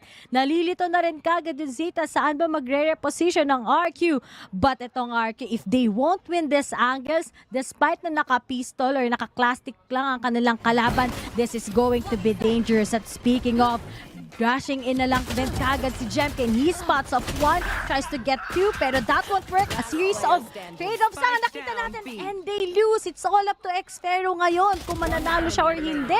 And he gets 1v1 sila ngayon nila. Nag-pop off siya kagad ng flash as well.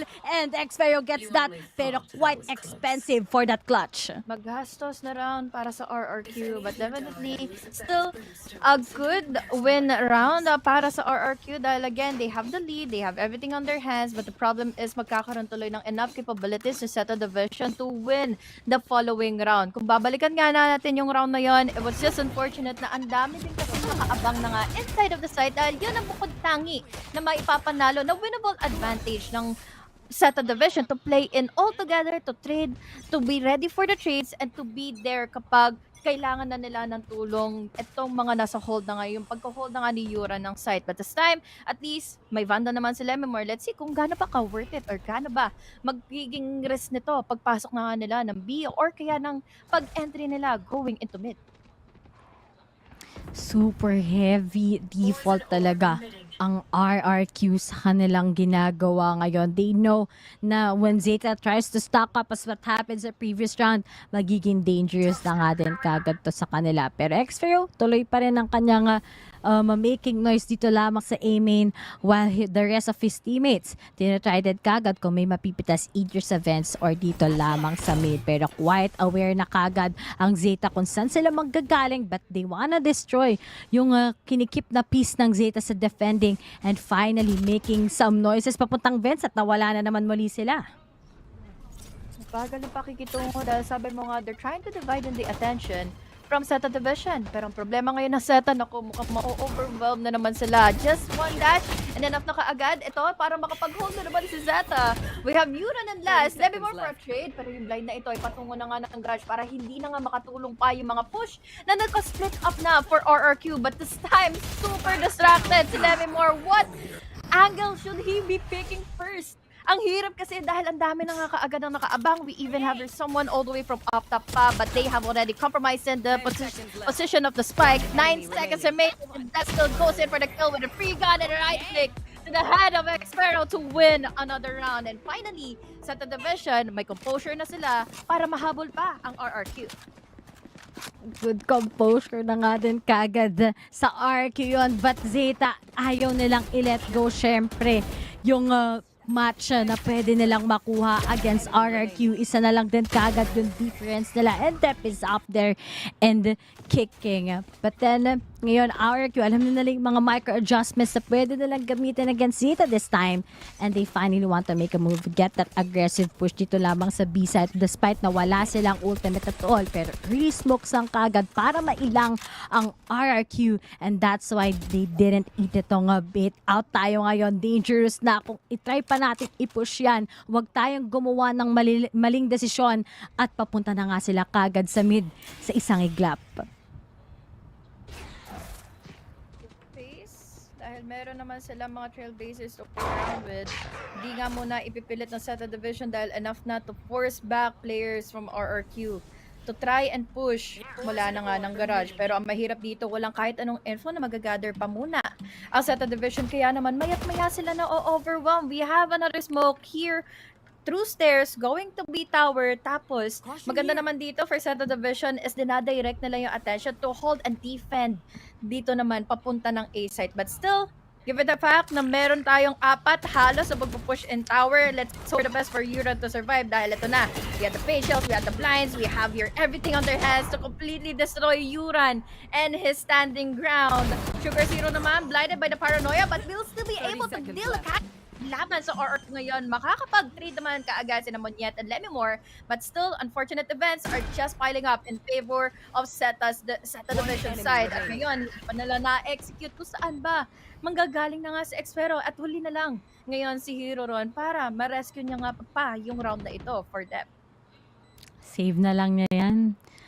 Sabi ni Roron, mahirap na pilitin against 4 people. But the good stock nga lang mula sa side ng RQ. But wait, Xpero wants to take him down. And speaking of, siya ang mananalo na hindi niya masisave yung Vandal na yon. Ang cute ng Vandal, sorry. Ayun pala yung itsura niya pag hawak-hawak mo na. Ang ganda. Maganda yan pag tayo na yung naglaro. But let's look at that replay. Si Yuran, trinay nga niyang mapigilan, but after that series of blinds at biglang push ni Monyeta sa kanilang mga kalaban, na wala na kagad yung hold ng ZETA dito lamang sa B side. Good call finally for RQ to get that mid control and go towards B. Kung ano mang kapabilidad nga ang peron para sa RRQ and their lineup and their agent composition, yun talaga yung pinanghawakan nila, no? Yeah. Nagtatapat-tapat lang kaagad sila. They just want to contest it further sa mga duels and such dahil alam nilang mas nakakalamang na nga sila at mas napapa-hesitate nila na maigi ang ZETA Division to try holding onto the sides. And another overwhelming factor is we have another showstopper na cook. Mga blind against Hero. Nakaagad, one member down nakaagad for ZETA Division. May sumagot pa coming in from the backside. But now, mararag into the head. Sa mukha mismo ni Monyet. Nandito naman si Genkin for another Champion with a good 2K. It's all up to Hero, or rather for Sugar Zero. But what more can he do? Lalo namang smoked off pa siya. He still has even his own smokes. Pero this just gives enough space tuloy for ZETA Division or for RRQ na talagang haharangan nila kung saan bang pwede nga manggaling, kung kailan na nga ba entry ngayon si Sugar Zero for the retake. Ang hirap nito. Sheriff and a dream, may paranoia, meron pa namang kagad siya shrouded step, pero natag na nga din kagad siya Swell. Hinagahabulan sila ngayon, pero Lemimore, hindi na nga kagad siya papayagan. And a 2-digit scoreline is up here for RQ, and they're just quick to finish kagad once we switch sides. So we've been waiting for this moment, and it's actually happening in favor of RQ. Party's over. Makuha talaga, na kahit anong info simulat sa pool, kahit anong aggression na pwede ngang i-implement ng ZETA Division against them, it's still not enough dahil mas na-overwhelm sila ng paulit-ulit. Ano bang nagsasabay-sabay sa mga utility usage ng RRQ once they are decisive on a site? We have the Pain Shell, susundan nito ng blind, tatalon Jemkin or Monyet, tapos ready naman for the kills sina Exfero and Estrella, kaya makikita mo yung difference pagdating na nga sa mga KDA sila. But this time, one-way smoke, madadelay much further, pero I don't think na ito yung magiging malaking reason para nga kay RRQ na ngayon na maudlot yung pag-push nila dahil at the very least, kahit nabawasan sila na dalawa, nakakuha naman sila ng isa. ZETA, with depth down, will they be able to safely guard in the sides or atras na naman sila katulad ng nakikita natin ngayon sa minimap right now? Akala nila walang magpapakita, pero nandun pala si Dep together with Laz to take them out. Pero Monyet, it's not over yet. For RQ, it's going to be 3v3, and after that, meron na kagad silang bonus pagdating sa Seekers na yan, identifying the members syempre ng ZETA na magta-try na mag-retake against them. Well, that's happening. Monyet, wala talagang pagpigil despite na siya yung bottom frag ngayon. So for sa RQ, gumagawa na nga kagad siya ng malaking impact. Sugar Zero, all up by himself, setting up the smoke, pero Monyet with the 3K, hindi na nga kagad papabayaan ng ZETA, and now we have an 11-7 scoreline at the save round pa to halos sa ZETA again. Dadalian na lang tuloy siguro ang players ng RRQ ngayon na i-secure na nga yung the next following round, but then again, just the overwhelming factors and also yung mga duels talaga na nakakapang pinpoint. Yun na sana yung pagkakataon ni Yura na magkaroon pa ng damage or magkaroon pa ng casualty ang players ng RQ. But unfortunately, yeah, he just stood there, nakakrouch pa, at kitang-kita naman na mas talagang angat pagdating sa mga duels ngayon na ina-execute ang RRQ. Kaya ngayon, good call for a timeout, but I think it's already too late for them dahil dadalawa na lang ang kinakailangan ng RRQ to secure end this game. At saka, thrifty pa yung ZETA. Wala silang enough economy, but they have to take that risk. Papabayaan pa ba nila yung RRQ makuha yung match point dahil nag-save sila, or tatry nilang mag-burst right through kapag bumili nga sila ng kanilang mga barrel? Maybe settling for that Stinger or Spectre or maybe some Sheriffs. But after this timeout nga, magiging successful kaya ang ZETA sa pag-replenish?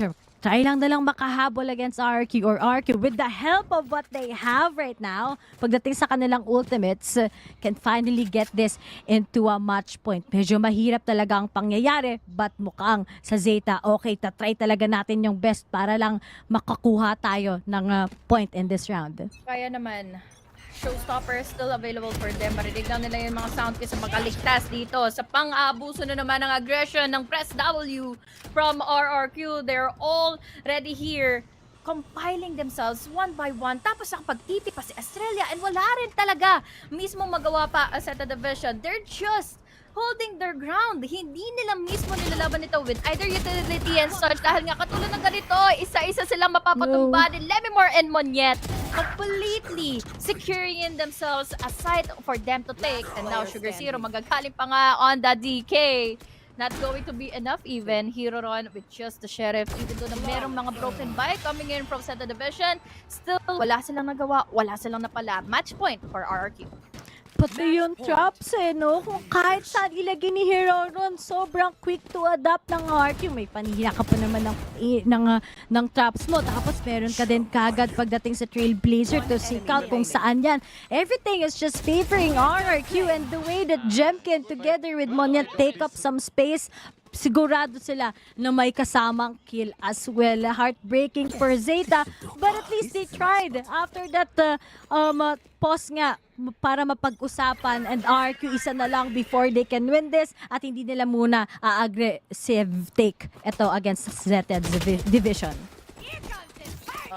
Zep, maglalabas ka ng showstopper dyan, but not much of an impact. Sayang dahil again, malalakoyin niya lang muna ngayon yung snake bite, pero he proved to us that we are wrong. Makakapatay pa rin naman siya, showstopper, exit na lang din muna, -1 already for RRQ, but still, nakita na natin kahit numbers are favoring the side of ZETA division, meron pa rin palag yung RRQ eh. This is still a 4v5 scenario, pero ngayon kasi na merong Viper Spit pa, pwede na may panalo nga ito ng ZETA, but still, will they be able to sustain this victory? Laban na nga kina Lemimore. Buti na lang, dahil Dep was able to deny Lemimore sa pag-push niya going into vents.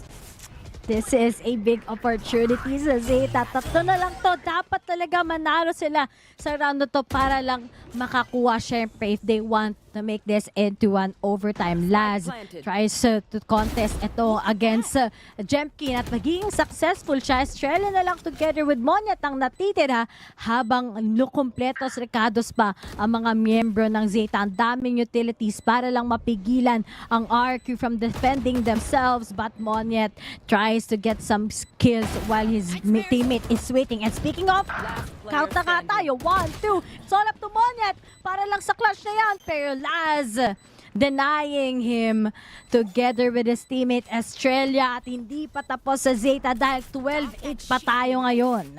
4 na lang kailangan ngayong habulan ng ZETA division, and I think enough pa magiging eco nila for the RX1 to secure in their Vandals, and buti na lang talaga nandoon yung composure ni Dep to secure in that kill, at hindi niya na inatrasan pa dahil alam niya it's a long way to go, it's a long walk to be safe already all the way from sewers, kaya naman sinigurado niya na may ibomba na nga itong mga gar nating naipit na nga all the way from sewers. But then again, still hirap nito it's a pressure, no mistakes dapat para sa ZETA division para umabot tayo to an overtime.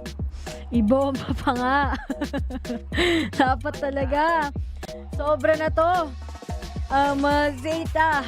But pagdating lamang dito sa ating timeout, RQ, they just want to finish this. Ayaw na nalang magka-momentum pa ang ZETA. Alam naman natin bakit ito yung pinili nila, diba? They want to get this map even if ZETA also has good experience pagdating lamang dito. And speaking of versatile data dito, post-timeout the win percentage nga. And for RQ, it's a 40%, and hopefully that 40% will be probable ngayon din against ZETA once that this timeout finishes off. At ito pang danger side pag nag-second map na tayo, diba? Excited ako sa mga laruan ng RQ ngayon kasi itong double duelist nagpo-flourish talaga dito lamang sa map na to sa split. Nagagawa kasi ng Monyet yung trabaho niya Imagine all of the distraction, then magkakaroon lang ng mga trade-offs sa Espero to be composed. Even Jemkin to hold much more longer inside of the sides. Kapag nakita niya nang lumipad si Monyet, siya naman ang makakakuha ng mga secured kills dahil bukod sa kanya na nagpo-push with his distraction, kasama nila yung paranoia. Showstopper! Para kay Monyet, wala siya makikita. We have the wall kasi na mula na nga sa toxic screen, pero buhay pa rin naman ang mga tropa nila. At least, makakasecure sila ng positions side of A site. And this is going to be huge kung sakali mang maipanalo nga na ZETA division itong round na ito dahil may Viper Split na kasama. Hindi pa nila makita kung sino ba ang mga nakahold ng mga ramps nila. This time, magagaling ng tatlo. Ang tatlo sa sewers ngayon. Flanks muna para sa ZETA. Estrella, kumakapitas siya dito. Sobrang laki. Speaking of nakapitas na nga kagad siya, he's gonna do a second, he's gonna do a third.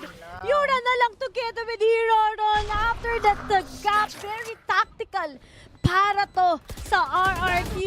Wala na nga kagad choice. Heroron going up against 4 people. Finish off by Xpero. After that timeout, nag-proceed sila sa ganitong performance at makukuha ng RRQ ang first map against ZETA division.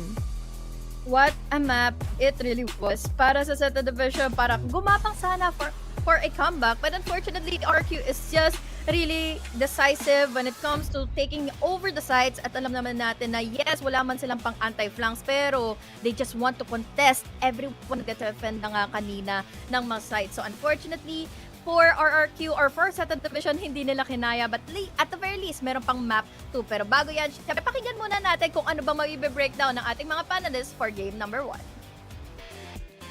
Maraming salamat, Honey Glaze and Ray Ray. And there you have it. Panalo ang RRQ sa split. And although ZETA Division tried their best to fight back, really, all you have to admit, RRQ was so much more tactful here on the split map. Diba, mas decisive talaga nakita natin dito sa side ng RRQ.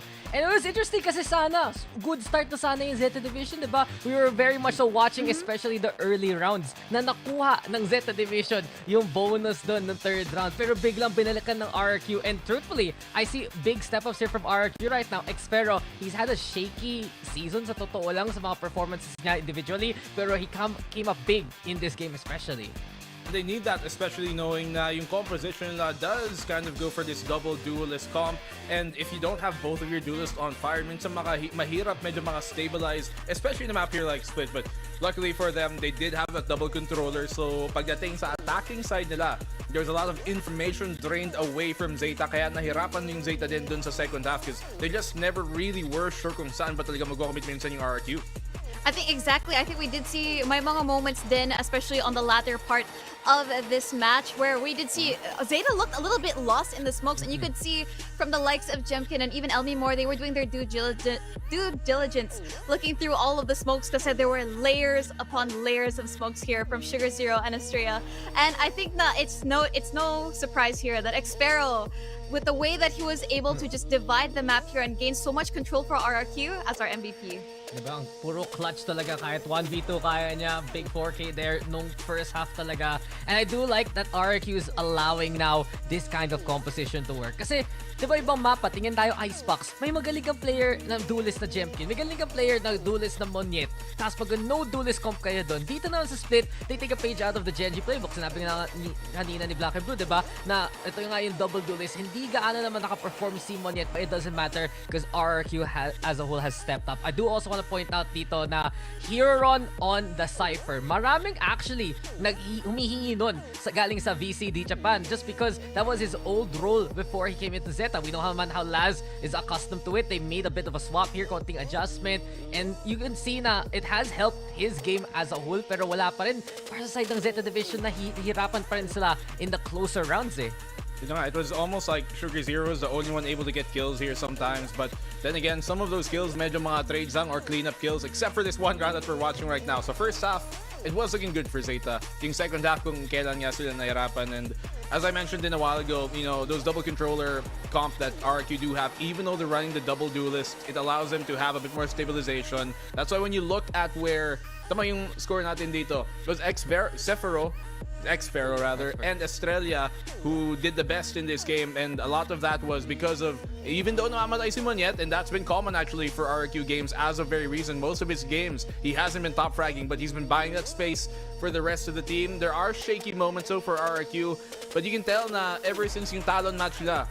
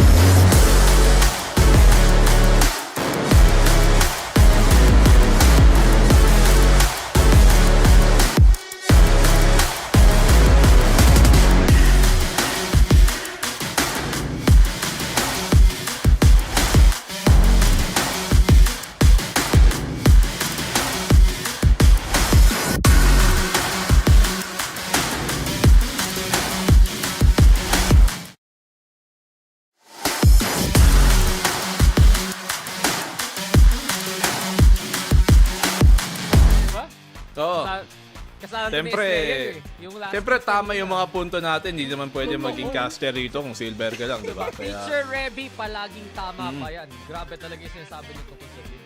Salamat, Dax and Black and Blue. But again, that map is going to be going to RRQ. Now moving over to our second map. It's going to be our second sunset map of the day. Now, momentum-wise, sa tingin nyo, can ZETA come back from this? Hindi.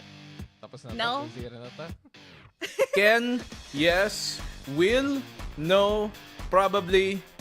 Maybe, pero hindi pa rin. And I don't know, even coming into this series, rather this map, even though pick nga nila ng ZETA, to be fair, ating second map dito sa Ascent, it's still not a map that I think is one of the best ones for ZETA as a whole. Since nga tinanggal agad dito ng RRQ yung Bind, I think if Bind was available on the table, di ba kami magawa pa ng ZETA, but since that was the opening ban, I'm just not too hopeful right now for the look of ZETA, who have been, simula ng split 2 na to, parang nadudulas sila lagi, Dax eh. Kala mo dati A+ student, kaya yun average na lang. Minsan pa nga umaabot pa sa pasang-awa.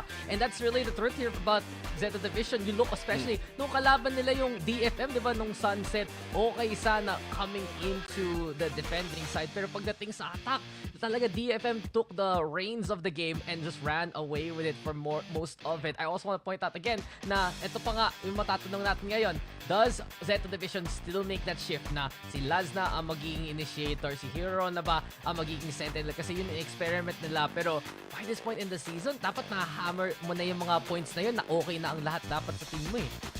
Exactly. I think that the whole fact that, you know, ZETA Division is still trying to find this final configuration for themselves. I feel like, again, Hero now moving on to that Cypher role, I kind of felt personally that he was doing pretty good on that Sova, but now, as you mentioned it, he did feel a bit more comfortable going back to his old roles. But again, ZETA Division being this late into the season, nandito na tayo sa stage 2, it's one of the last opportunities for these teams to go to an international. And again, both of them are still looking to secure themselves in the playoffs. So, since hindi kayo confident for them on this sunset map, I do want to ask, who do you think, or what do you think that ZETA has to do in order to overcome RRQ? Kasi parang Manalo RRQ ng has... 13 rounds. Oh, just win. Reby, alam mo kanina, di ba, 3-0. Dapat dinagdagan nila ng 1 sa harap. Tapos panalo sila. Tapos kung 13-0 pa, libre mo kami, di ba? Yes. I won't forget. That's true, huh? I'm not gonna go back on my word. I'll even drop in an Evori bundle. Why not? Wow. Right? Ay! 13-0. Grabe. Okay, ZETA. Totoo talaga yung sabi ng chat kanina na bagong sahod si Reby. Oh, tama. Ayos magdamit. Attire pa lang. Uy, ang ganda ba ng necklace mo? Galing ba yan sa One Tap That Shop? Ganun ba yun? Ay, grabe naman yun. Siyempre, end of the month, di ba? Only one store. Make sure you guys get your jet necklace. May alam ko may sage ring din sila if you guys want to get something. Ano pa? May couples holidays na upcoming. Uy, Ay, Girlfriend's Day. Guys, Girlfriend's Day. Alam ko either July or August 1 yun. So make sure you guys get your necklace or sage ring para sa jowa nyo. Nico, doon punta sa natin na. Oo nga eh. Tapos agad. Kailan ba yung boyfriend day, Dax? If I speak, I will be in trouble. Hingi sana ako na, ano ba pwede hingi? Burger. Baka today, di ba? Happy Boyfriend's Day na. Uy, okay. Diba? Sabi sa inyo eh. Two geckos. Yun lang. Nag-swap sila ng role. Yun lang na iba. And again, magaling ka talaga. Siyempre, I can see the future. Ang future na yun ay Azurai. Ano ang comp nila? Ganun lang yun. And it's just, again, I think besides here, Ron, going back to that Cypher, it's a conversation. How attuned is Laz playing all these different agents right now? I mean, we saw that a while ago nung nagkakask nga tayo, di ba? Doon sa Talon game kanina versus DFM na we see sometimes when you have players switching roles up so much within a series and nakakagulo nga sa mga tendencies mo. And I do think ZETA, they fall into that illness minsan, actually a lot of times, and it is something that they really have to rectify kung may balak silang mag-map number 3 pa. I think you definitely see it a lot, especially here for ZETA. But oras na para sa map number 2. We're gonna be going back to Sunset. And once again, we've got Ray and Honeyglaze to give us the action. Map 2 it is. Dito lamang sa ating laban between ZETA against, syempre, mga taga-RQ. Kami nga pala ang inyong shoutcasters. Ako nga pala si Riri. Kasama ko si Honey Glaze. At Honey Glaze, nakita na natin yung agent selection. Malapit ko nang i-mute yung mga kasama ko dito. Pero, ano, masasabi mo? Do you think Dami RQ kong can win masasamang this into a elemento na 2-0 naririnig. or tapos na kagad to dahil baka pumunta pa tayo ng map 3?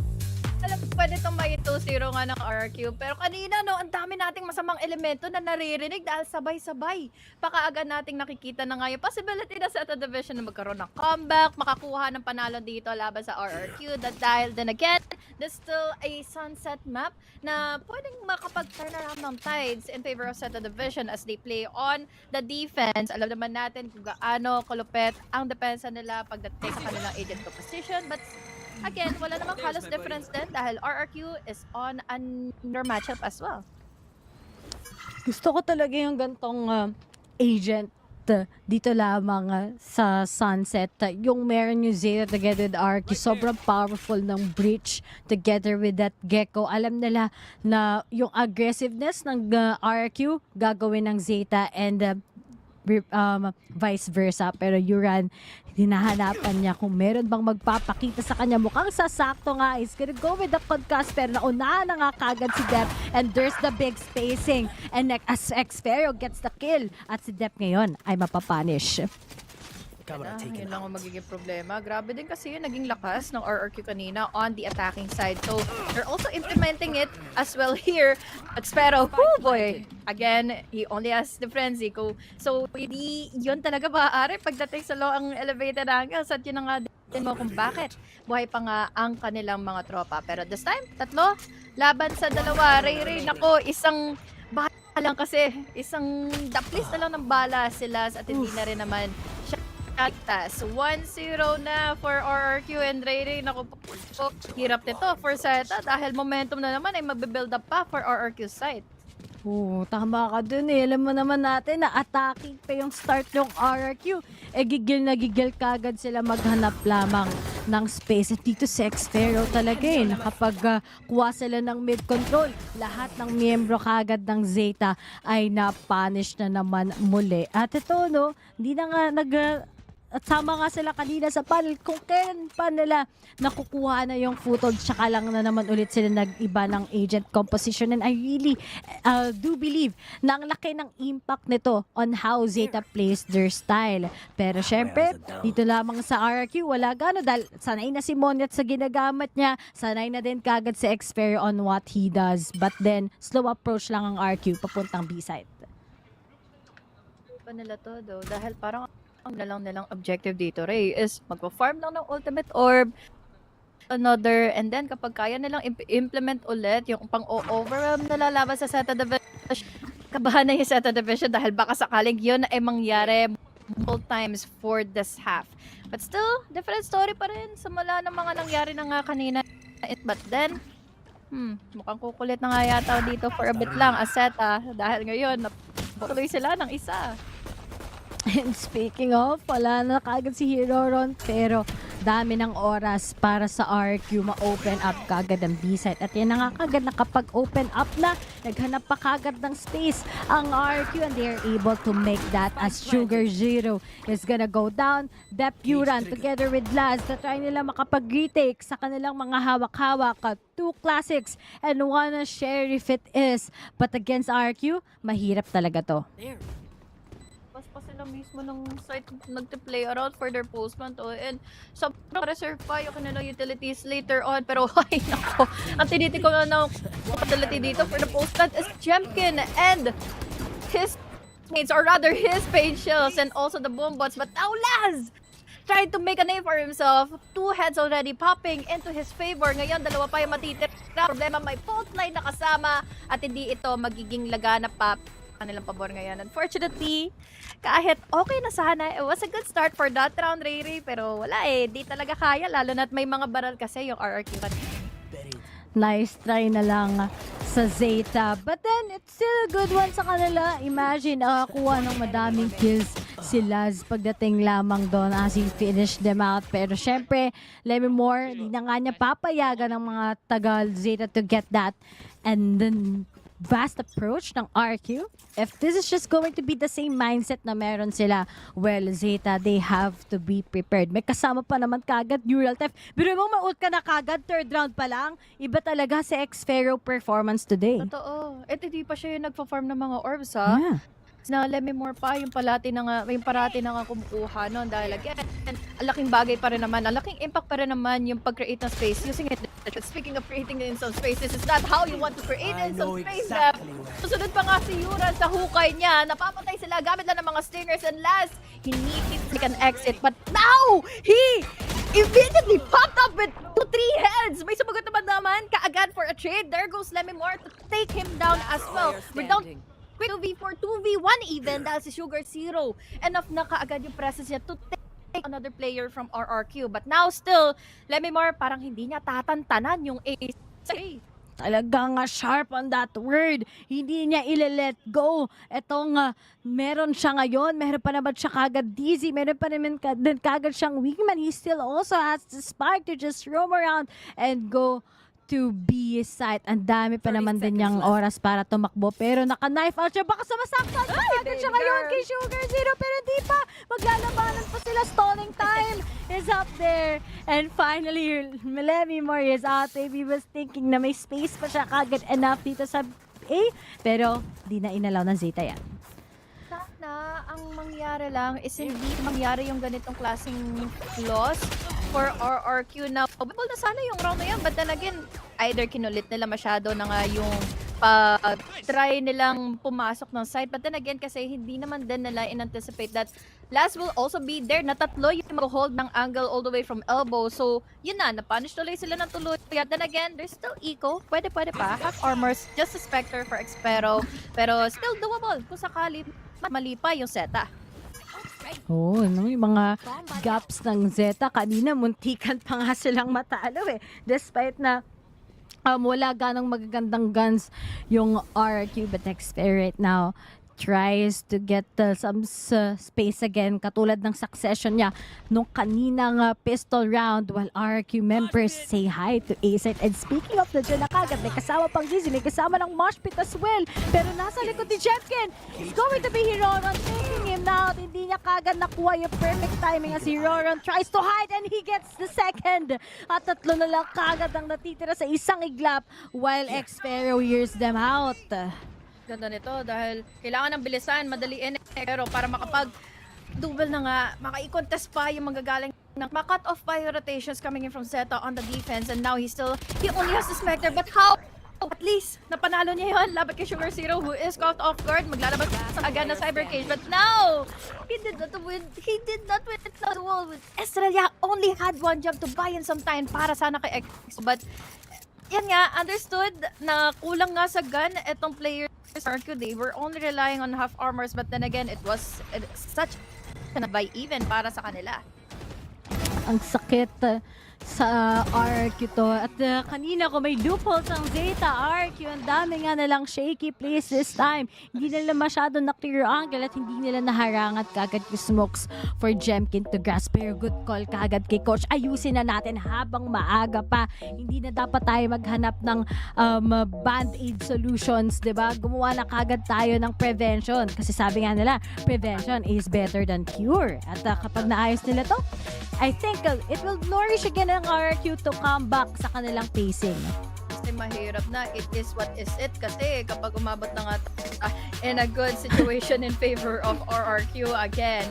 So again, 2-2, hindi na masama. Kasi nangyari kanina, they had the lead, they had the consistency. Ang magiging problema lang is yung pag-extend ng mga fights. Alam natin na medyo may angat pagdating sa RRQ duels and stuff, but still, they need to tackle down on wisely kasi baka mangyari ulit yung pag-execute nga ni Last into a kill laban sa RRQ kapag hindi na naman sila naging handa. The couple of players na nag-aabang na nga sa kanila. Still no guns, no eco ang RRQ at the moment, but then look at this, we have the trash show. Baka sakali malaki yung impact nito kahit papano, pero I doubt na to on their thrifty eco, no? super, unless mapitasan sila kagad, di ba? Possible take maybe for ZETA, but RQ maganda to. May thrash naman kagad si Lemimore that they can use. And speaking of, sabi nila wala namang mawawala sa atin. Pinanish pa nila kagad yung one-way smoke. Di kagad nakapita si Heroron at nakapag-set up pa nga kagad ng very quickly ang mga miyembro ng RQ. And speaking of, mukhang nagdilang ang Helka HG dahil nakapasok ang RQ at tatlo na lang kagad natitira sa ZETA. Pwede to for post blood, ano? Para makaligtas lang talaga si Xpero. At buti na lang hindi na kaagad si Xpero. Mamamatay pa kaagad. So utilities are coming in from Australia. It's all up to Laz even. And unfortunately with that mistake, with just the flaws, to us by ZETA Division, nakaangat tuloy into a trophy even in just a round. Ang RRQ ngayon, grabe yun. Ang hirap ipaglaban ng ZETA doon. Imagine, na-skip, hindi kagad nakuha ni Heroron yung kill. Yep, Sugar Zero's up there, but pretty quick to prepare ang RQ. At sinabi din natin to, na mali mo gamitin ni Dep pag undermanned na sila ang kanilang showstopper. Pero di nila chinek na nandun na pala kagad si Monyet or Xpero sa kanilang likod. What a wasted opportunity sa ZETA, but good round, RQ. Pero ang napansin ko doon, smoke kasi yun ni Monyet na parang nakapagbigay pa ng na matataguan tuloy na Xpero. So tagon-tago siya to that corner na alam naman natin magagaling sila from Boba, so hindi magiging enough yung vision nila. Again, wise utility usage all over for RRQ. Presence, yung threat ng presence pa ng trash na ito and the showstopper remains. Ngayon maganda ang pakikitungo nila dahil unang-una sa lahat walang nagde-defend ng side. And speaking of, sabi ni Jemkin, sayang naman tong showstopper ko. Wala akong napitas. But after hearing that, kasi sabi ng ZETA, mas maganda na lang na umiwas tayo. Wala na nga sila kaagad any malaking impact for their ults unless itong si Sugar Zero. But I think knowing na itong si RQ, kompleto pa, they won't use that. There's the flash already. May concuss pa nakasama para kay Yuran to take down a member of RQ and just stop them. But RQ quite smart na kagad sa mga angles to take ZETA down. Nading pa nga si Dep. So ngayon, medyo mauut ba ang pagpasok na nga nila into the site dahil nga meron na nga din umaabot na all the way from market. Pero Heroron was able to tackle him down. Pero again, with the presence, with the threat of that trash, nakapanalo tuloy ng post-plant position, ng post-plant round ang RRQ ngayon. Dalawang rounds tuloy laban sa ZETA Division. Ang tagal ng ZETA nun, ang dami ng oras sa RRQ. But then, sabi nga with the help of that showstopper by Jemkin, everything ng ZETA, they have to drop it sa B site. And after, with those kind of explanation nga ni Coach mula sa RQ, ni Coach Ewok, sabi ng ZETA, tayo naman ngayon yung kumuha ng timeout. It has been not good for us. We started real great, pero ngayon naman, bakit yung RQ nakakakuha ngayon, yung B-side parating na nanalo, nakakapita si Heroron? Oo, pero nga lang, meron namang accountability kasi ang RQ parate. Oo eh, kasi hindi nila malamangan sa mga duels. You have to face in the Gecko and then the Wingman, Lion, Spike. Tapos kung hindi man Wingman itong magpa-plant end ng Spike, is problemahin mo si Jemkin na bigla na lang din luluso sa loob nga ng site. And again, ano bang naging presence impact na para mapa-force back yung ZETA Division? Kaya na ibigay nila yung site. We had the showstopper. We even had here the trash. Tuloy na palaganapan ni Xpero yung pag-defend ng site. I think that was it. Na may 3% all na nakaset up na nga even from a corner nga doon. So, again, unfortunately, a lead going through RRQ ngayon. Pero meron naman sila test. So, baka sakaling makapanalo lang sila ng duel and contest at laban sa RRQ. They even have an operator na sana nga magka-impact in favor. Oo nga eh. Sana talaga, di ba? Makuha nila to. At ito din eh. Sa RQ talagang sweaty rounds to for them. Sweaty match. Kasi ito yun na yung time nila pag nakapag-rise up sila dito, di ba? They're finally going most probably to playoff.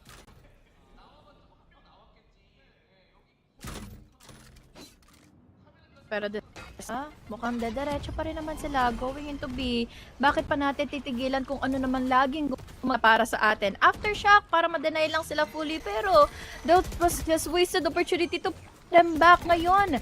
Inintay lang nila yung mga utility na nito and RRQ is already inside of the site. Madedelay lang yung plant ng Spike dahil nga nabatay si Wingman. Pero all the way from the back, this is still Sugar Zero and the rest of the gap. But unfortunately, they were not ready yan para makapangsalise. Dalawa ang mawawala sa mapa. Mukhang pwede pa madagdagan pa dahil sabay-sabay din umatras ang magtotropa. RRQ waiting away from Garage, all the way from B main and Monyet. Patatlo, muntik pang makaapat, mapapatay, madenay ni Hiroro. Now, man, makakadetect pa nga ng isa na look at the utilities na lumaragas in favor of RRQ side, but now it's all up to them in a 2v1 scenario and be able to win it dahil sa crossfire na yan na hinod na nga ni Lememor with Estrella. Another round win for RRQ and ZETA Division. Naku, mukhang lagi na lang nahuhulog itag. Yung B-set kanina pa yun. Kanina pa nandito yung RQ. Nakakailan na silang practice. Pero alam mo, we gotta agree na dito kay si Monyet, kung kanina hindi siya ganun ka-powerful, he's just all-knowing dito, getting the advantage of 3 kills every time on those cheeky angles. And as long as hindi natatalo yung RRQ sa B, mukhang magiging possible, pero iniwasan na nila to kasi nga baka mag-set up na ng sobrang heavy ang ZETA sa B side.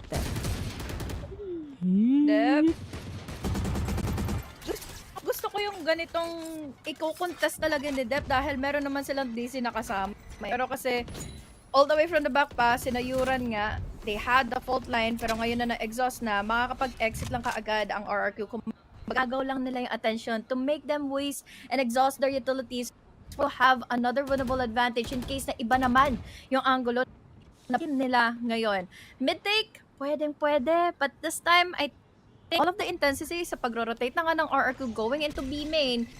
B-take na naman ito, Riri. Walang awang B na naman. Ang papaslangin ngayon ng Q to take this round away from ZETA Division. At speaking of, open na sana. May chance na nga sana yung ZETA. But speaking of, ang gulo na naman muli ng mga pangyayari. Sabi namin, you had that chance man yet. But after making noise sa B, hindi nila sinunod yung gusto natin. Pupunta na naman sila sa ibang angulo. Kumuha muna ng Neural Theft. Good kill pa rin naman kahit paano, even if Monyet was traded out. Alam na kagad ni X, pero ang ganyang surprise dito lamang, but Dep spots him as well. Back to 3v3 tayo dito. Kinuha ang priority si Lemimor. Kunin ko na lang muna yung utility. Kailangan kasi natin yan. But the most important thing is, Spike has been planted, but Dep spots out Estrella, leaving only Lemimor together with Jemkin behind. Pwede pa to ha, para sa side nga na ZETA Division. We even have here the showstopper, pero ngayon hindi niyo makita kung nasa na nga pa si Lemimor, pero di ba? The Jemkin! Making it wild for them to deny and the possibility of clutch. At yun na nga mismo ang nangyari. RQ! They were lacking the numbers, they were lacking the guns, they were lacking every positioning na kinontrol na nga with an impact, with the force keep of a showstopper, but then they missed out on defending, trying to pick kahit even saglit lang dito sa elbow. Yun na nga rin mismo, nakapangsalisi tuloy si Jemkin, Riri. Kapag connect the dots pa siya, guys, trinacing niya lang yung mga ulo ng ZETA Division, tapos last guy, perfect na perfect sa RRQ. Imagine, ace na ni Dep, yun yung oras, wow, change na to sa ZETA. But denied once again, and so much morale boosting right now from RRQ. Imagine winning that against Jemkin. Alam mo na nga kagad na mainit siya, mas lalo pang madadagdagan. At ngayon, A-site naman. Kanina B sila ng B at ngayon na perfect ang A-site. This is just an opportunity for RRQ. This should just flourish, rush it off, at matatalong ZETA sa angles na yon. Hirap no. Parang overwhelm sila or talagang biglang mag-pop off para makapag-clutch up. And this is not really the day for ZETA Division to win much of a round. Pero at least ngayon, magkakaroon naman ng mga trade-offs. Sa problema sila, si Kukulit, tatlo na tuloy ang nawawala sa mapa for the side of ZETA Division. And tingnan, nakakayanin pa rin ba nila i-retake ito dahil 2v3? Pwede pa. Kaya pa nga ba to? May flash pa naman for Yura na Sugar Zero as well. But look at that contact coming in from Lemimor. Matatalo nga lang siya. Leaving only with a 1v1. Paping na lang sabi ni Monyet na dito kagad sa kanyang angulo. When speaking of sakto sa mukha niya si Yuran, 7-2. It is a big win mula sa RRQ.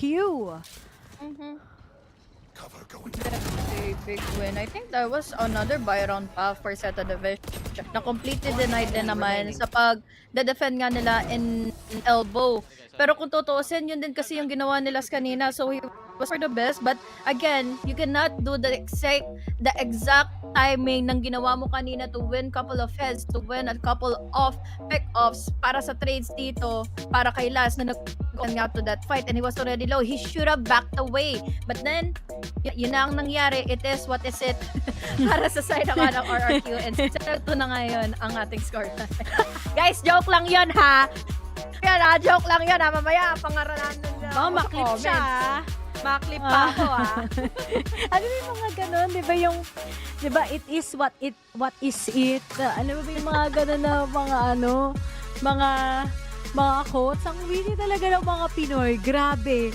Literal lang tataba ng utak, pero mataba din talagang utak ngayon ng RRQ. Imagine, all those successful rounds, wala silang kinakatakutan, winning those 1v1s, denying the approach by ZETA. And kita mo talaga yung ZETA, nandun naman yung collective effort, but they're quite uncomfortable with their current setup, diba? Caution here.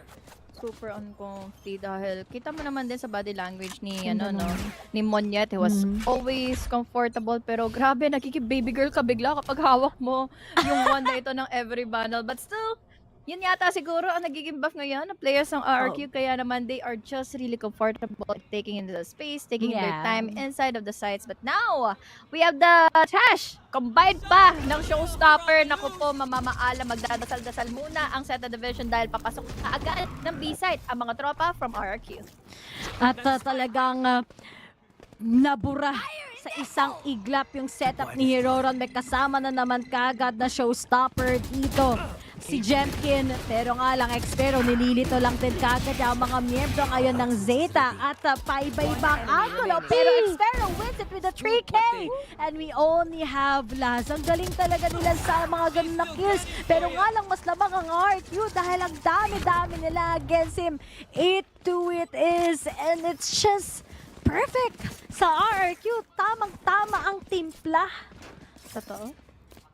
Talagang minamandohan na lang nila ng minamandohan dahil nga natotoo na nga yung attention going into B, tapos may iwan si Xpero to cut off the rotations and caught off guard ang ZETA Division once they want to make a rotate happen and then execute a retake. Kaya naman, well, to be fair, hindi naman din halos kasi ginagawa yun ng Xpero, but now that they changed up the pace, they changed up the strategies and all, nahuhuli tuloy kaagad ang ZETA Division. 8-4 still best scoreline for them to take, but will they still be able to? Dahil meron na nga kaagad sila, meron pa rin naman silang Rolling Thunder ngayon sa kanilang pwes. Ang daming opportunity pa rin naman sa ZETA. Make this into an 8-4. Pero kasi yung outstanding performance ng RQ, hindi nila kagad makip up sa ZETA side. At ang dami, may kasamang DZ, may kasama pa kagad flashpoints mula sa side ng mga taga-RQ as they want to get that advantage. But the Trash will be giving them a hard time. Tapos si Levibor pa ang nawala. So automatic, yung spike nasa mata lang ng ZETA, pero kinuha na nga din kagad ni Monyet. Sabi niya, ako na muna bahala dito at mag-rush in sila towards B-side as Xpero already made a big opening lamang. Layo na sa naiikot na, no? Pero at least, napatay naman si Heroron. Hindi naman din, nabababling umexit na ngayon ang RRQ. They are still consistent. They are still decisive to be side. 30 seconds na lang din kasi ang natitira ngayon. So, no time for them back away. But now, nakasaliti pa nga. Pero at least, napatay pa rin naman ni Heroron. Kahit nalagpasan pa ito ng Trash. Atras na muna ng bahagya. It's all up to Australia. But what can he do? Kung ito na ngang kumpleto pang players from ZETA Division haharap pa sa kanya. 8-3 is the scoreline. But still, di naman masusundan pa ng best possibility for ZETA Division to win the following round. That's Topper, and also their Trash is available na for their, but Depp was able to secure himself his 1,000 kills. Ito laban sa RRQ. Congratulations kay Depp! 1,000 kills lamang sa VCT leg. And the ZETA sa wakas literal na hay, diba? But then, RQ still ang laki pa rin ng difference. But sabi nga natin, if 8-4 to in favor of ZETA, malaganda na din kagad. Alam naman natin na attacker sided in a way ang Sunset map. Pero while that is happening, talagang pabaril-baril lang ang ating mga miyembro dito mula sa RRQ dahil di na sila pwede magkamali. Ayaw pa nila syempre bigyan ng mas maraming points ang ZETA. Ayaw na nilang mahirapan sa defending nila.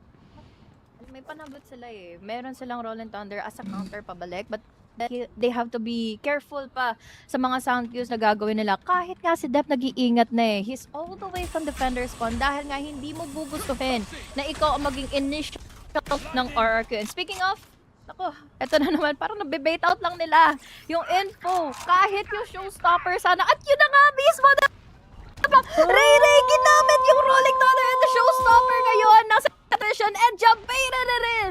RRQ, unti-unti na kaagad sila kung going into B, they will be planting in the spike dahil ngayon walang laban na kahit ano si Hero na na-caught off guard na naman sila. Nakain nila yung fight. Pero wait and see. Mahalin natin makakuha pa ng frags ngayon ang mga taga-ZETA. But that's not gonna happen. Hirora na naman. Out na naman siya. Tapos may kasama pa ngayong Rolling Thunder na pigilan talaga literal ang mga miyembro ng ZETA. And now the Tracer there. Out na nga kagad, only leaving that behind. And imagine, instead of this being an 8-4, dahil lamang sa isang moment for RQ, 9-3 it is. Outstanding performance sa first half nila. Great round, great half, especially for RRQ dahil it was really convincing sa mga duels and then taking over the sides, taking over the angles against ZETA Division. Fortunately for ZETA Division on that last and final round ng half na yon, Ray.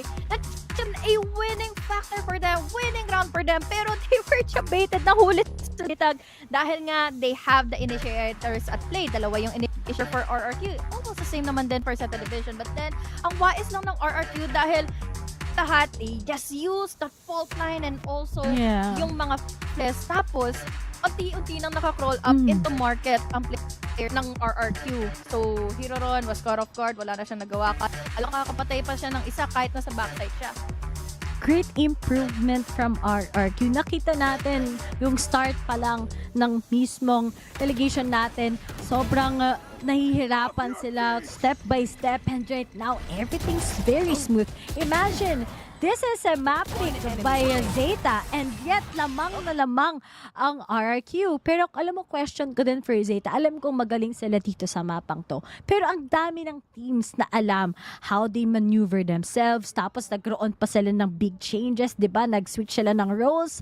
So alam natin na RRQ still has the upper hand pagdating lamang sa match na to. Yeah, kahit 9-3 to, kahit yung siguro hindi mo ma-implement dito kung ganito lang din ka well synergized and coordinated ang mga players na ngayon ng RRQ. They have the capability to force out ZETA Division on their positioning. But now, hindi ito katulad ng ginagawa ng ZETA Division mula kanina pa. Mid-take para kay Jemkin ngayon na pwede tuloy either masalisihan ang RRQ or rather ZETA Division as they make their way inside of B. Ang bilis na naman ng ZETA ngayon. At kung ano lang kagad yung straightforward answers ng RQ, ganun din kagad ang ZETA. And speaking of them, finally they've got the first kill, only leaving 2 left behind. Jemkin together with Estrella. Ito na kagad ang pag-flourish ng ZETA. May reason kung bakit sila ang nasa attacking sa latter half ngayon. And speaking of Estrella, all by himself, nasa likod na niya kagad si Dap. And good pistol sa ZETA. Pumupuso pa sila ngayon. Yun naman din ang kinakailangan nating makita dahil layo-layo na kailangan nilang habulin, Ray. That's 6 or rather that's 5 rounds. Well, kasi kanina, yun nga, hindi pa nila nakukuha tong pistol. But 5 more rounds to go para nga mahabol sa 9 scoreline. But will they be able to? Dahil at the moment, eto naman din maganda naman na nakuha nila yung pistol dahil susunod sa kanila yung buy round. Huwag lang sila magpapatrifty dito sa RR. Huwag lang kayong magkakamali. Diba? At lalo na pag pumunta tayo ng asset na, talagang madikit ang laban dyan. Parang mighty bond. But then, Dep ngayon, nakahawak na kagad siya ng Recon Phantom. Ang bilis kagad dahil ang dami niyang kills in the previous rounds. But Lemimore tries to stick it up lang kagad kung pwede siyang makapitas as he bails out. May kasamang Dizzy. Sabi niya, ayoko na magpapitas. Aabulin ko kung pwede ako makapitas. And speaking of, akala natin makakapitas pa siya. Pero Dep denied it again. Sobrang denied na nga kaagad yung numbers dito ngayon ng RRQ. But look at how ZETA Division is just respecting the space na pwede pang i-control, struggle pabalik ng RRQ eco round nila. Dahil alam nilang walang mawawala ngayon sa RRQ. They didn't buy anything for this round. Kaya naman ngayon, medyo dehado patuloy. Intindihin kung tutuloy ba yung RRQ dito to face off the duels para sana sa mga trades and such. Pero ngayon doon sila nagkakamali. Mukhang iikot lang muna going into mid. Mali naman ang inaakala ngayon yung RRQ dahil hello, nasa A ngayon ang players sa ZETA Division pero nasa loob naman na ngayon ng B-site itong si Hero. Naku po. Hala ka! Akala natin okay na. No way na magdidilang ang Hell ka ulit na Honey Glaze. Mukhang dahil may kasama na kagad paranoia. Wala na silang enough time. Pwede lang mag-stall ngayon ang RQ. But let's wait and see. Masiskip pa nga kagad. We only have one. Sayang na yun. Kung nakapagpitas pa, abot ka. Muntik pa. Muntik pa talaga sa RRQ yun. If only they bought time or talagang tinapatan nila yung mga duels na yun and the close angles dahil short, na sila naparanoia pa sila So, ibig sabihin nun, they have to in the duels head to head. Pero, yun nga, muntik pa yung ZETA Division. Ang problema pa dito is, again, the casualties are already done.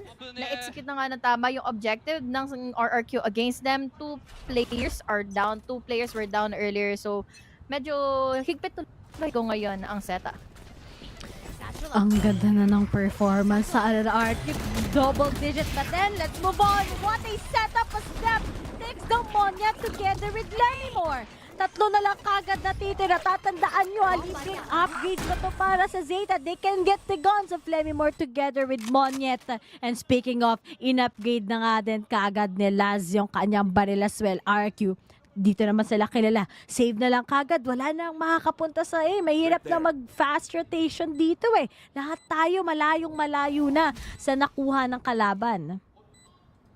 Hirap din kasi talaga para mag-stipot lang sa site nang hindi ka maabala ng mga utilities sila. We have a lot of flashes pa para sa side na nga ngayon ng ZETA Division and the same execution din naman talaga ng ginawa ng RRQ kanina. So talagang it's just a taste of your own medicine kumbaga So makakapasok sila fully, makasecure sila ng mga duels and fully.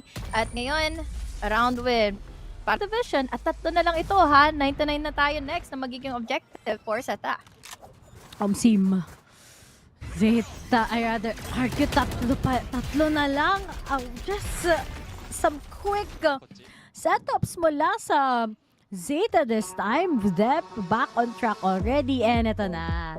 Narinig na ni Coach Iwak, okay, something's not right sa ginagawa natin. We're just being punished by those quick setups by number 1, that concuss, number 2, yung DZ, plus nung extra flashes nga galing mismo kay Breach. At RQ, glad naman to see that the end of that round, may 3 sa kanilang nakapag-save and maybe if they recover in this round, they get already yung double-digit na scoreline sa kanila while ZETA might be struggling.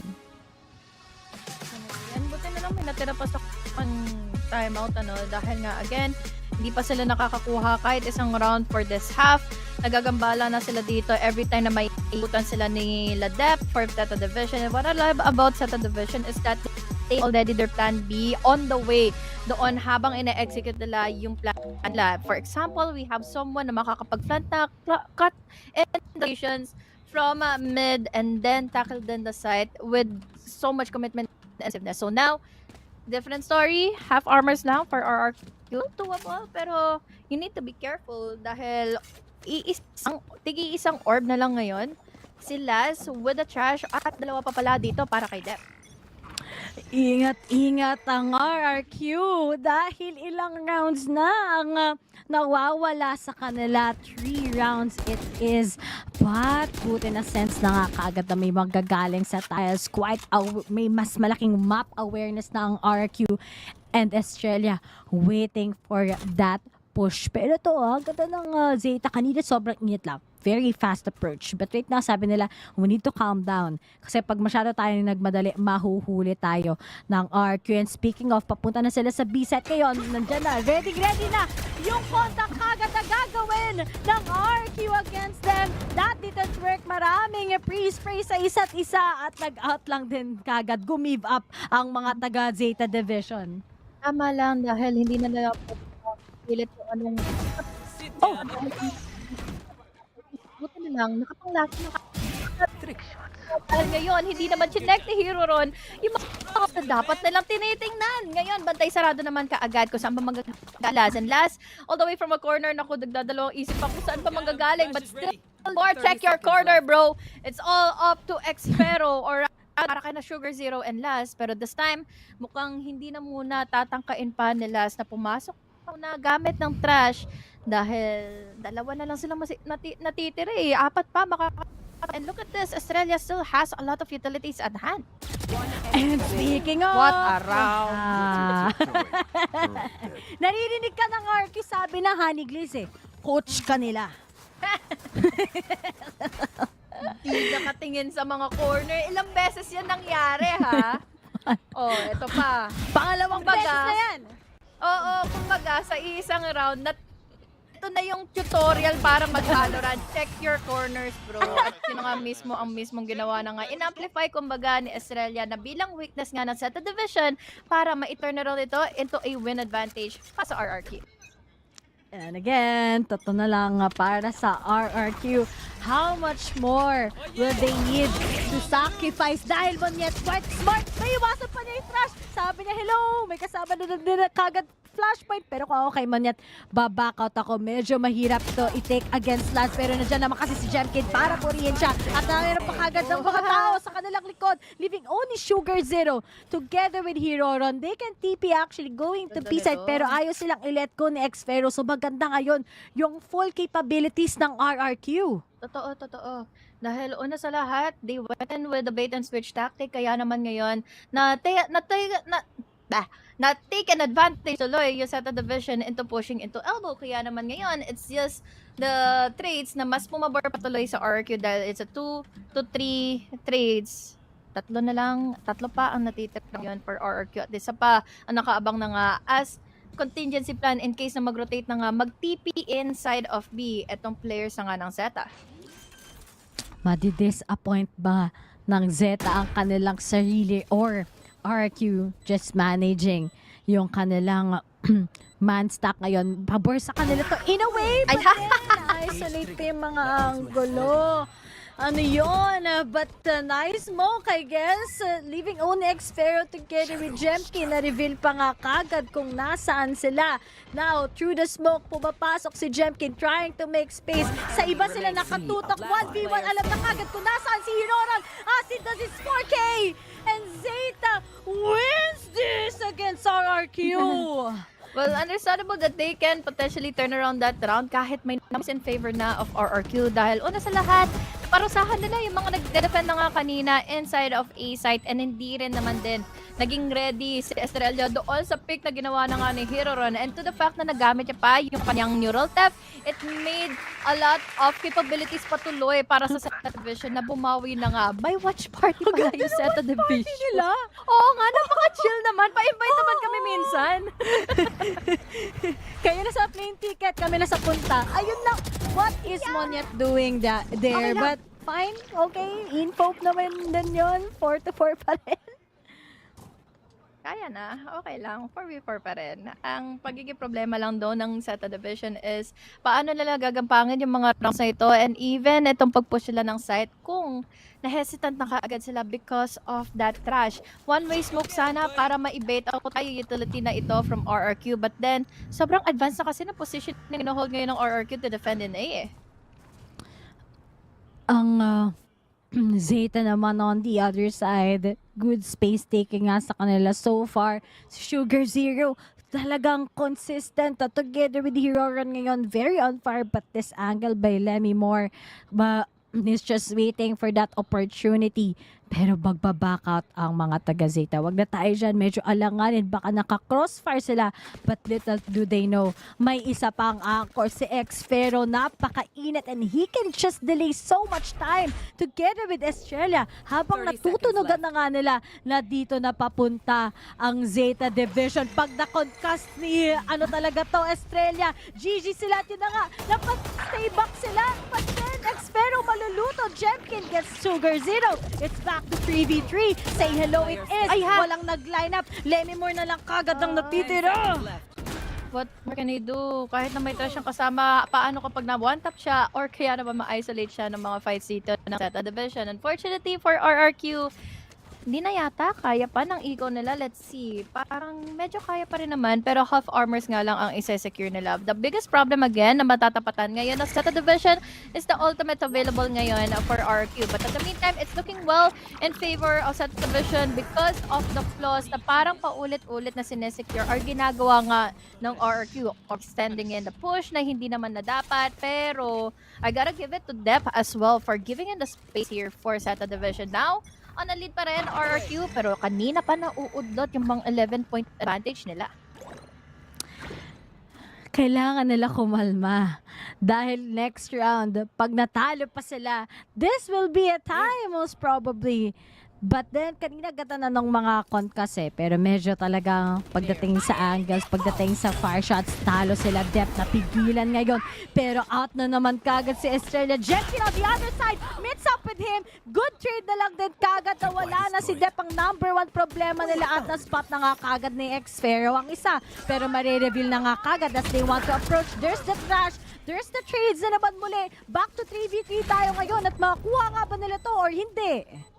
Pinalik na lang muna nila yung trash para nga magamit pa nila ito later on. But now, with its para nga sa post man, nako, mukhang mapapahirapan pa nga kaagad sila dahil kumonek pa yung paranoia together with the DZ. Even Mushpit is being thrown out all the way here from B main. But now, they have the plan B already going in place. Sugar Zero, baka kapatay na kaagad ang isa. At ngayon, yung plan B mismo ng players from RRQ ang hindi pa makakuha ng pangalawa. Pero ngayon, X-Pharaoh with RRQ. Hoy! They're trying their best. They're trying. He's trying to hold into the side. Dahil hindi pa nga ngayon nagpipick si Sugar Zero, but unfortunately he went in for the pick. It's a triple kill for X-Pharaoh. Minambahan niya yung mga nanggaling ng B main at hindi na rin naman na kaya siyang ipanalo pa yung mga duel. So now, what a win for RRQ even with just the forced buy. Nagulat tayo lahat dito. Pang malakasang bombahan kagad. Pero looking at this, X-Pharaoh, kailan ba na tayo din-disappoint sa sobrang calm and collected place? I don't lose those. I don't lose those, sabi na X-Pharaoh. Of course he doesn't. Watashi, don't lose. Hindi ko alam. Hindi ko alam kung tama yung sinabi ko. Sa mga nagja-Japanese dyan, turuan nyo na lang ako next time. Pero RQ, it seems like the morale is back right now. Oh, yun lang naman ang kailangan ng RRQ. Tingnan mo naman, they're confidently pushing with all of their hearts here on it. So now, sa sobrang pag-overthink ng ZETA Division, utilize din the trash para na lang din ma-check nila kay paano kung safe na nga bang makapag-rotate. At ngayon, ang ZETA Division, hindi pa tuloy masabi, hindi tuloy makapag-commit at makapag-decide kung dito na nga ba tayo sa B pupunta dahil where are RRQ players right now? Oh, nawawala. Medyo dismantled, but it's okay. Wala pa ring man down sa RQ. Ito naman kagad yung importanteng trajectory nila Pero syempre, ZETA, got to be careful. If nagkamali lamang sila dito sa mid, mapipita sila isa-isa. Pero may konting noise. Mukhang sabi ni X-Pharaoh, alam ko na kung saan magagaling ang ating mga kalaban. And speaking of, medyo maling desisyon. Naglabas na nga din kagad ngayon ng pagyanig ng panig. At si Lemmy Moore pa ang nagkaroon ng big opportunity. Good ult mula kay Estrella. Yura na lang together with Laz ang natitira. What a big ginawa ni Champion, no? Para mag-push together na nga with Lemimore. At yun na nga ang nangyari. Distracted ang players. Distractive ang naging strategy na ginawa na nga as a push ng RRQ. And look at this. They're playing all together still kahit in a 2v1 scenario na ito dahil baka sakaling maambahan na naman kaagad sila. Fault line, tamang-tama sa 5. Pero tingnan mo naman na sila yung magkakasama. High, down, left, right pa. Ngayon, wala rin nagawa pa si Yuran. It's all up to Laz. But Laz, he needs to think about even yung diffuser na nga ng Spike. And unfortunately, ayun na, naging fairy tale siya bigla. This time, it's a match point already for RRQ. Isa na lang para ma-finish off na nga kaagad itong round, itong game, itong series na ito in a clean 2-0. Match point. Pansin ko lang din sa RRQ, no? Talagang kapag may isa sa kanilang biglang may highlight play on the most important round, everything will just be aggressive, accurate for them. And as for ZETA, seems like yung kanilang momentum biglang nag-fall back up. Pero kasi yung crucial na yung mga 1v3s, kailangan na respeto nila and they missed it. Now, kita mo half shields na lang ang meron sila. Yung ibang utilities na setup na nga lang din kagad makukuha nga ba to ng ZETA o hindi? Big question, no? Dahil neural test na lang siguro pang big impact nila dito. Pero buti na lang nakuli na kaagad nila si Xpero. Although, mapupushback na nga kaagad itong si Lemimore. Naku, wala naman silang kahit anong idea kung nasa na nga ba si Dep na paparoon at huling-huli. Cut off guard man yet, makakapagbato pa kaagad ng paint shell niya to force out Lemimore from trying to go in for the trade. This time, 3 na lang natitira ngayon for RRQ. Let's see kung gana ba ang retake nila. Ang hirap na neto. Nagmukhang nag-pushback na kagad si Jemkin together with Lemimore. And sabi ni Estrella, nice try. Next round na lang natin tignan kung kaya nating tapusin. Pero alam mo, for RRQ, dapat talaga hindi puwepeso sa mismong site eh. Si Xpero, talo talaga siya doon. Better na lang kagad to take those angles. Meron naman sila kagad. Sa Seeker, meron din naman kagad sila on on AMA na pwedeng mag-reposition. But then, it is what it is. ZETA wins this round. Pumupuso pa sila as they don't want to give this series kagad sa kamay ng RRQ. Nako, maganda nito ha. Pwede na lang ma-break apart yung momentum na nga ng RRQ once they have already another ultimate orb para nga sa kanilang breach for another orbital strike. Or rather, for another rolling thunder. Na yun na nga mismo na pwede makapag-open up ng site dito. Especially na medyo, ayun nga, medyo gipit na naman ang dahil naudlot yung isang momentum na nakuha nga nila kanina from ZETA Division side. But this time, as I've said, just one more ultimate orb para sa Rolling Thunder na ito and they can potentially win the post plant pa laban sa RRQ. ZETA naman kita mo, despite na hindi ganun ka-explosive si Yuran, the number of assists that he gave sa team niya is quite explosive. And it's the same with Australia as well. Pero to, si Xpero, importante to. If they take at least 1 corpse lang kagad dito, pwedeng magkaroon ng big advantage nga ang RQ sa pagdating sa kanyang neural theft. Pero dito, ang bilis lang ng escape para sa ZETA ngayon with what they have. May Rolling Thunder pa. Totoo. Kung create na nga ng space at yun na nga mismo ang paano na lang kaya mamaya ang magiging post plant later on. Dahil baka sakali ma-prefer pa sila through the smoke and we even have here the paranoia. Papasok, lulusob na kagad para ma-defendahan na nga yung site. At ngayon, pa nila yung wingman. Monyet was able to go in for a kill as well. Sugar Zero para makambakan palalo ang RRQ. 3 pa rin naman ang nandito sa loob. Because of the neural theft, sama-sama sila makakapagtago. Exit agad para kay Sugar Zero. Babilis naman din Monyet with an opening all the way from elbow, but with a 2v2 scenario to win it out, to finish things out. That will be securing in the double-digit scoreline for ZETA Division. And they are looking good for this half, for this momentum as well. Laban sa RQ na medyo mawawala na nga ng pera ngayon. Gets ko naman yung effort ni Jemkin Gusto niya kagad hindi nila makontinue yung wingman plant. Pero nakamosh pa siya. Tapos kita naman natin yung preparation with ZETA Division.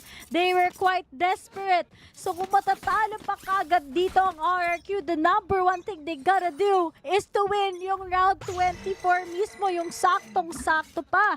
But kanina nga na-counter nila kahit papano ang ZETA. So it's not impossible for them them. Kaya ngayon, Zeta, kita mo kagad yung countless effort. Sabi nila, baka dito pa tayo matalo. So why not just be patient sa angles natin? And speaking of being impatient, Hiroron, lumabas na kagad sa lobby. 4 na lang sa Zeta pa. Hindi ko tuloy maintindihan kung ano yung intention niya doon dahil nakuha sana lang siya ng attention ay yun na, nakuha niya talaga yung attention division or rather ng RRQ. But speaking of RRQ, they are completely inside of the site. Kaagad ni Dep, yung kada angulo, kahit anong angulo na meron here inside of A, but this time will Lelimore be the one to save themselves up from this series at mukhang hindi dahil nakapatay lang siya ng isa but here comes Dep to the rescue together with the blast given to us by Yuran. Lahat sila manggagaling pa dito sa stairs pero are they really well here? Dahil unti-unti na rin naman nang umiikot sina Dep and Yuran or rather si Zero from the back lines as a plan B but X pero makakakuha na kaagad na B but now Sugar Zero with a huge 2K as well. Monyeta lang para mahanit na nga itong dalawang ito. But now! Yes! Wins it with a lot of reaction time and awareness to finish things off. Inside of the division, they completely annihilate the momentum by ZETA para mahabol sana to an overtime. We all thought that was 12-11 but Monyet full capabilities para sa ating player na to. What a good finisher mula sa RRQ. At ito din naramdaman natin kapag si Monyet nga kagad sa mga ganong sitwasyon. Pagdating sa kanya, sabi niya, kaya ko to. And finally, RRQ clean 2-0 sweep against the members of ZETA. Well, ZETA, nice try talaga na heartbreaking sa kanila.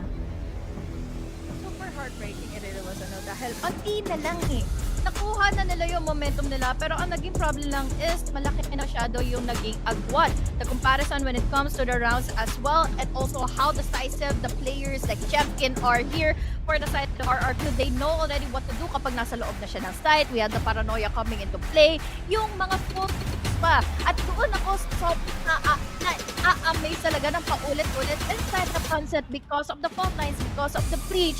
At yun ang nakakainis for the division dahil mirror matchup naman ito, Ray. Yeah. Ang naging problem lang is mas na-overwhelm sila ng tuluyan nila Xpero and the rest of the gang here from our team. And yung mga members ng RQ, individual style nila, diba? They have that identity to get those 2v1s, mga 3 kills per round. Well, as for ZETA, sobrang konting moments lang yung nakita natin very explosive sila but we gotta give it to them. Pero good highlight din yun diba? Parehas sila ng agent composition. So talagang it's going to be on a spree where sino bang mas magaling mag-execute? Sino ba yung hindi mas magaling mag-execute? Kaya nakita din natin na even on those crucial moments, nakahabol pa rin naman ng ZETA with that 10-13 against RRQ. Pero alam mo, kung nagkamali si Monyet doon, that would have been an overtime and that would have been really draining sa RRQ kasi 90 na nga yung nasimula nila. Tapos hindi pa sila nakatapos kaagad, diba? Ito talaga, sobrang ipit na nga si Xpero doon kataon na yun. But then, given the chance na kaya niya makapag-react on time, he just need immediate info kung saan nang gagaling yung ZETA division. Kaya nakukuha niya yung multi-kills after multi-kills na iyon for RRQ. Kaya nagdaga mo pa yung clutch potentials nila because of the synergy, because of how RRQ is holding on ng paulit-ulit para sa RRQ. Or rather, yun nga, yung pag-hold on nila as a player, as a team dito, alam nila, ano nila, always, all the time, maaambahan itong mga plan Bs, mga plans coming in from the division. And this highlight for the serve for Xpero dahil nagkaroon nga ng moral boost ulit, nagkaroon sila ng pagkakataon para pressure sa ZETA division. And because of that impatience, di tuloy nila na ipanalo yung bag. Tama ka doon na, Anigliz. Pero ito talaga yung kay Monyet. Something unexpected to wrap up the day for RRQ. But dami pa talagang naging lack mula sa side ng ZETA and sana nga maayos nila to after this season. But all in all talaga, good thing mula sa RRQ dahil makakuha nga sila ng madaming points and maybe get that bag going to playoffs. But right now, guys, alam kong mahabang series pa rin to at medyo mabilis pa rin pala kahit papano. Ipapasa na natin to sa ating panel. So, Revy Dax together with Black and Blue. Anong masasabi niyo sa performance ng ZETA together with RRQ? Well, HG and Ray, all we have to just say that, RRQ absolutely took this series. But Zeta Division, let's go. Okay, congratulations to RRQ, but let's start with the bad news to the good news. Because we do have to talk about the side of Zeta. Because it's really sad to see how the mighty have fallen. Because they have been trying their best para makahanap nila ng footing somehow. But in comparison to the rest of the server, we can really see that the other teams have been leveling up. But how is Zeta? Parang Revy talaga, tingnan mo tong game na to mismo para sa side ng Zeta Division. Sa totoo lang, they could have won this. Ang raming nagawa na mga executive ng Zeta. They went on an incredible run pagdating ng second half. You had the 4KZ from here on as well as Dep. Pero saan sila natalo? Pagdating sa clutch, yung kay Xpero, kanina dun sa B-site, diba? Nakita natin kay Jemkid at dun sa pinakadulo kay Monyet. I think that's like 4 rounds mismo na swing pa ng RRQ yung game para sa kanila, and that was enough to just bring him to the finish line.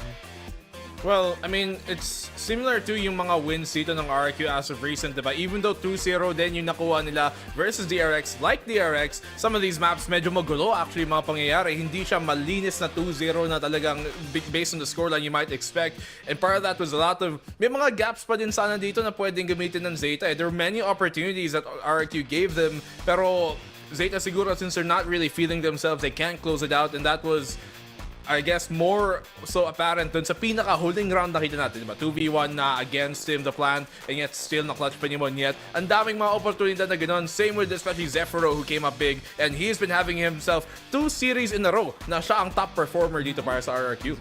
He's back at parang nun talaga nakita natin sa RRQ, alala ko yung pinag-uusapan nila tungkol sa Talon sa post-interview nga, diba? Na Xpero especially, he was very hard on himself na he was making these minor mistakes that would cost them the game versus Talon. Tapos pagdating sa DRX, pareho sila nag-overtime, pero alalahanin natin, kasi comeback ka yung isang mapa para sa RRQ yung split, pero nung sunset, sila yung kinambakan ng DRX, and they were able to hold strong with Xpero just fragging out as per usual. So talaga, gandang sign to para sa RRQ na naging online ulit si Xpero dito.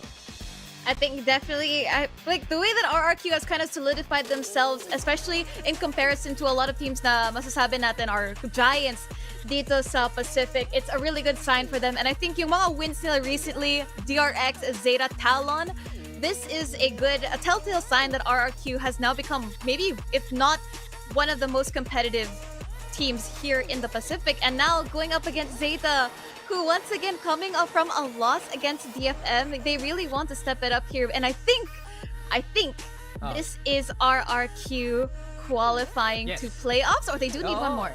Okay, qualified na magic sila. Number ang 6 nga, diba? So okay na dito ang RRQ at Talon. Meaning yan, isa na lang yung slot na up for grabs. At kung pansin nyo guys, anong team yung kulang sa top 5 natin? Baka naman yung nanalo ng Masters, yung wala pa sa playoffs ngayon. That's really interesting actually, how Genji pa yung last team to qualify. Supposedly, hopefully. Tama. No? I mean, ang galing na umbag ba talaga, Black and Blue! Hindi, kasi ginagawa ko yung math just about the thing you're talking about na tipong, nag-qualify ka sa Masters, nag-Grand Finals ka, and you don't really get any points from that kasi yung points lang na binibilang natin, tinatali natin is from the regular season of Split 1. Hindi kasama yung playoffs even ng Split 1, just the regular season when I was doing the math. And even for the champions, diba? You won't get championship points kung hindi sila nanalo ng Grand Finals. Anyway, case in point, panalo dito ng RRQ. Oo, tama. Ganda na summary mo na. I mean, at the same time, the way that I can sum up this match is just the fact that RRQ really are just doing RRQ things so consistently, and it's rewarding them in the long run. And again, sinabi nga ni Ewok that that's what they're really aiming for this season, is just to be consistent and no surprises anywhere. And I think that they're doing a really, really good job. But before we end the day, do you guys have any final words? Nice 2-0 day, guys. Nice. Congratulations. Yeah. We will miss you, Rebby. Ikaw ang Thank you, isang thank rason you. naging 2-0 tong mga series na to. Once again, dumating lang kami na wala ka na. We get it. Subliminal messaging. We read between the lines. We hope you have a happy life. Parliament not gonna come back. But we're gonna. Don't worry, guys. We'll be back. But that's gonna be it para sa day number 7. Congratulations to the teams that won today. And again, maraming salamat din sa lahat ng nanonood tonight for showing your support as well. Once again, my name is Vix with Dax, Black and Blue, Honey Glaze, and Ray Ray. And punta na tayo sa main stage to hear some words from our winners today, RRQ. Playoffs, I know everyone on the team have been working so hard to get there. So what does it mean to you? To be honest, it feels feel a lot because this is our first time to go playoff. I think we never make it to playoff even from last year, and this is our first time to make it to playoff. So it's been really great for us. It's like, okay, playoff ticked. Now you have to do really, really well to make it into champions, right? But one of the things that I wanted to point out today was you having a stellar performance on both maps. Were you just feeling it on the day, or was there anything you were doing differently that really helped you pop off? I think I'm just doing the same as long as like we are playing as a team. Like I don't care if I'm like top frag or bottom frag. Even as long as we win, yeah, take it. Okay. Speaking of winning, you guys beat DRX for the first time ever. You guys beat ZETA for the first time in about a year. The head-to-head record between you and ZETA was 0-2 in ZETA's favor, but you beat ZETA as well. Now, a lot of people are saying, oh, we see how much you guys have grown as a team, how much you've become stronger. Do you feel that way as well? Yeah, I think with the current roster, I think it's our strongest roster that we had. I think that's why it's the factor that we can beat DRX or ZETA. Okay, so you think it's the strongest version Yeah. of RQ. Why though? What was the difference maker? I think because we have Jemkin and Estrella and now Monyet for more Yeah. of PRX. I think we have a lot of ideas now coming to the game, coming to the match. Like we have so many ideas that we can use in mid round. Like, Yeah, that's a why lot I more think, options, right? So what's something that I wanted to ask you about is having Monyet in. Everyone is a gifted shooter, talented aimer. So, you know, the macro and micro both works really well. The balance is perfect. And it looks like you guys are taking more aim duels to kind of create that early round advantage for yourselves. So can you talk to me about this new approach that you guys are able to pull off with Monyet and, you know, good aims? I think since Monyet joining our team, like we have a lot of like aggro strats that maybe he used when he was in Pepper Hack. Maybe like that's why we play a lot of aggro now. Okay. That's why like we try to have more aggro and more passive. Like we don't stay passive now. That's something that he brought to the table with him when he joined the team. Now, speaking of Monyet and Paper X, that would be your next opponent. So what's that going to look like? Just W Gaming versus Aggro W Gaming? Yeah, honestly, I'm quite like excited to play against them since we also always lost against them. But now we have the former player of Pepperex, which is Monyet. Yeah, that's why I'm quite excited for the next match. Definitely have a momentum going on. Let's see if you can keep that up, beating Paper X for the first time this time around. So good luck to you in that matchup, and thank you for the interview. Thank you. And that was Xpero, everyone, with the post-match interview. We're going to wrap it up today right here, but catch us tomorrow because we have a lot more matches coming up, starting with GE taking on T1. We'll see you soon.